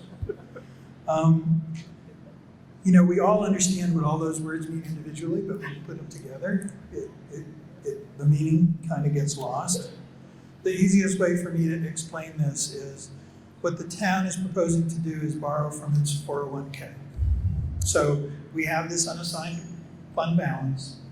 Our charter allows the town to borrow a small percentage of that, allows the council to borrow a small percentage of that. Council has to put forth a plan to pay that money back within 5 years according to the charter. The last time we did this was when we bought the fire truck. The truck was a few $100,000 more than we had set aside and that we expected. So what we did was we went to the voters and we said, can we borrow some money from that account to use to buy the fire truck, and we will pay it back over the next 5 years. And we did that. It's a way for us essentially to loan ourselves money. You might be asking why we're looking for this amount of money when we already had a conversation about money for land acquisition. And that's because these are coming from different funds. I have a flow chart, which I can share actually. It shows you where the money goes in and where the money goes out, and it is pretty complicated. This is not going to affect taxes this year, but in fairness, we'll have to start paying this money back next year, so next year we'll have to pay a fifth of that back. So, sort of truth in lending, if you will. It won't affect the taxes in this particular year. The real estate, what are we gonna buy and where are we gonna buy it, is a tough question for me to answer. When the council started to express interest in the Hamilton property, which is now called the Village Gateway property, we had a conversation with a whole bunch of people in town about development in town. The majority of the council decided that they wanted to put it to the voters to buy this particular piece of property. Someone, having heard about that meeting, went and offered that owner an extra $100,000 more than they were asking. So when the town went to try and purchase that property, we ended up spending $100,000 more, and everyone voted, the majority voted for this, so that went through. So talking to you about specifics about real estate issues is problematic from the council's standpoint. And it's for the reason I described, not because we're trying to hide something from you. We have stormwater issues. We have septic issues.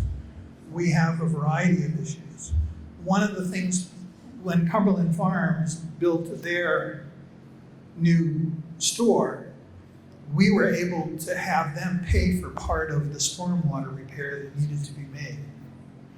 One of the council's plans that if we are able to build the stormwater system we think the town needs, anyone who hooks up to that stormwater system will have to pay the town a fee. In fact, we've talked about licensing fees, so it would be an annual reoccurring cost. It's not going to pay for the project, but it does over time help pay for the maintenance of the project. So I'm not going to go into specifics about what we're looking to buy, but it is a part, an integral part of the whole village plan. And quite frankly, it might not be something, it could be something that we really don't need for 15 years. But in 15 years, the property might not exist to solve the problem that we need to solve around septic or sewage or something like that. So that's why the council, like I said before, we're trying to get out in front of a lot of these things, and that's what this money is mostly for. Thank you. Are there any other questions or comments? Yes. Okay. Yeah, Colette Tweeten again. I'm just curious, you're saying it's not to exceed $417,000, but then we've already transferred out $50,000 from the land acquisition fund under Article 5. So are we double dipping, or is that going to be reflected in this $417,000? Because essentially it's going to amount to not to exceed $467,000. Someone is coming behind you. Yes, Okay. It's coming from two separate accounts. So then the amount not to exceed is really 467, not 417. Can I can Sure. This money is coming from two different accounts. So remember, the town has different buckets. We get excise tax money, we get state revenue tax money. We voted to transfer $50,000 from the Capital Improvement Reserve Fund, which has somewhere north of $1.5 million, maybe $2 million in it now. I don't have the number in front of me. This money is from a different account. But you It's all- moved that into the capital, you moved that into The land acquisition the land reserve. acquisition fund. And we're moving this into the land acquisition fund too. So So it is a total, as you say, of 467,000, but it's not double dipping. It's coming from different accounts.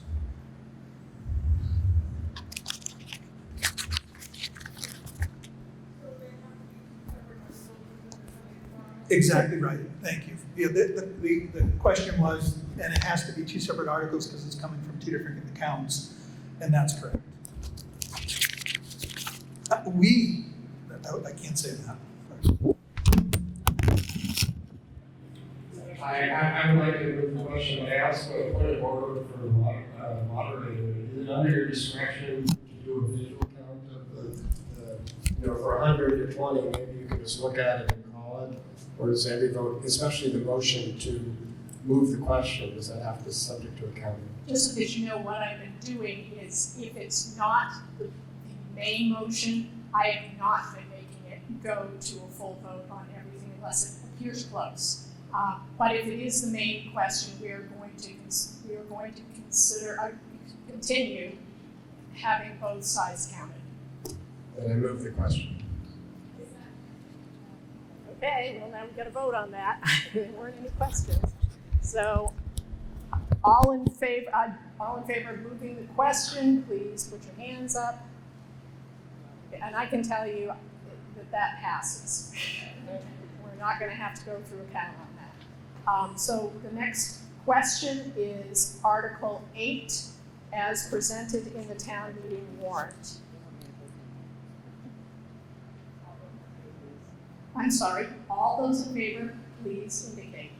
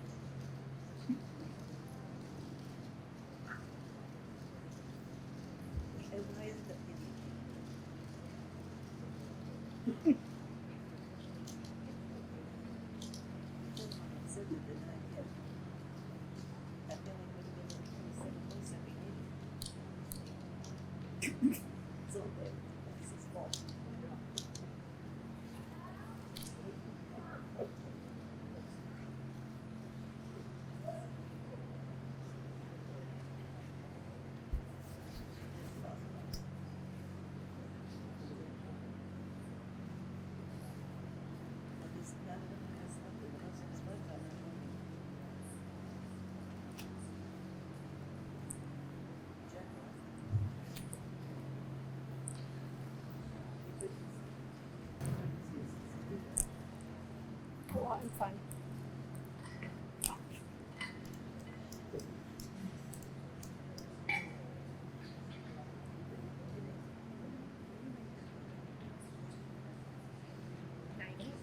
$94. Amounts consistent with the regulations of the SLFRF program and this article. I'm not going to read through the individual line items. Do we have any discussion? Oh, sorry, how about a motion? Yes, there's a motion and a second. Thanks.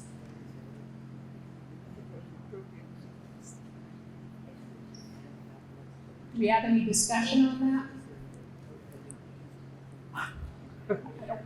Okay.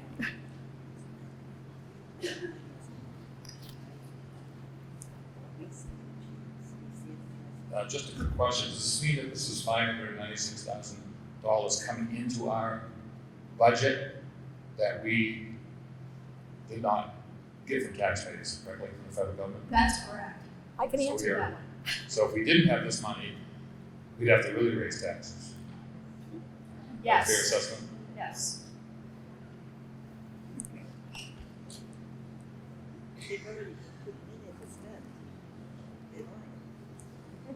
Is there anyone else who wants to, don't call the question because I don't think anybody else wants to say anything. Would you like to say something? No. I don't see anybody else who wants to say anything. I know there's somebody who, no, yes. Yes, there is. No, there is not, sorry. Okay, we're gonna go ahead and we're going to have a vote on this. All in favor of Article 9 as proposed?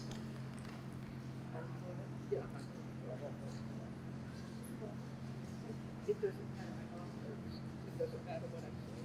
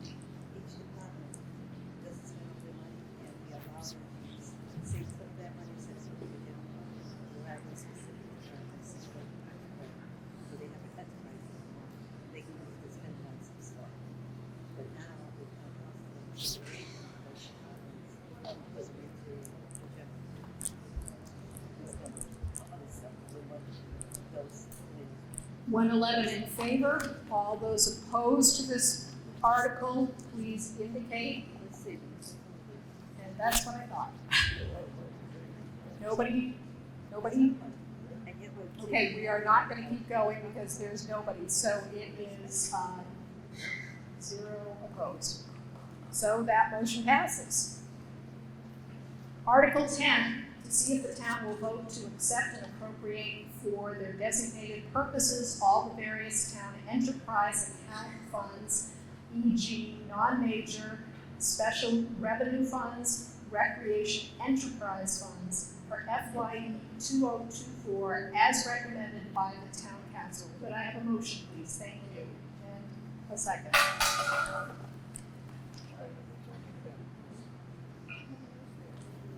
Would anyone like to speak on this matter?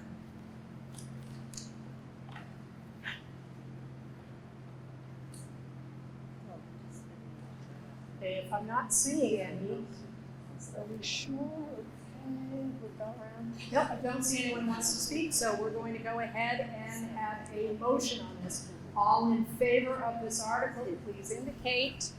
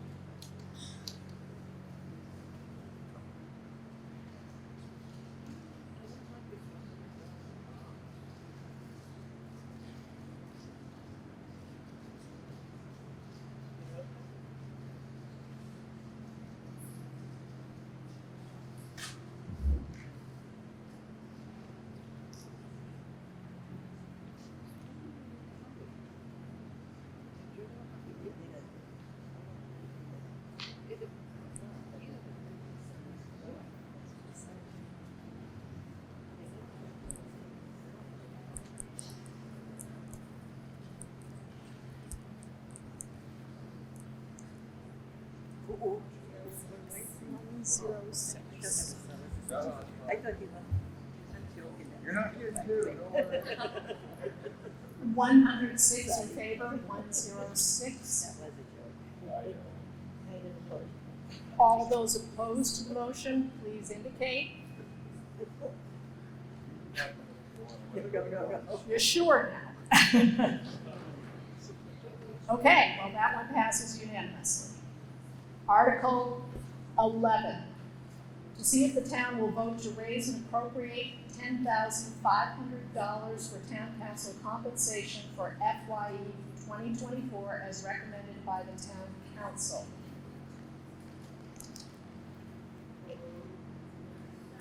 We have a motion and a second.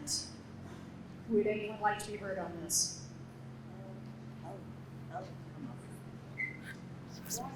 Why not? Okay, so I spoke about this just a little while ago about them giving themselves a raise this year. It's always been $1,000 that town councils have gotten over the years. And it's supposed to be a token type situation. Do you know how much school board members get for meetings? Well, for this year, actually, not for the meetings, for the year. $250. Managing a lot more budget than this town budget. So I would, and we the taxpayers told them in June, we don't want you to get any money. But they were arrogant enough to come back with the same figure. If they had come back with the $1,000, then I suppose that would have been fair, because as I say, that's been historically what a town council gets. So, the town council. So, I think that we should send a message and make it one half or $1,000. That's my motion, that the motion is $1,000. $5,000, excuse me. What is it? Am I out to lunch? 5,000. 1,000 per person. Yeah, that's right. I'm sorry. The motion has to be 5,000. I apologize for that. Yes. Okay, there is a motion. Is there a second? Yes, there is a second. And the motion is to reduce to a total of $5,000.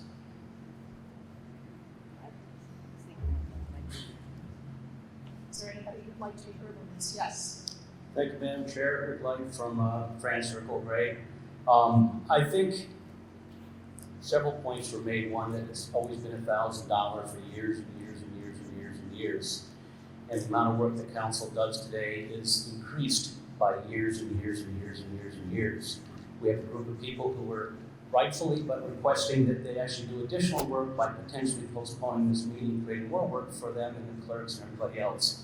I would say it's a mere pittance, considering I also keep referencing the fact that we have the inflation as well. So to keep their $1,000 or whatever it was static with all these other factors going on, I think is a disservice to the council. I would vote and hope that all would vote this amendment down. Thank you.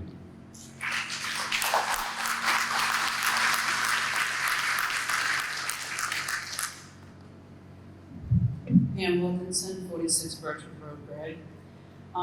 As voice from the past, I think that, I can't remember, but I think it was a lot more that we used to get. Maybe you can correct me. But this year's been arduous for the council. It's been a really tough, difficult year. And you're right, I echo Rick's comments. It probably pays for gas money and whatever else. It's certainly not enough, and yes, it is in kind. It's something you want to do, something you have a heart for. But I think on most of us, on both sides of the road, we thank you for every hour, every time that you got up, every meeting that you've had. And yes, we have not all been there.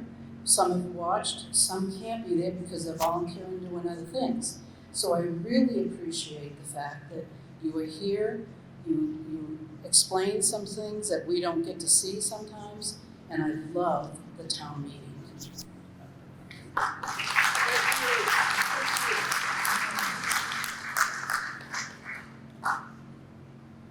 Julie Sheets, Wilderness Way, Gray.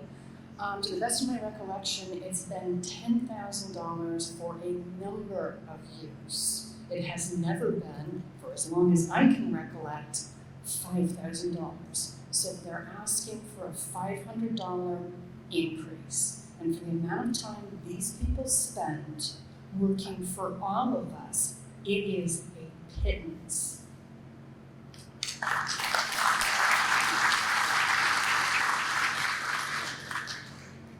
Anyone else?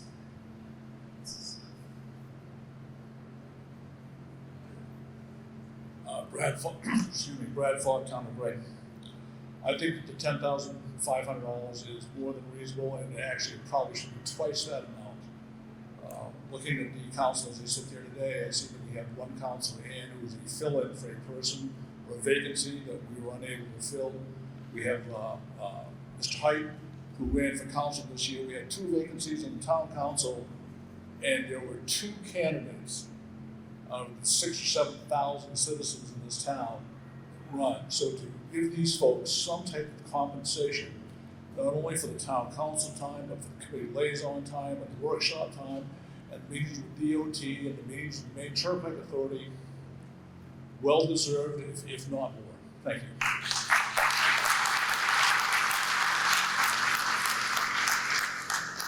Is there anyone else? If not, I'm going to call for a vote on the motion to reduce the total amount to $5,000. All in favor of the motion to amend? All in favor of the motion to amend the amount to $5,000? Yeah. Okay, we've got.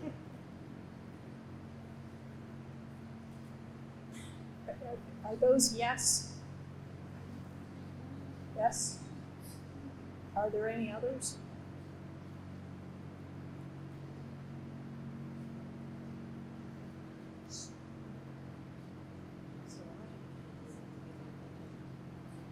Okay, I see yes, 2 yeses. Is that what I'm getting from the clerk as well? Okay, so the motion fails. And we are back to the main motion for the amount as set forth in the town meeting warrant. Does anyone want to be heard on this? Not seeing any, so all in favor of Article 11?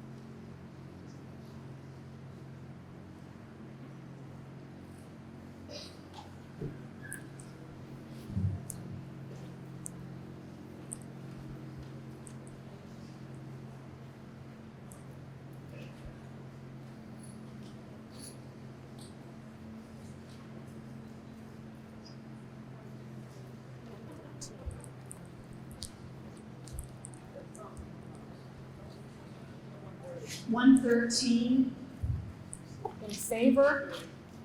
Good. Just so that we remain consistent with what we've done up to now, how many would like to vote in opposition to it, please indicate now.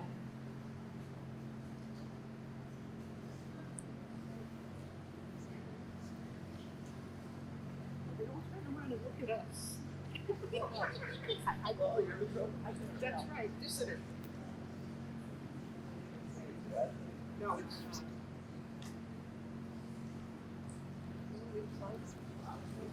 One. Motion passes.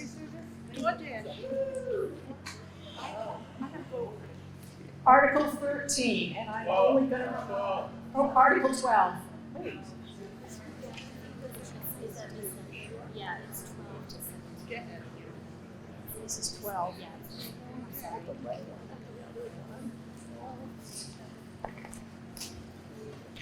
Thank you all for correcting that.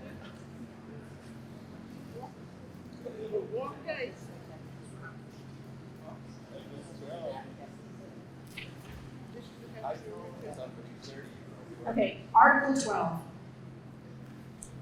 Shall the town vote to authorize the issuance of up to $1 million in general obligation bonds or notes of the town to pay and or reimburse the cost of improvements to the septic system that services multiple buildings on Pennell Complex and the construction of additional public facilities and programmatic space for the town recreation department and child care program in the Manual Arts Building, said bonds and notes hereby authorized and the proceeds thereof hereby appropriated for said purpose, with the details of such bonding, including provisions that the bond may be prepaid or subject to call for redemption with or without premium to be determined by the town council. I am not going to read the financial statement, it is there for you to review. Can I have a motion, please? Got a motion and I've got a second. Would anyone like to discuss this? Yes, Rania Shevchenko, Bear Village. I have a question to the council. $1 million is a pretty decent amount of money. I would like to know how much money will be dedicated to the new septic system, even with pre-treatment, and how much money will be dedicated to actually new buildings for the rec department. Thank you.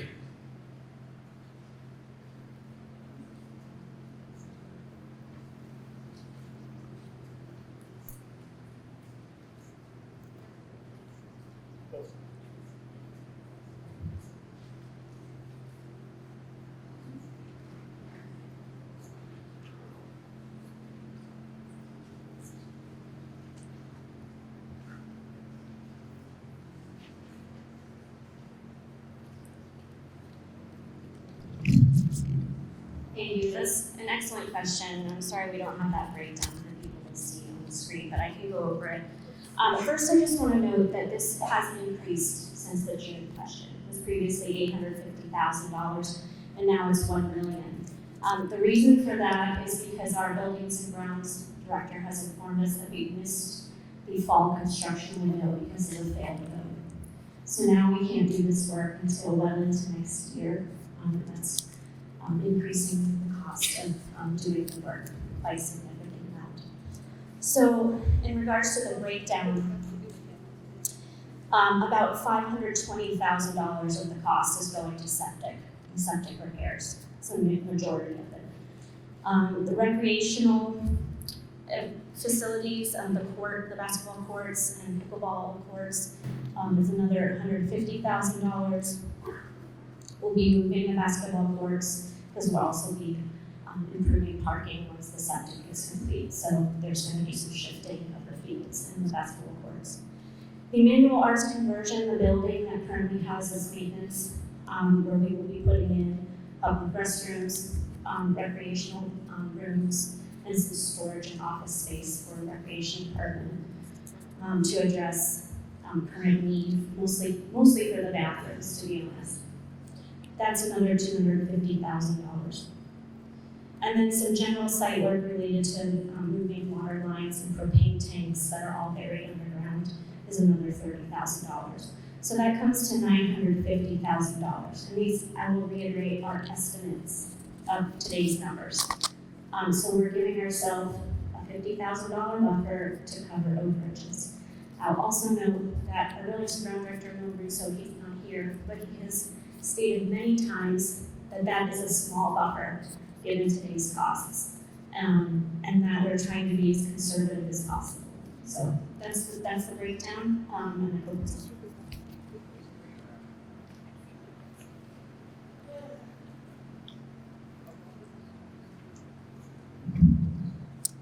Good afternoon, Diane Kavanaugh, Egypt Road and Gray. It's really more of a statement than it is a question about the article. I understand the article, I understand the dynamics. I'm simply asking that the town council, when we look at next year's budget, as we kind of move forward through this process today, before we start asking the citizens and the residents of Town of Gray to add more to our debt ceiling and that what we owe, to please reduce the debt that we owe versus asking us for another $1 million.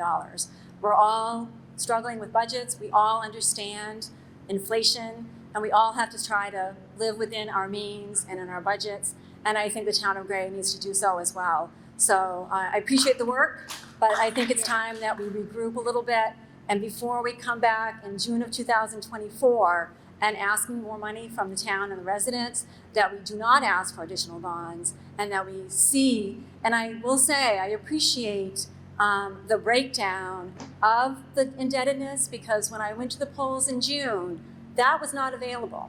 And it was a lot of lack of clarity, I think, which led us to here today. So moving forward, months ahead, and in the world of social media, I agree with a statement that was made a little earlier today. Not everybody's on Zoom, not everybody can participate at town council. There's still a lot of print media, and even in the June budget, I know in my household, we did not get more specific information about the June budget until 5 days before the election, not giving us an opportunity to really react. So I'm really simply looking, if we're looking to move forward and be progressive, before June comes next year, I would rather not see another bond question, and when the breakdown is shown to the taxpayers, that we see a reduction in that debt versus asking us to increase it. Thank you.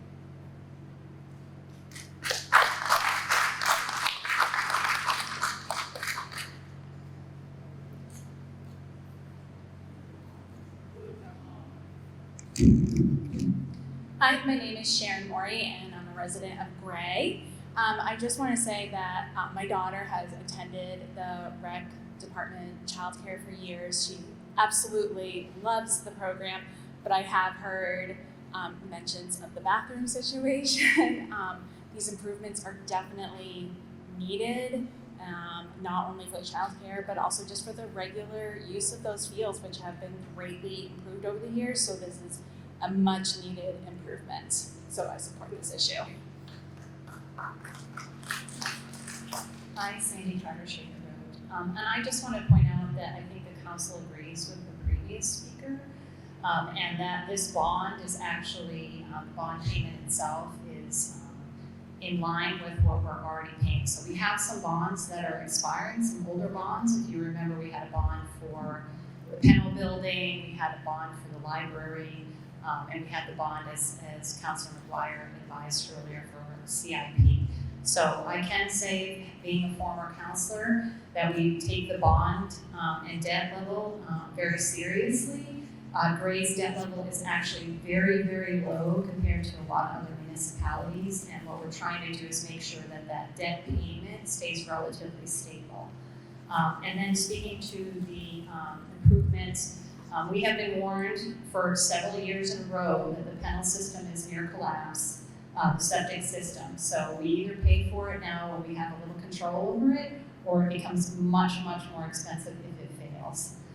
And to the bathrooms, anyone who's used this footprints, but also if you notice there's a lot of traffic restriction when the child care is in process, and it restricts the parking. So it's not just about child care and rec, but it's about residents being able to use the footprint more effectively and safer for our kids. And so I support it.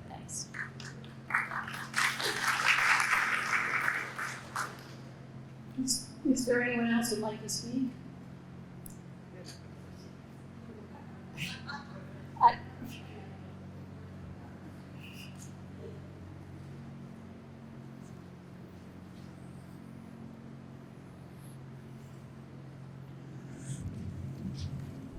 Dan McGuire Gray.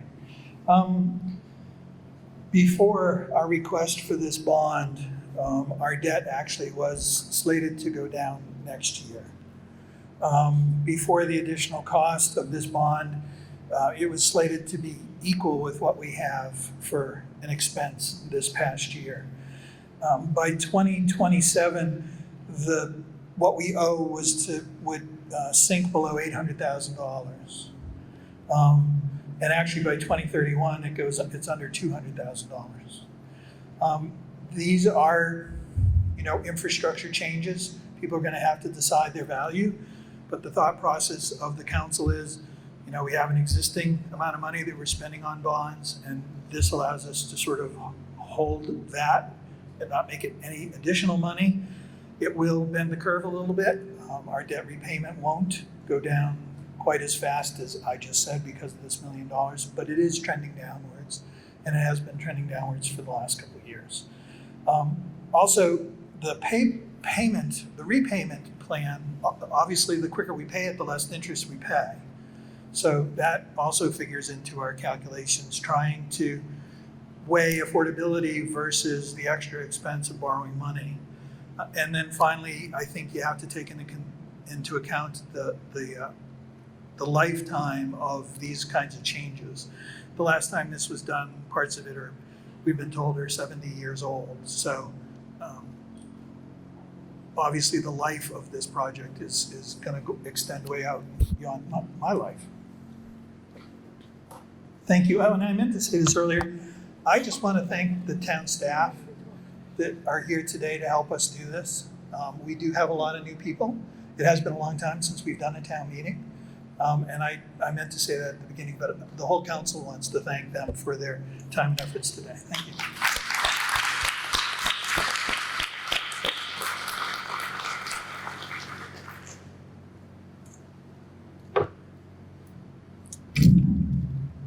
The man in the blue shirt. I have a question.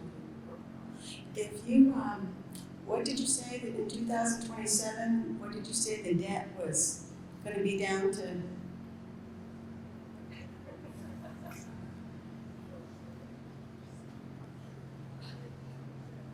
It was $800,000.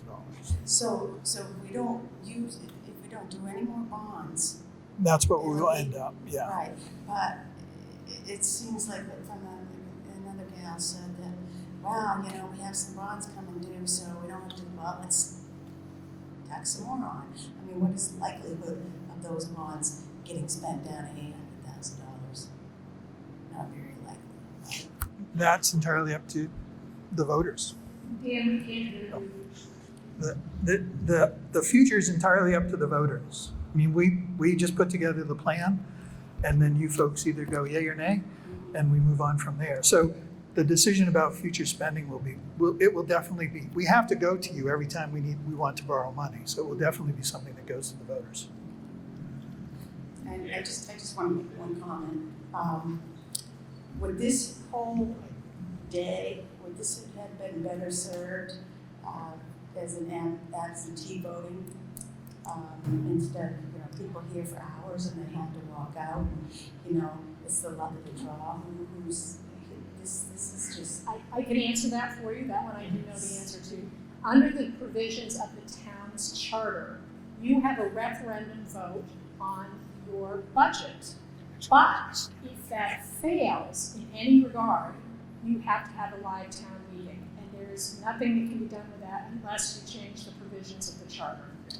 Right, but then you only get 175 of 8,000 people here, over 8,000, 175. Well, if you'd like to and petition for it. I didn't get anything in the mail about school or the vote in June. I didn't get anything. There's, I don't know, I'm on the map. If people don't love this process, then you can either go through a process to amend the town charter so that future votes on the town meeting budget would be done also by referendum and not have to come to a live town meeting. Or you go for a charter commission and everything is open if you do that. How are they announced now? Are they announced in the mail? I don't know that. What are you asking us? What are you asking us to be announced in the mail? How are these votes getting? How's the rock the boat getting out about these times that we vote. Like in June, I didn't receive anything. For the school, I didn't receive anything. Are they, in fact, coming through the mail supposedly, or do we have to get online and be on social media? Well, I believe that your June meeting takes place on a specific date, which is the same as, yes. But we don't know, people that are new don't know that, and they don't, you know what I mean? It just seems like, I don't know, it just seems kind of disingenuous that, you know, we expect some votes, but it's almost like you really don't want it. The less people, the more we can push through, you know? And you know what? Hey, that's my opinion. But 175 people, and now down to, you know, maybe 90. But that's what the charter requires, so that's what we do.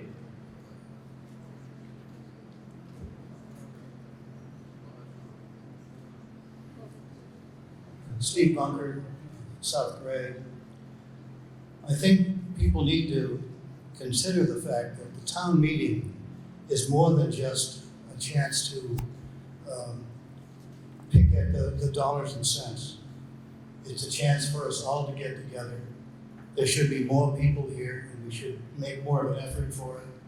A few years ago, there was an effort by essentially a couple of councilmen to end the town meeting altogether, the town meeting as we knew it. The town meeting in Gray raised troops to send to Boston, the siege of Boston in the Revolutionary War.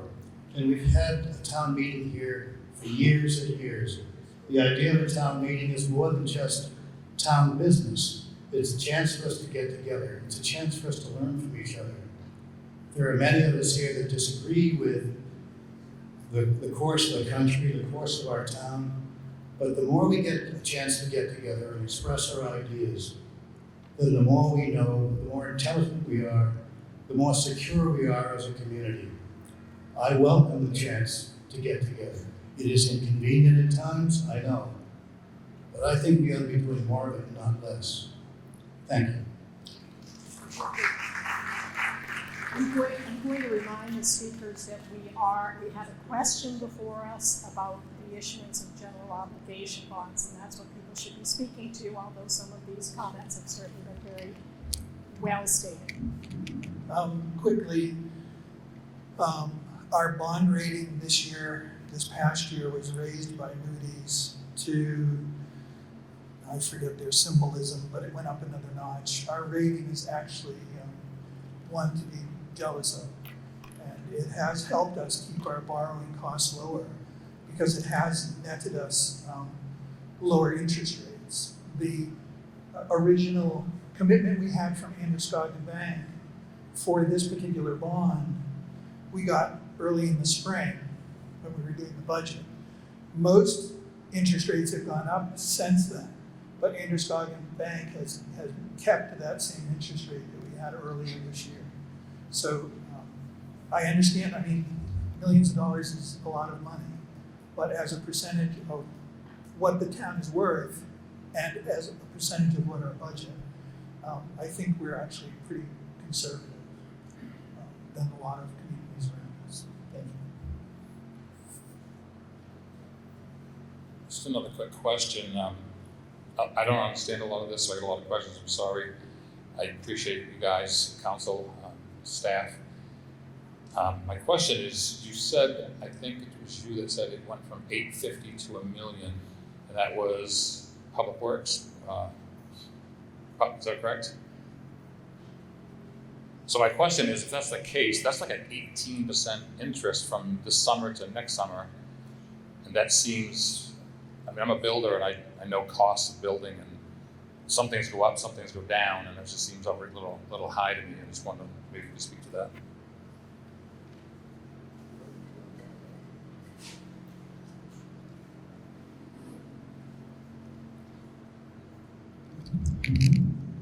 Unfortunately, our buildings and grounds director wasn't able to be here today, so he has a better grasp on the actual line item costs.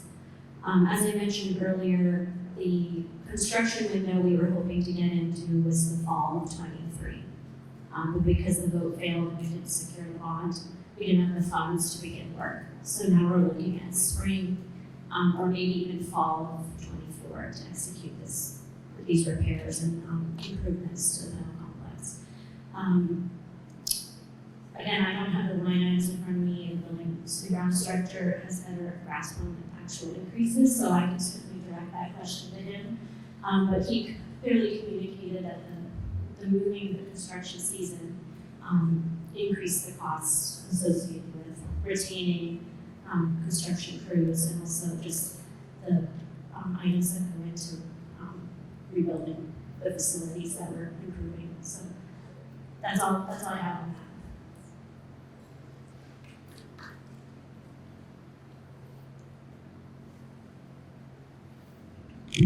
Hi, Bob Coleman, Valley High Road Grant. I'm going to face this way because I want to talk to the voters. Yes. People that are going to stick up their flag and vote yes or no. One of my pet peeves is when we spend all our money and then something really important comes up and you go borrow money to meet that need. I completely support all of the things that this $1 million is going to pay for. There's nothing bad on this list. Bathrooms for kids, right? Who can vote no for that? My challenge is that we, people in this room, voted for a 27% increase in expenditures on Article 2. 27% increase in expenditures over what we spent in FY23. All of you voted yes for that, 23% increase. And now we come and say we don't have enough money, we have to borrow $1 million to buy bathrooms for kids. Who's going to vote no for that? I'd like to propose an amendment to this motion that we cut it in half. $500,000 comes from a bond, so we save half the interest we're going to pay, and $500,000 comes from the $1.8 million increase in expenditures that we voted for. I can afford a tax increase, but keep in mind we're talking about tax increases next year and the year after that, and the year. When you borrow money, you have to pay it back. The people that can't afford it are not the people in this room. You guys care about the budget. Most of you are retired. Just guessing. You can afford it. It's my daughter who lives in Gray with 3 kids, who's not here because she has 3 kids. She's the one that can't afford it, and she may not be able to afford it next year. So my proposed amendment is we cut this in half. They do everything that's on that list, but spend half of it, pull it out of the proposed $1.8 million increase in the budget, take $500,000 of that and do the things on this list, borrow the other $500,000. So that's my proposed amendment.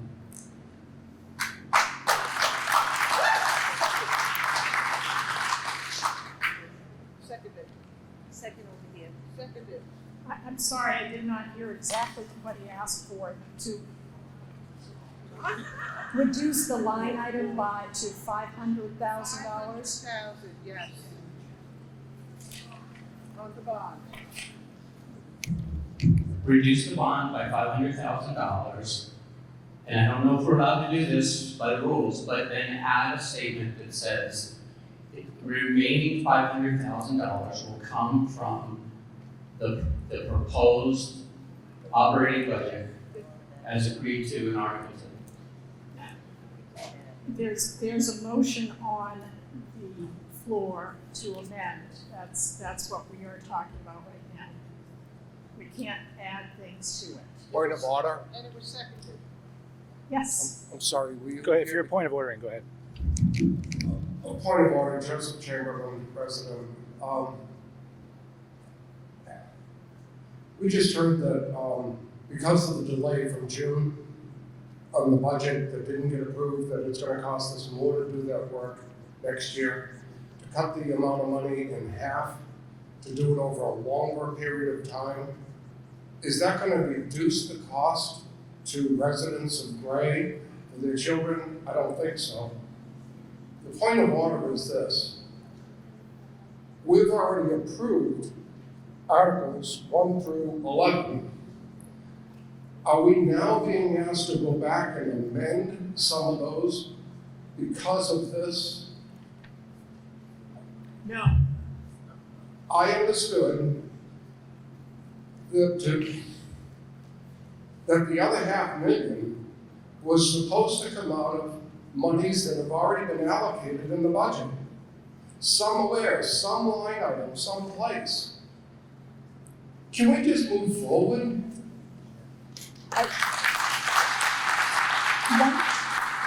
One thing that I'll say in response to that is that the fact that it authorizes the issuance of an amount of money says it's up to that amount of money, so it's not necessarily that amount of money.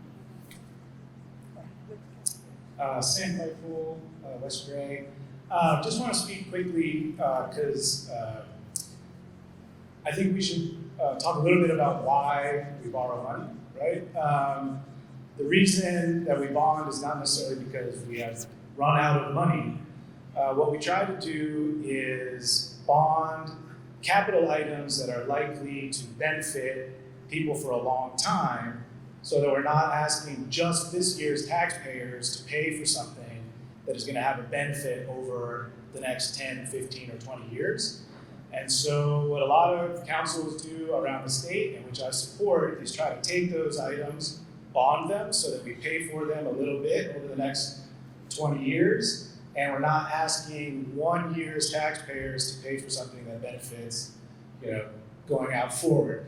To speak to the expenditures on these things, I think it's pretty clear that if we don't pay for the septic system now, we will pay more for it later. And if there is anything that I hear from my peer group, it is that we need support for childcare and daycare in the town of Gray, and this will help support that. So I think there's a very targeted expenditures, and I support this bond.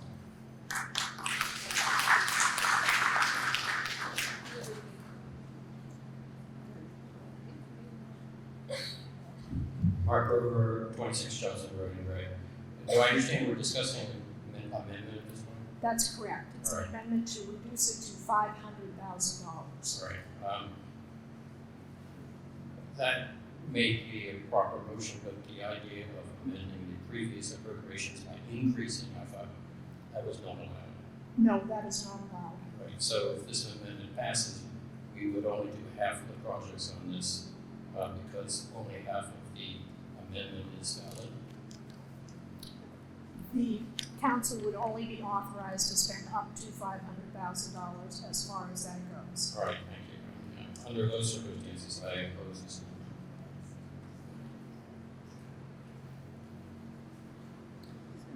Again, Zhenya Shevchenko, Gray resident, village. With my expertise of 20 years being in the wastewater, and I have a couple utilities behind, and actually brand new utilities built. I will tell you one thing, guys. It will not get cheaper. If you will cut the money right now, you will be paying twice, you will be paying 3 times. I've seen that before, and if you're going to do the project, especially, you will have to bring excavators twice. There is municipalization fee, there is a lot of other stuff. You will be paying way more money than you dedicated certain amount, like this, like $1 million, and you start and finish the project. I support it.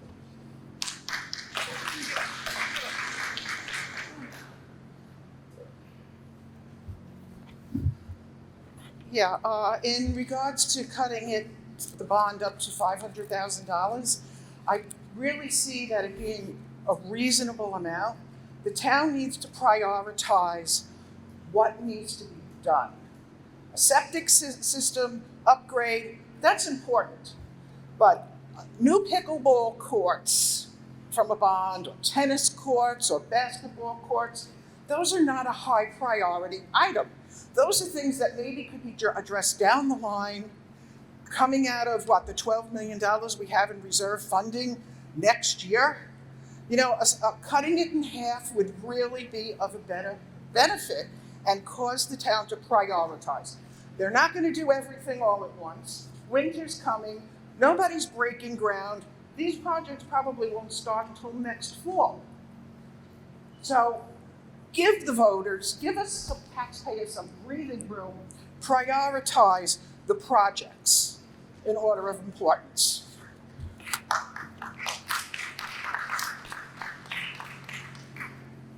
We are now going to have a vote on the amendment to reduce the amount to a maximum of $500,000.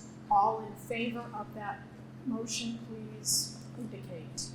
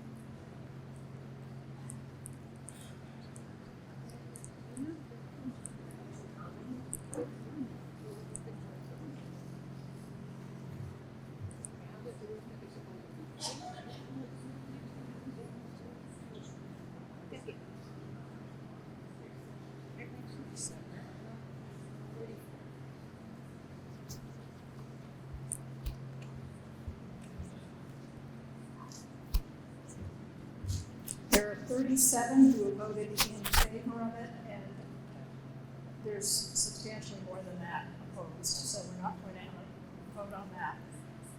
Now we're going to talk about the main motion.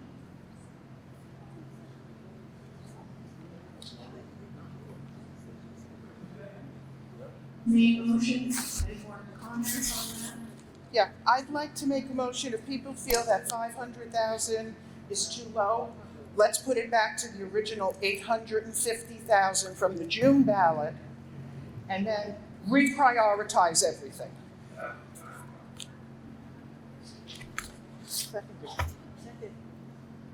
Yes, so we have a motion and a second to lower to $800,000.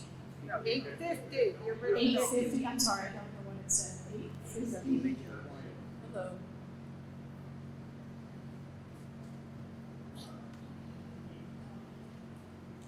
Do we have anybody who wishes to speak on that? Hello. Yes. Okay. Trying to keep track of a few things here. My name is Sharon Bondroff, live in South Gray, and I think people who want to lower it half or lower it by 3/4 don't really understand what it means to borrow the money and how the money is being used, and you just can't slash it this way and that way. It doesn't work that way, and it frustrates me that people want to make those kind of changes when we're not experts. We don't know, but the people who do know have worked it out, and I appreciate it.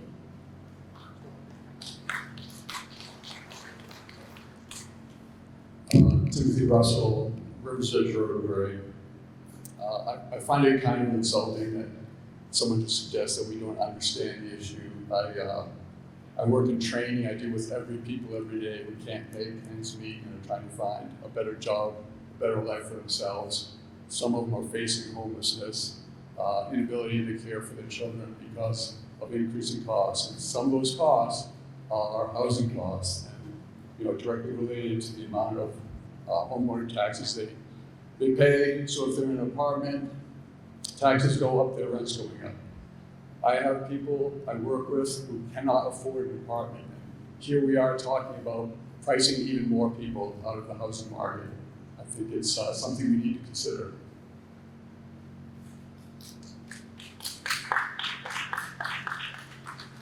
We currently have a motion to amend to lower the amount to no more than $850,000. All in favor, please indicate.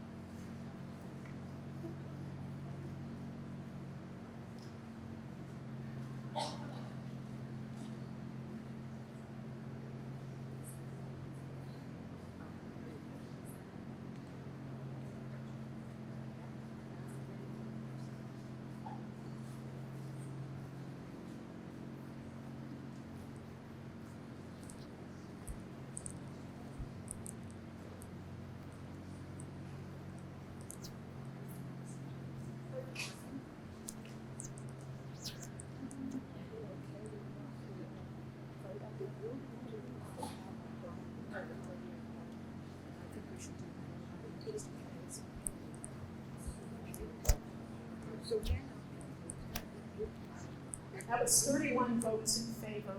Because we've had a lot of people drop out of the room, we're going to go ahead and, sorry about that, because we've had so many people leave the room, we're going to go ahead and have a vote of those opposed to that motion. Please indicate.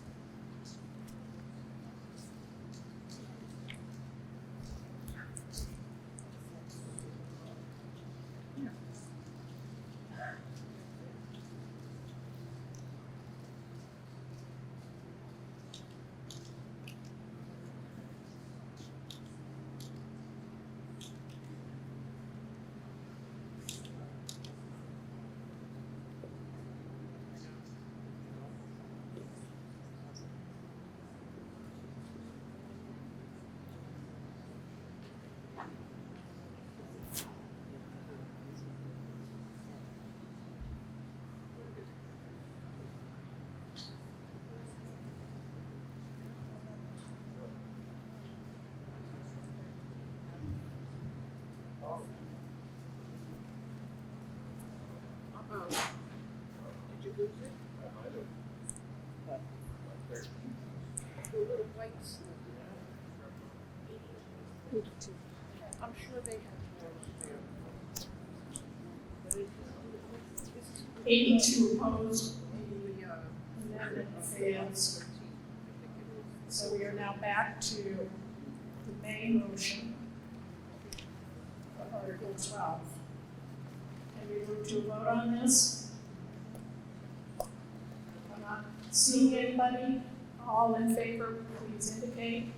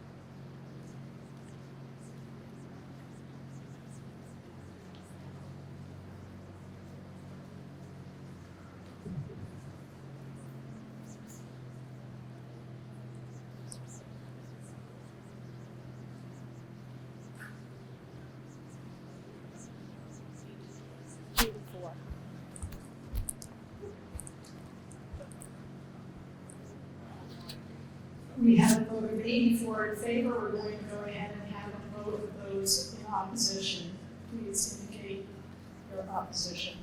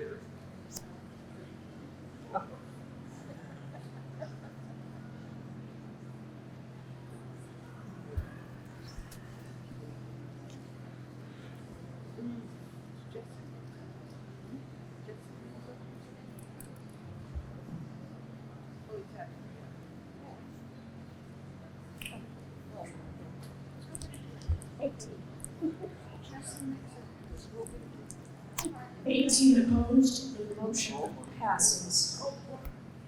We are now moving on to Article 13 to see if the town will vote to increase the town of Gray's property tax levy limit established for FYE 2024 by state law to $55,477 in the event that the municipal budget approved under the preceding articles will result in a tax commitment that is greater than that property tax levy limit as recommended by the town council. This one requires a written ballot, and so if you don't have one, please let us know and we will get you one. I think you were given one when you came in. And the ballots are being collected.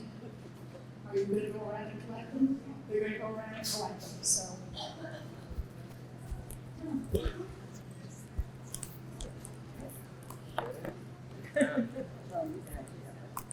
Did anybody want to discuss this before we go ahead? You can't say that anymore. It doesn't matter what anyone says. People can, if someone wants to speak on it, they can. We still have to vote on it. Number 13. Sorry, go ahead. I wanted to ask the same question earlier, which I think we didn't have to answer at the time, and was hoping to find out. So if LD1 fails and the entire budget fails, that means, again, we're operating without a budget, and I don't think I don't want to live in the world of unintended consequences. There's some consequence to that. And I'd like to know what it is.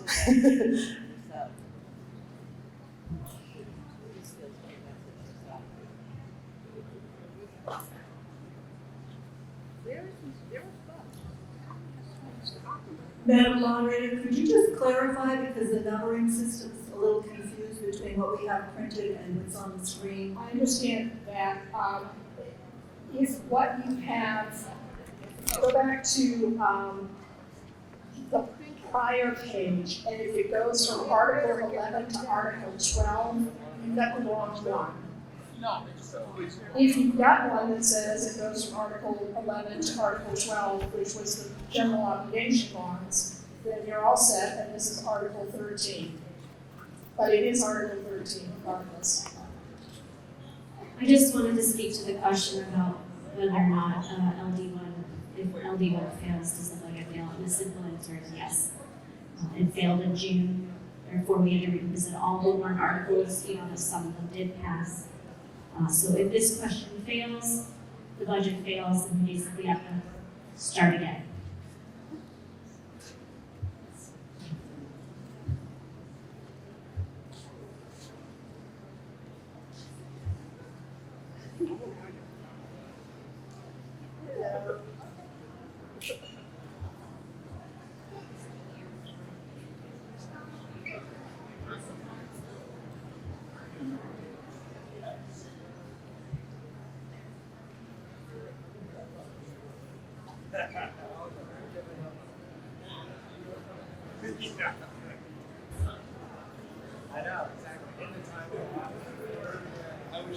neighbors and everyone. Oh, nice.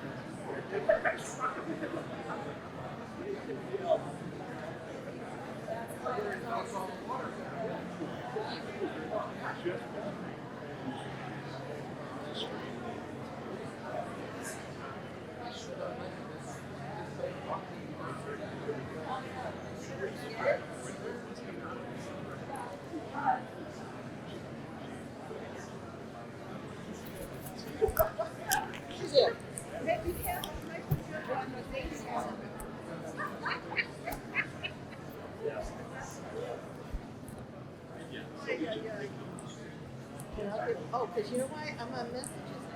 I don't know. Let me, what do you do? What do you try to? Oh, contact you guys.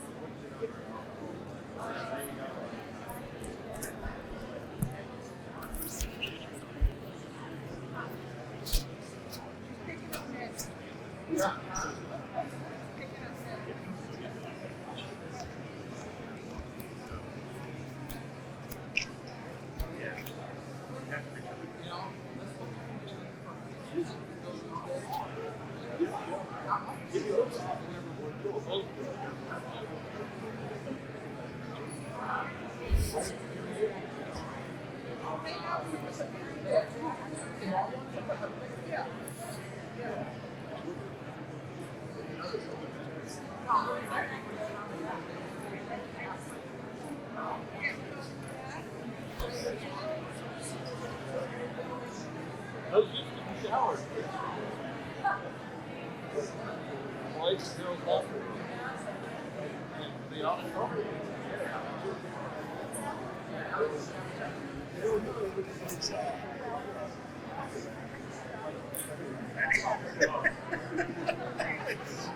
I can see the frustration. I've been there.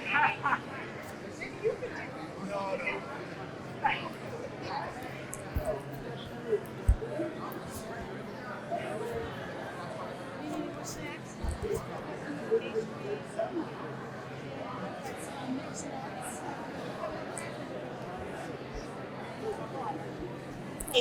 To 41. Just so you know.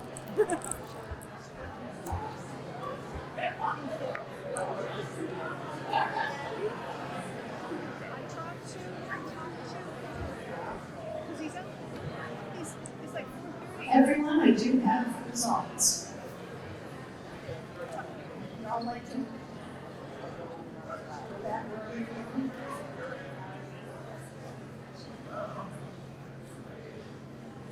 Okay, so the vote on it was 80 in favor and 41 opposed. So the motion passes.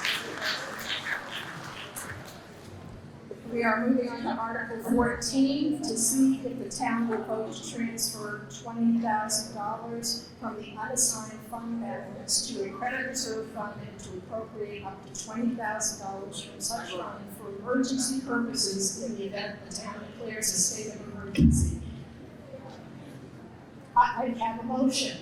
I have a second. I have a bunch of seconds. Okay, would anyone like to discuss this? I would like to move the question. Okay, we've got to move the question. Yep, so we're going to move the question, and people are going to vote on it right now. On whether to move the question.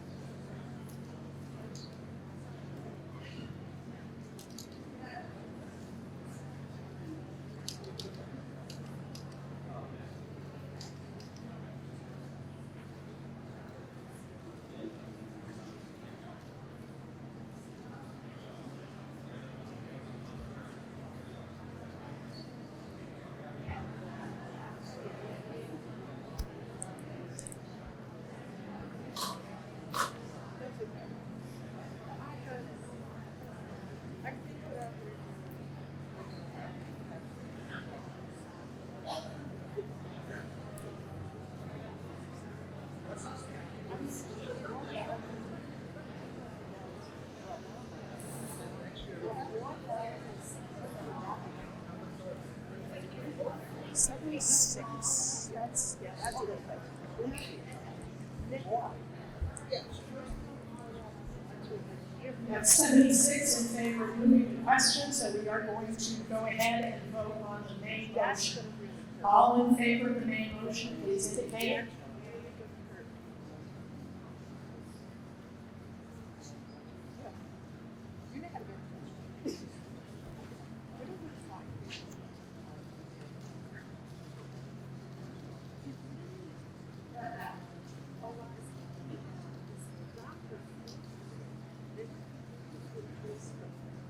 Yes. Thank you.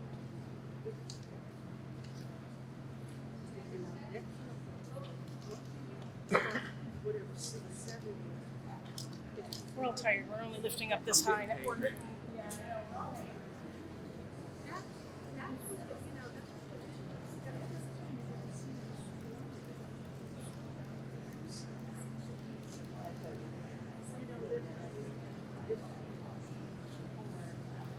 Yeah, because, you know, that's the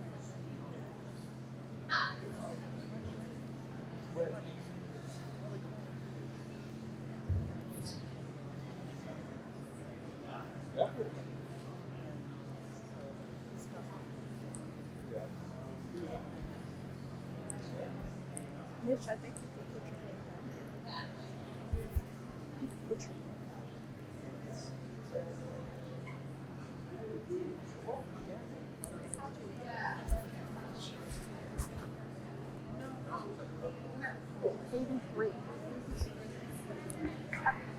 Britt, I'm still going to have a vote in opposition.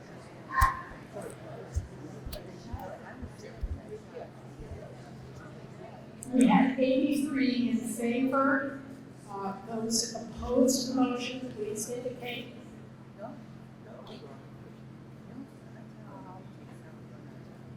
Am I not seeing any opposition to it? Okay, great. Article 14 passes. Article 15, to see if the town will vote to authorize the town council to dispose of town-owned personal property with a value of $100,000 or less, and to transfer amounts received from the disposition of town-owned personal property with a value of $100,000 or less in the capital reserve fund, and to appropriate funds from the capital reserve fund for capital improvements and projects as recommended by the town council, provided that the town council shall hold a public hearing prior to the expenditure of any funds from the capital reserve.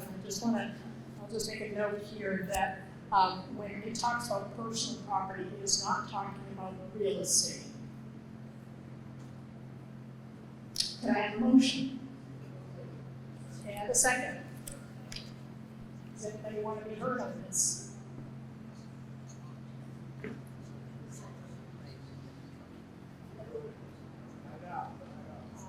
I'm not seeing anybody who wants to be heard on this, so I'm going to call for a vote. All in favor?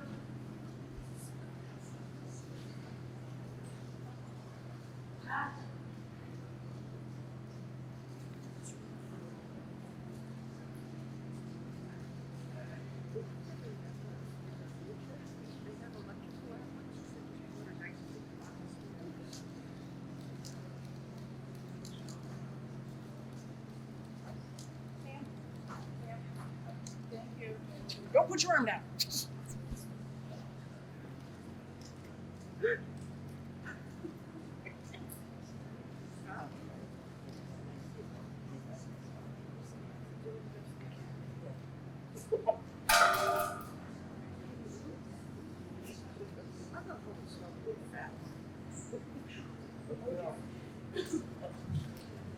Definitely. I'd like to make a motion. My dog will be so happy. Yeah. My dog will be so happy when I get home. This is the gratified mother working about. It could be. Yeah. We were the bad kids in school. Yeah. We have 85 in favor. Could all those opposed please indicate? I can do that one, that's 0. So Article 15 passes. Article 16, to see if the town will authorize the town council to accept or reject donations of personal property and or gifts of money received through fundraising activities on behalf of the town's recreation department, the Dry Mill Schoolhouse, the Gray Public Library Association, the Gray Fire Rescue Association, and various town committees, and to appropriate the same for their intended purposes as recommended by the town council. Could I have a motion, please? Motion and a second. Would anyone like to be heard on this? Good afternoon. Sue Austin, Manager Greg. I have a question. In the committees that you've broken out, can anybody explain to me if there could be a separate one for the cemetery association? Or is that in there and I don't know?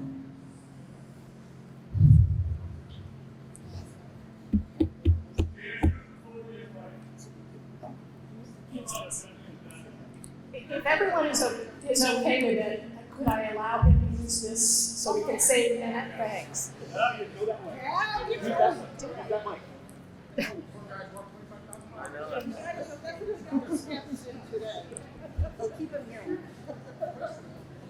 Before you pat in the other direction.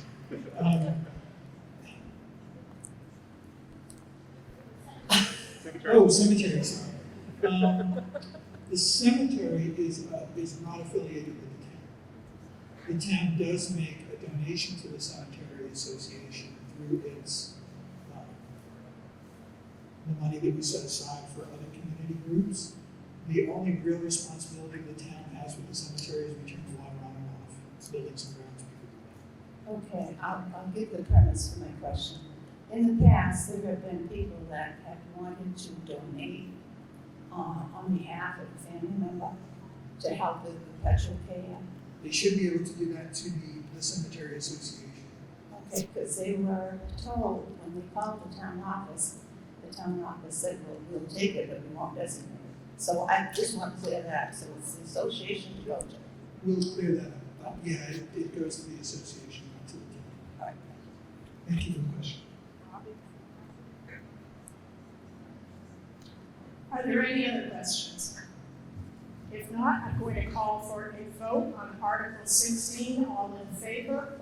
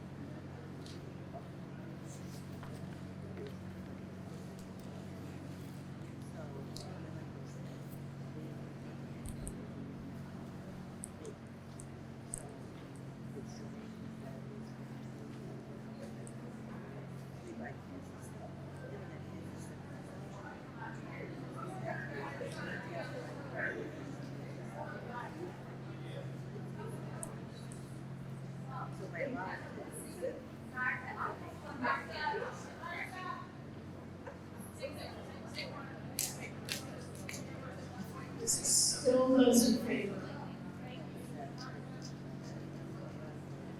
Yeah, so yes, it's just that our numbers didn't jive, and I think we're just gonna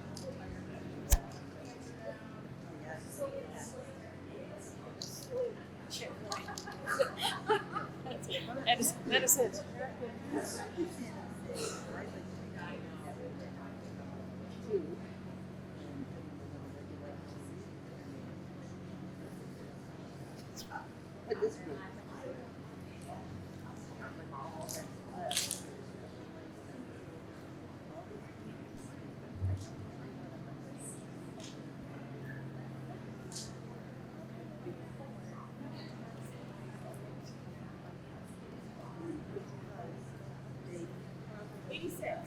Six.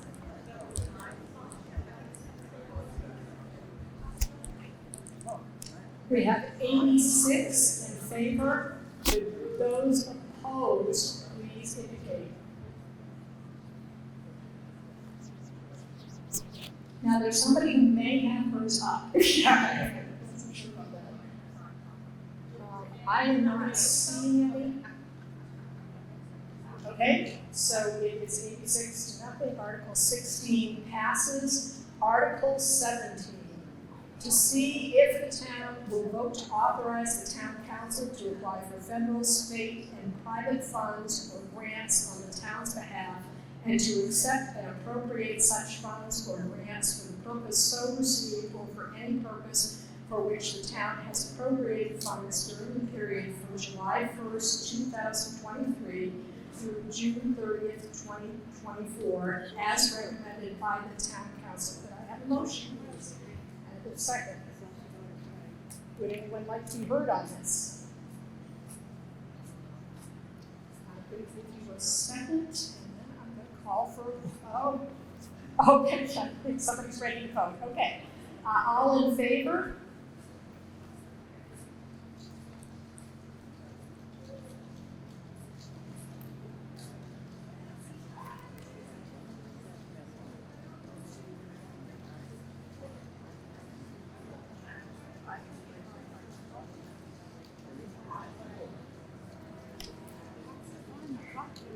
Yes? You're like the worst one.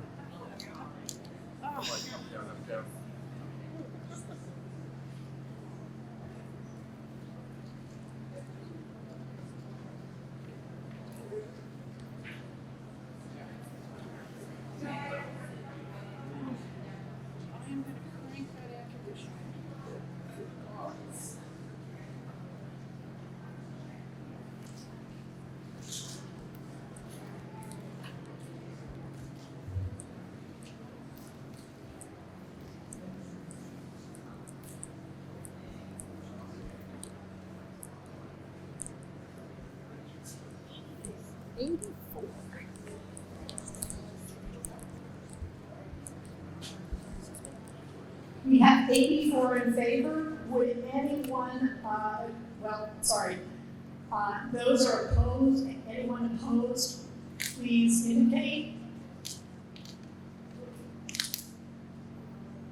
I see none, and so Article 17 passes.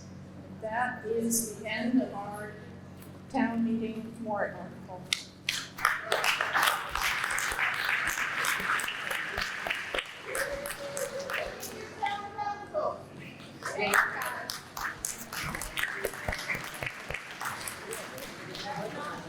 I'd like to make a motion. My name is Shalisha Tanko, Shaker Road. I'd like to make a motion to adjourn without reconsidering any of the articles voted upon. Okay, we have a motion to adjourn, and everybody just indicate with your ballots.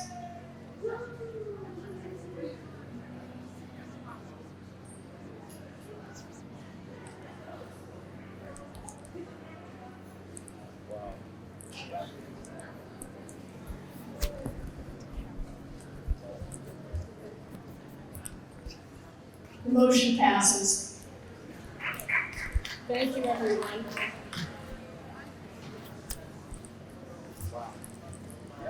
Thank you so much, everyone, for coming out and dedicating your day to this process. We appreciate it.